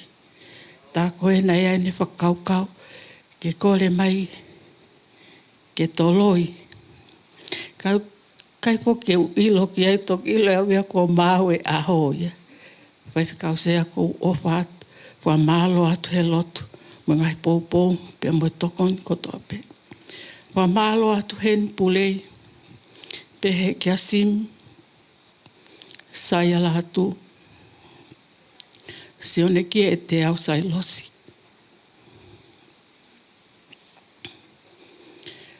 Wha malo atu heni. Ke whamiri e kwhae. Koe whamiri e kwhae. O kuia ngai whamiri whainga taa. Ka kuhanga e ofa e o tua whatahataha i ki tau tolu i he ako eni. Ofa atu ke whanga whae. Kia mele. Pehe kia vea lapa. Ana pehe ke MC o e ako eni. Kui heni whoke e tamai. Tau ke te whae kia mapu. Wha malo atu kia te kumautolo. Pehe kia sila pelua. Sila pelua.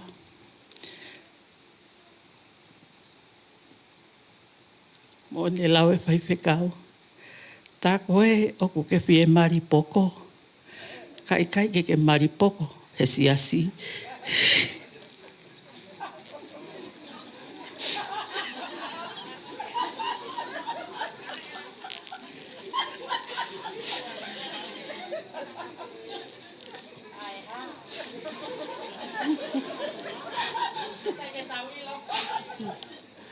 Wha malo atu heni. Ke whai whekau.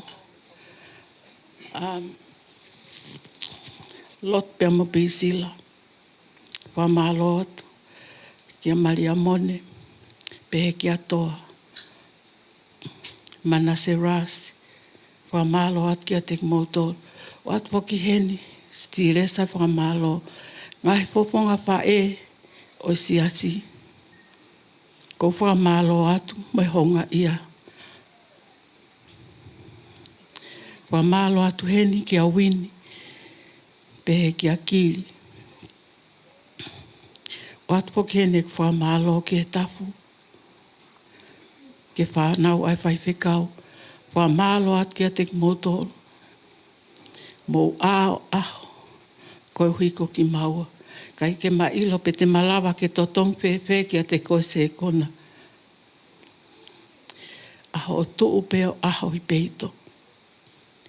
Ko hiko mea tokoni o e aho koe ni.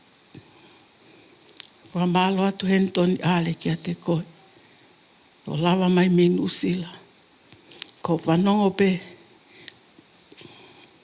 O kua umari. Pia ke lawa mai. Wha malo atu kia te koe.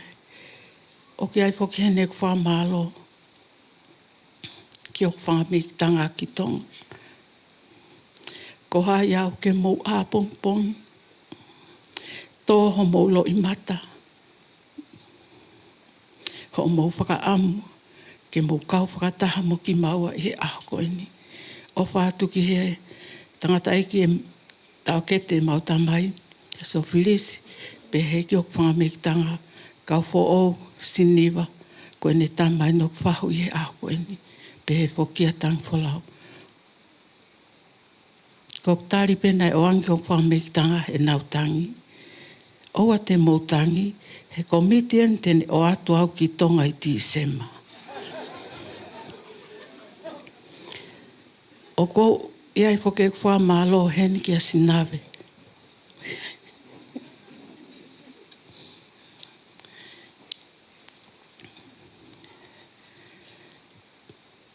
Pe moi whamiri ko toa pe. O konga kia te au, ho mou kau mai, mou fie tuu whakataha, mo ki maua i he ako ini. Koe whoki he nai whakamalo, kia lupe pia mo ki tione, pehe kia waita mo wilimani, lute mo uluiki, e ngai poupou, mo tokoni koto ape. Ia watu he ne whakamalo,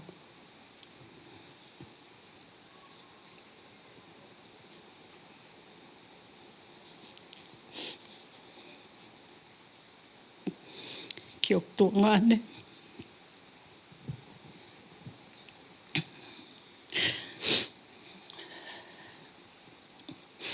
Sophie, kau maafa.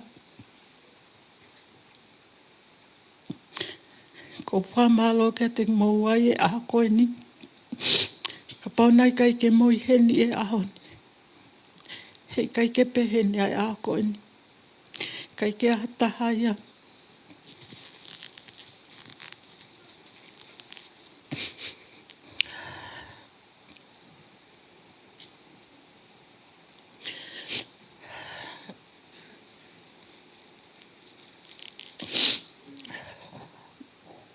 Ko whatawangi ke o tua.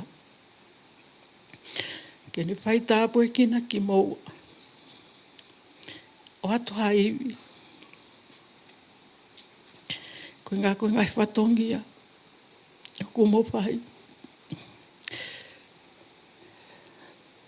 Ko ilo pētai milahi.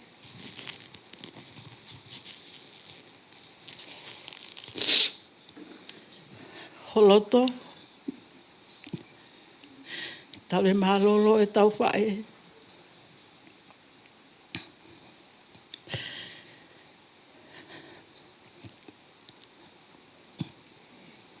Ko wha malo at kia te koe me ako toape. Ko ilo ko holo tūia. Ke tau hi au e o tua. Pea koe ahon, Sophie. Kuanga e o tua. O whoaki mai ai fu poko ko eni. Ke ne hauia. O to o atu. Kai ke toi nofo pōpula. Kai ke toi nofo.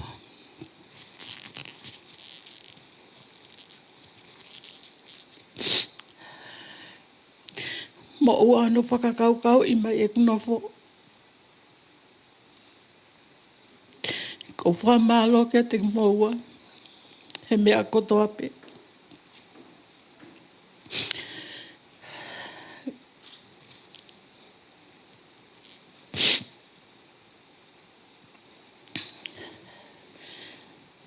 Whamalo atu whoki hen.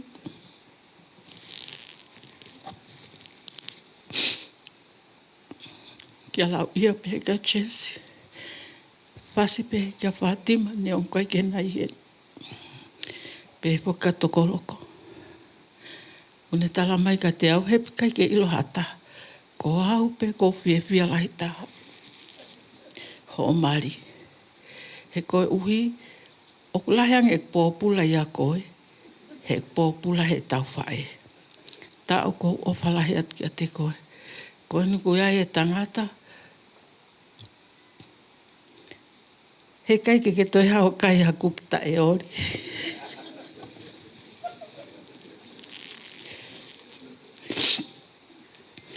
Ki tala noa ke ane afi. Ko male alo atu mo wha. O piki maiong hoki ua wha e huki koe ni. Mi malai wakapuna. Kau mea. Ko e nai hu mai pe ki tua. E happy. Auntie. Na ke ilo tangata ane whea. Auntie. Oku ofa ia koe. Ko hau ke ilo hai ofa ia koe. Auntie. E tauhi ko he tangata. Then they look after you well. Ko e wheo I whakaosi. Nai pehe mai. Auntie. Is he a good cook?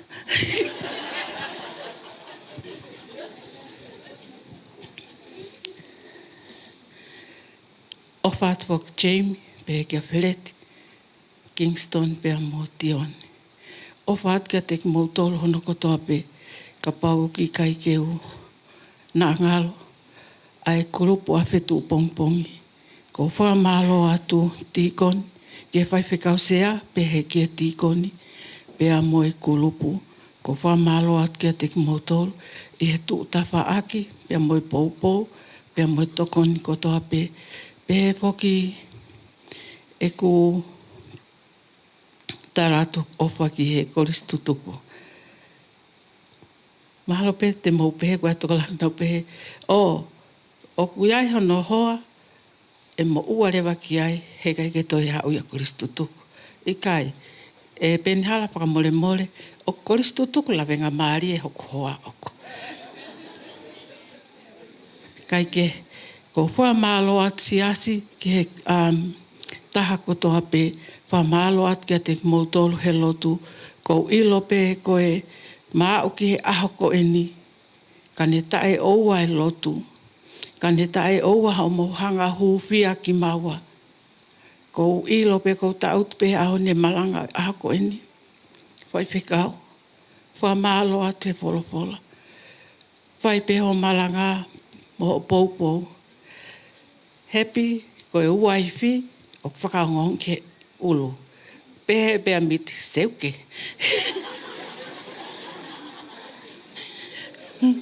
Ko wha malo atu pai whikau, he wholofola lelei, whakanofo aki maua, i he aho ko eni.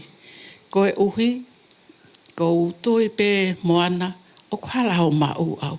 O kai ke upule au i a miti, o ku matala noa i pe, o ku mawhemahi no aki. O ku kai koe pule. O ku whanau pe ke malanga a ko eni. Koe tangata, koe ulu. Pea koe ai, o ku matala noa pe hiku ki he ulu.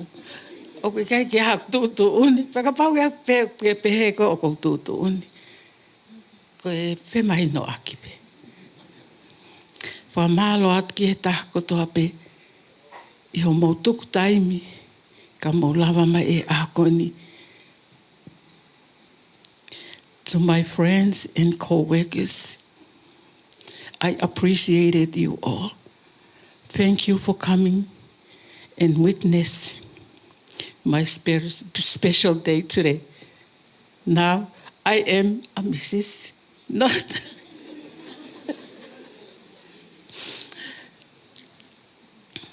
Even though my boss has left, but I am grateful that you guys have come out of your weekend schedule to join us and celebrate and witness my special day with my other half.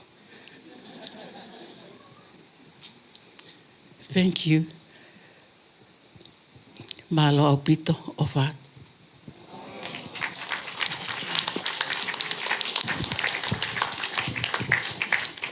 Sai, tawa umaini ki he konga whaka osi ko ia o e Taufo'ou. Te u tuku e whainga maari e ki he tō whewhine koe ni, ke ne o ato e ki i whanongonongo pe koe ni. Wā pepe, pe a haurewa i ufo whahoko a te tau last item for today, pe a te utoki whaka osi atu lewa. Malo. Malo, whatulo watu. Kai tuku mua ke mao e whainga maari e koe ni pe a ko whakawhi i atu. Ai Kristu tuku lawenga maari ki olunga ke Stacy. Whai e tau whatongia whakaosi ki sekretari ai Kristu tuku. Osi pia whai tau ki hiwa, pa tau ki whaosi lewa ki he youth. Ka taki Kristu tuku. Ko koe pena ke i he Kristu tuku lawenga maari. Please come forward to the stage to perform our last item ki he tau sekretari. Koe tahania o e sekretari wholo a taha ai Kristu tuku lawenga maari Australian. Pea neongo MC na mau whakakaukau tatau pe he ikai ke toi mau hoa ka ku mau kau ngā kau whakataha he whiawhia a honi. Ko mau e whakalahi a ki he ano koula. Pea whakamalo atu Akimiti fu loto lahi pe he whaukata Kristu tuku.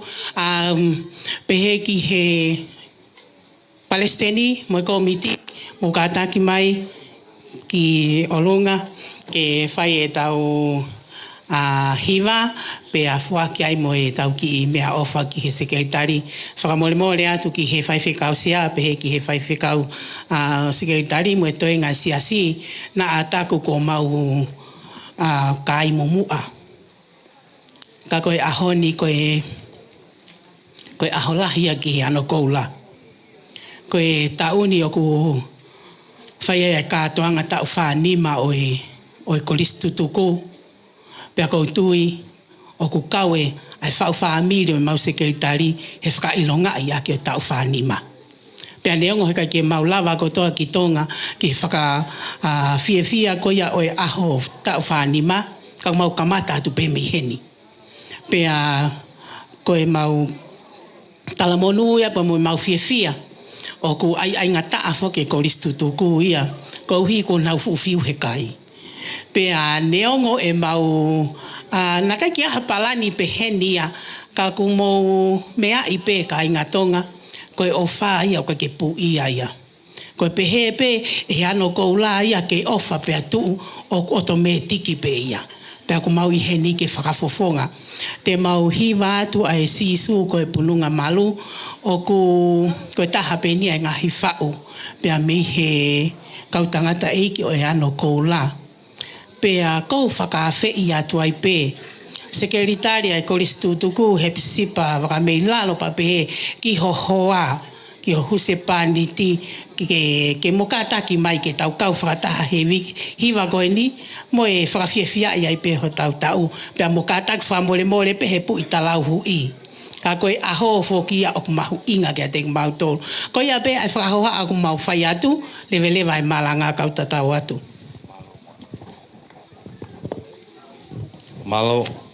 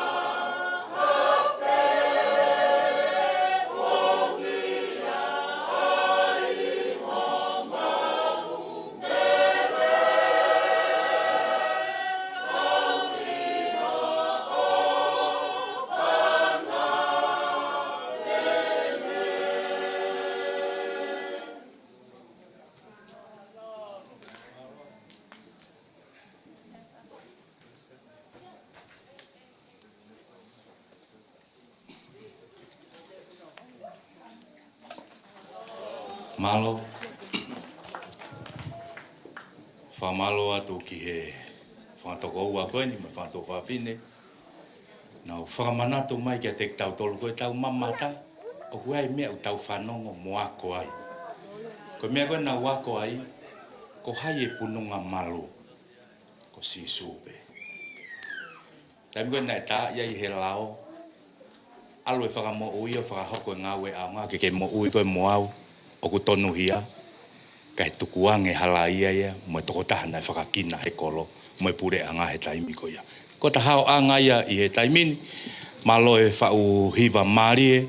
Pea kuako ia ki mautolu ko e kāinga. Te tau whakahoko atu rewa he kaike to e whakahoko e action itemi. Ko ngā ko e taimi. Whamalot ke youth. Sorry pe. Ko ngā ko e taimi si au pito.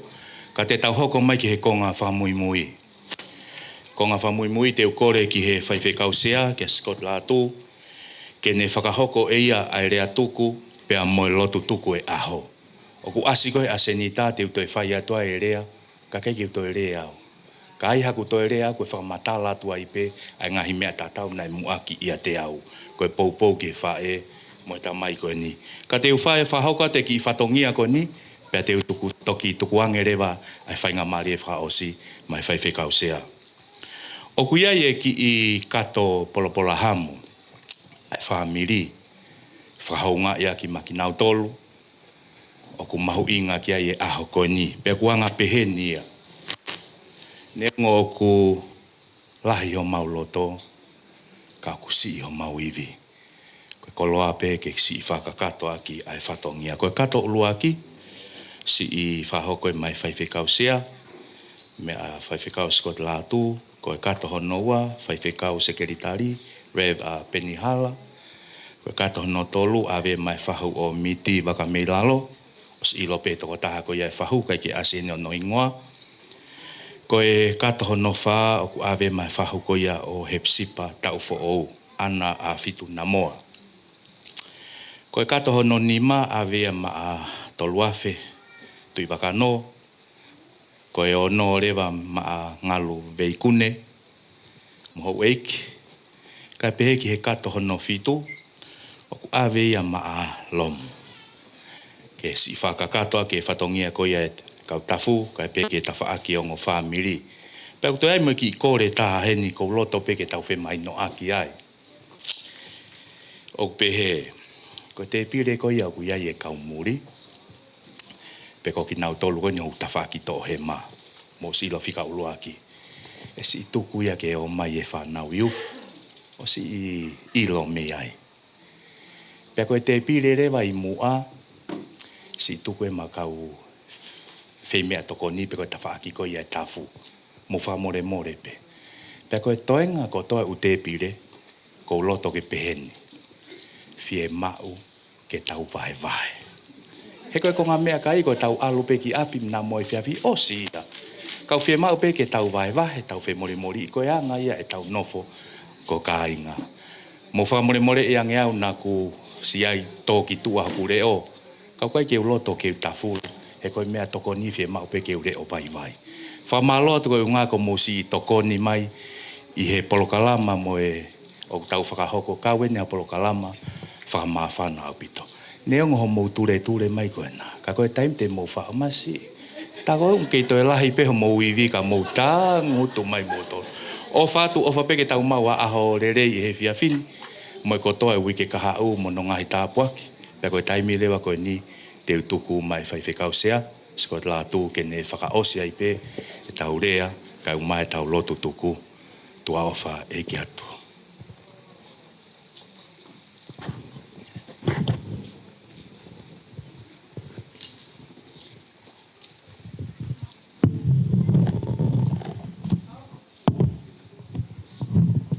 Kore ke hufanga tuai pe.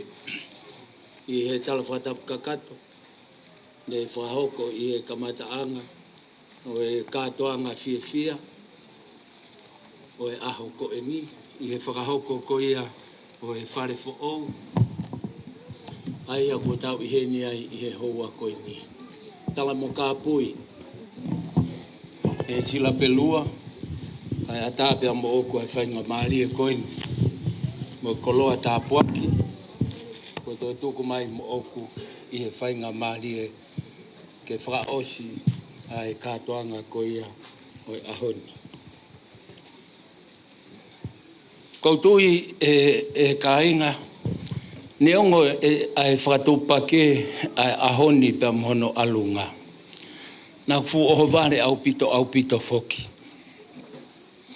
Ko hi ko e whetutaki mai a hepi, o whakahoko mai, o whakatalanoa mai. Nea whakatalanoa mai a hepi i he telefoni. Pea ko wongoi o ka bauna ko ha mea ke tā whakahanga tonu mai ki ha. Ia mea utokanga ki ai, ko tui kune os whakahoko mai. Ka e alpe whakaukau, o ku hange o ki ai ha mea utokanga, ha mea lahi utokanga ki ai a hepi. Pea whakaosko ia ai talanoa pea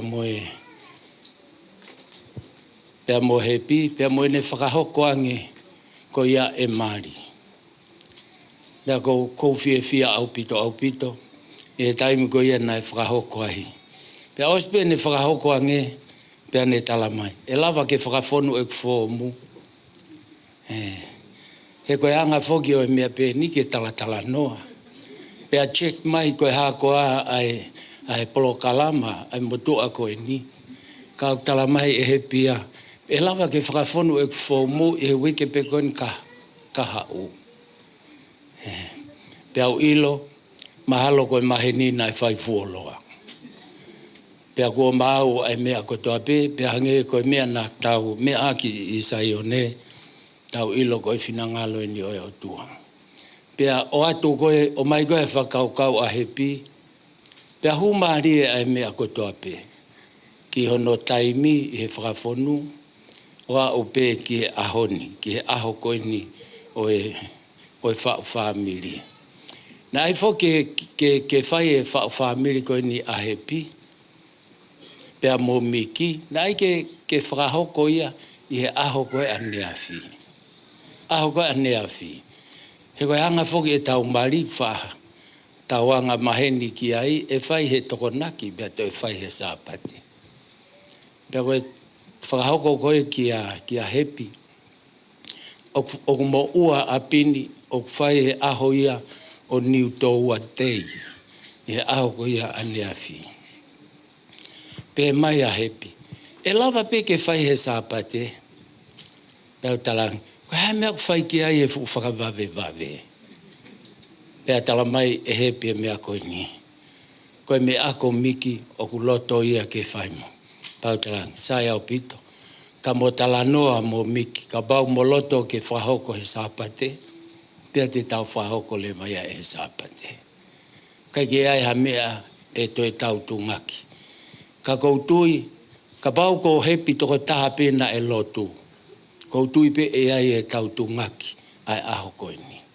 Ka kouhi miki ko o lotu o motu whakataha. Pea koutui o ku haho no fua i he aho ko e ni. Pea koutui ko ngai whakamalo o si hono whakahoko atu. Pea kou pea pehe ki he ngahi lea, ki he ngahi ki he hou eiki, pea pehe ki he ngome amari. Pea o tau fia kotoa pehai. Whamalo atu o pito pe kou hi koe 5 kau, so flis. Whamalo atu ki o tuu mai pea mehe tafu, pea pehe ki a se kona, pea pehe ki he se tuata lau ia, pea pehe foki a te kumautolu kotoa pe. O whai e whaka langi o eiki, o hi koe katoanga mari ko ia, a miki pea mo hepi. Pea tau whawheta ia i he mea kotoa pe.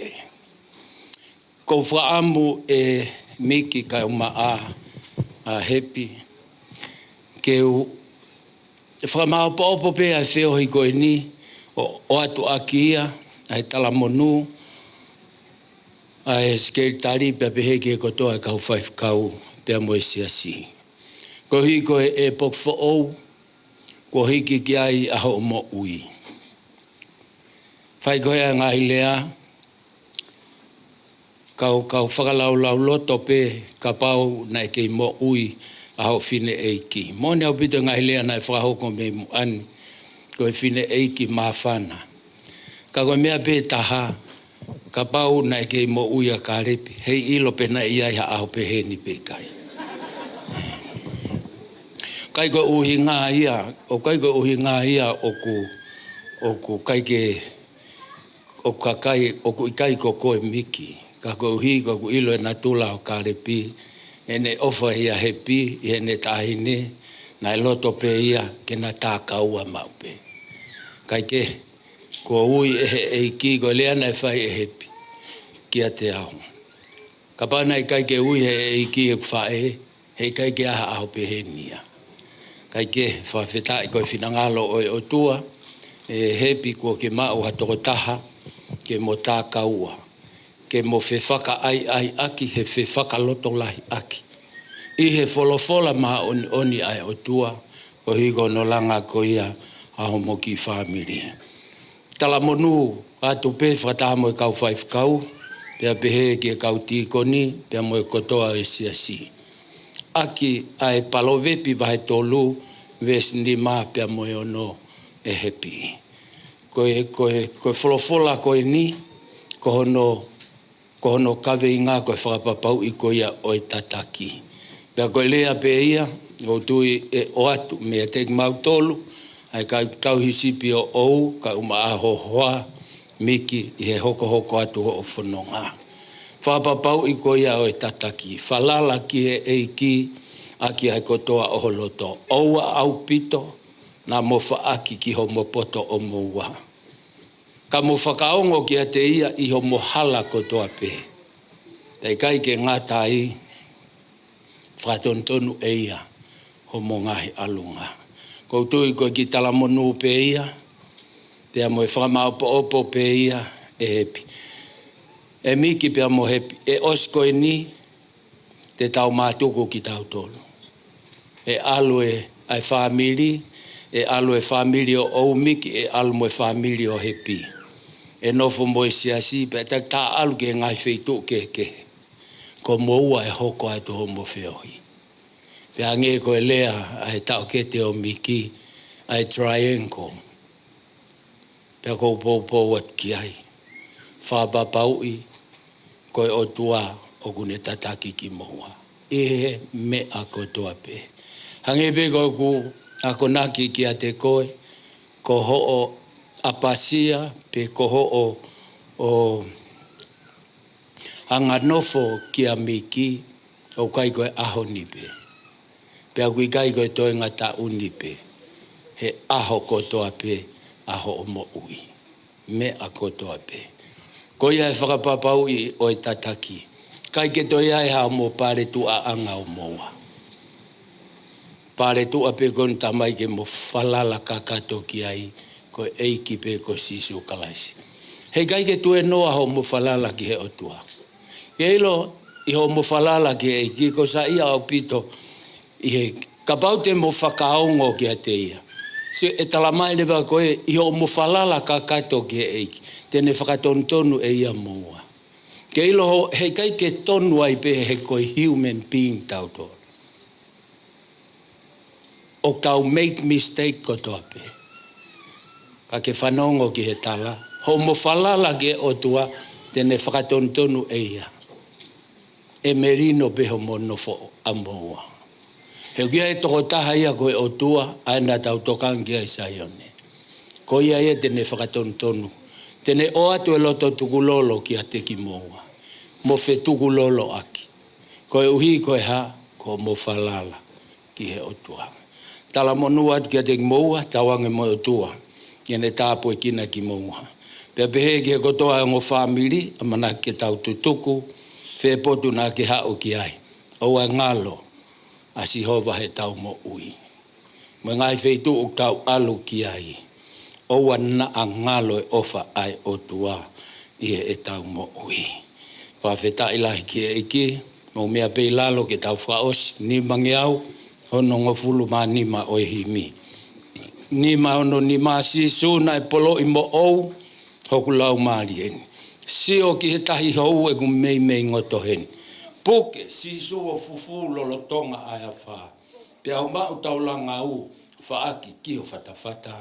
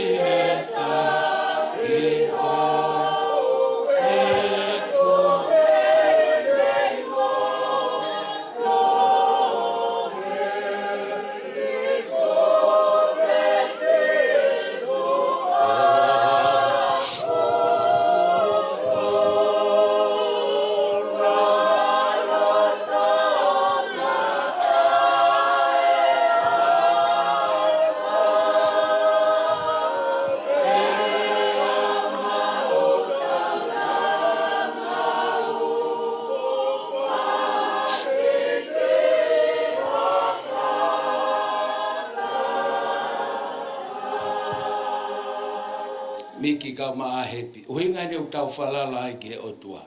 Whanongia lawa vespa. Kaka fonu pe a koe he keresi ofihia. Koe e ikihia. O kune lilingi mai ke mone e tau whakalielia. Kai manako ai holoto ki he palaku koa. Pea whai e tanono fo whakahuho whare hau.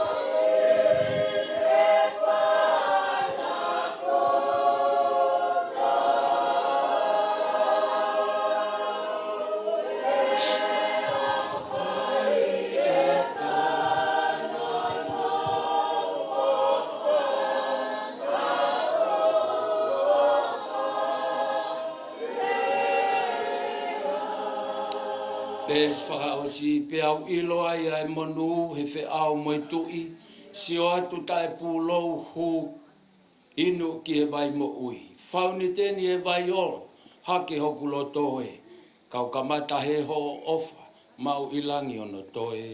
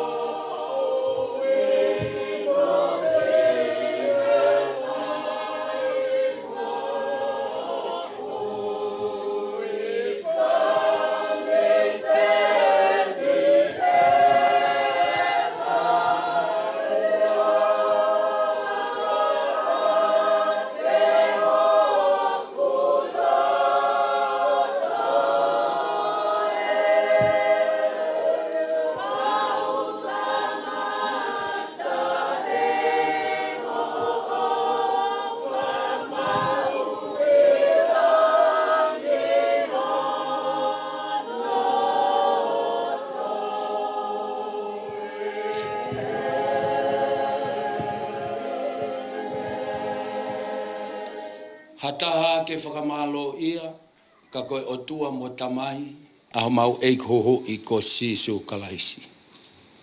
O mau hu iho ao pia mo loto whakatoa ki lalo, loto apasia mo oni ki ho o afio.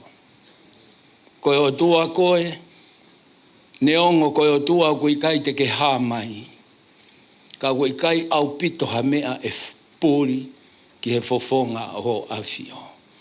O mau fia ke hiki ha whakawhetai. Ai whei lau e whakawhetai me ta kere ho mau lau maari e. Ko uhi koe palani hao ai a Fiona. Whakawhou mai i he ongo mātu a maari o e ahoni. Whakafou mai hono wholofola. Pea ke whakafou mai ai palo mesi. Moe fuakawa he whetau i ake o guna whai. I kai ngalo i a tek mautolu.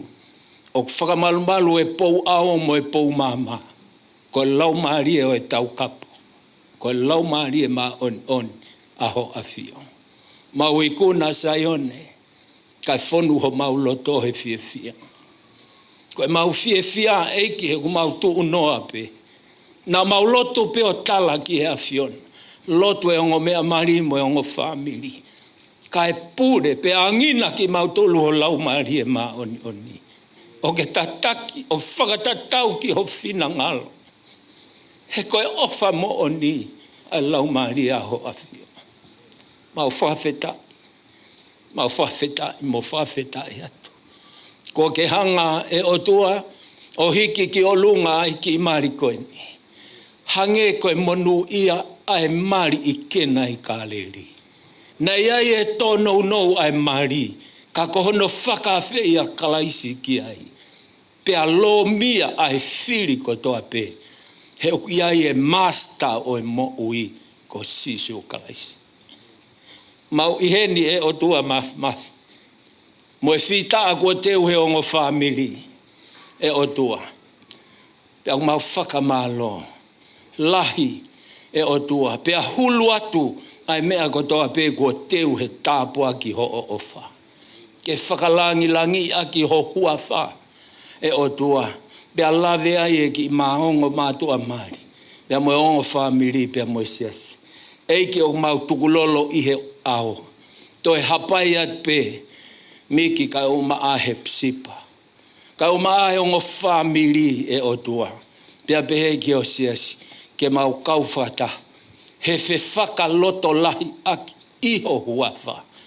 He fe whaka ai aki i he fe ofa aki. Ke langa i loto e mau ofa. Mo mau hiki ke mau lunga ho huafa. Ke o oua langi ai kuna pe mo koloria. Whakatutuku ki mau tolu. A fio ai pea e a fiona ko koe o mau o tua. Ka mau nofo at ko ho whanau. E koe tāpua ki ai eiki ko sisu kalaisi. O whalahi ai o tua koe tau tamahi mo e whio. Tu mau ho lau maari e maa oni. Nofo mau he ongo mea mari. Tolo afe kau maa ngano. Pea pehe e o tua maf ki along. Hou eiki, pea mo ongo family, mok mau tolu kotoa i si o nahiri. Kai whai pe o ta ngata e meni. Alo a pit.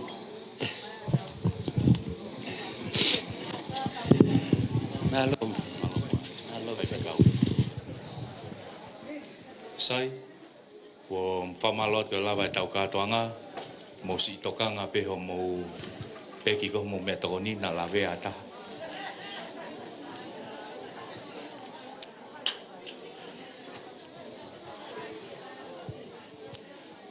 Si kole ke youth, mo mea mai ke te pire ko nio si mau ha mo mea tokoni. Pea koe te pire koe i mua si tuku ia ke whakakato aki me he tafa aki e tafu. Pea koe kotoa rewa ngahi te pire ko koe ia pea moau. O whatu.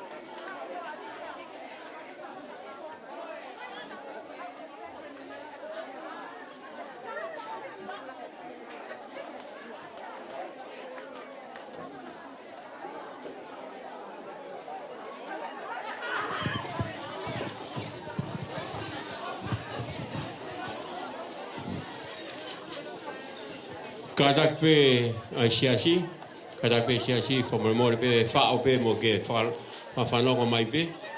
Apong pong e hokat pe tau ke lotu apong pong siasi. Mau tak tama pe kau fai lotu. Hokat pe tau ke lotu apong pong. Kadak formal pe to e famanat pe mo tap danak seniti siasi. Mau pe homo seniti tokoni ki he fai fekau ko ni semisi talasinga tokoni ki fai fekau ko ta motonga mau pe homo seniti pa kata ke tuku haki ki office fe mau ke dia e weekend malo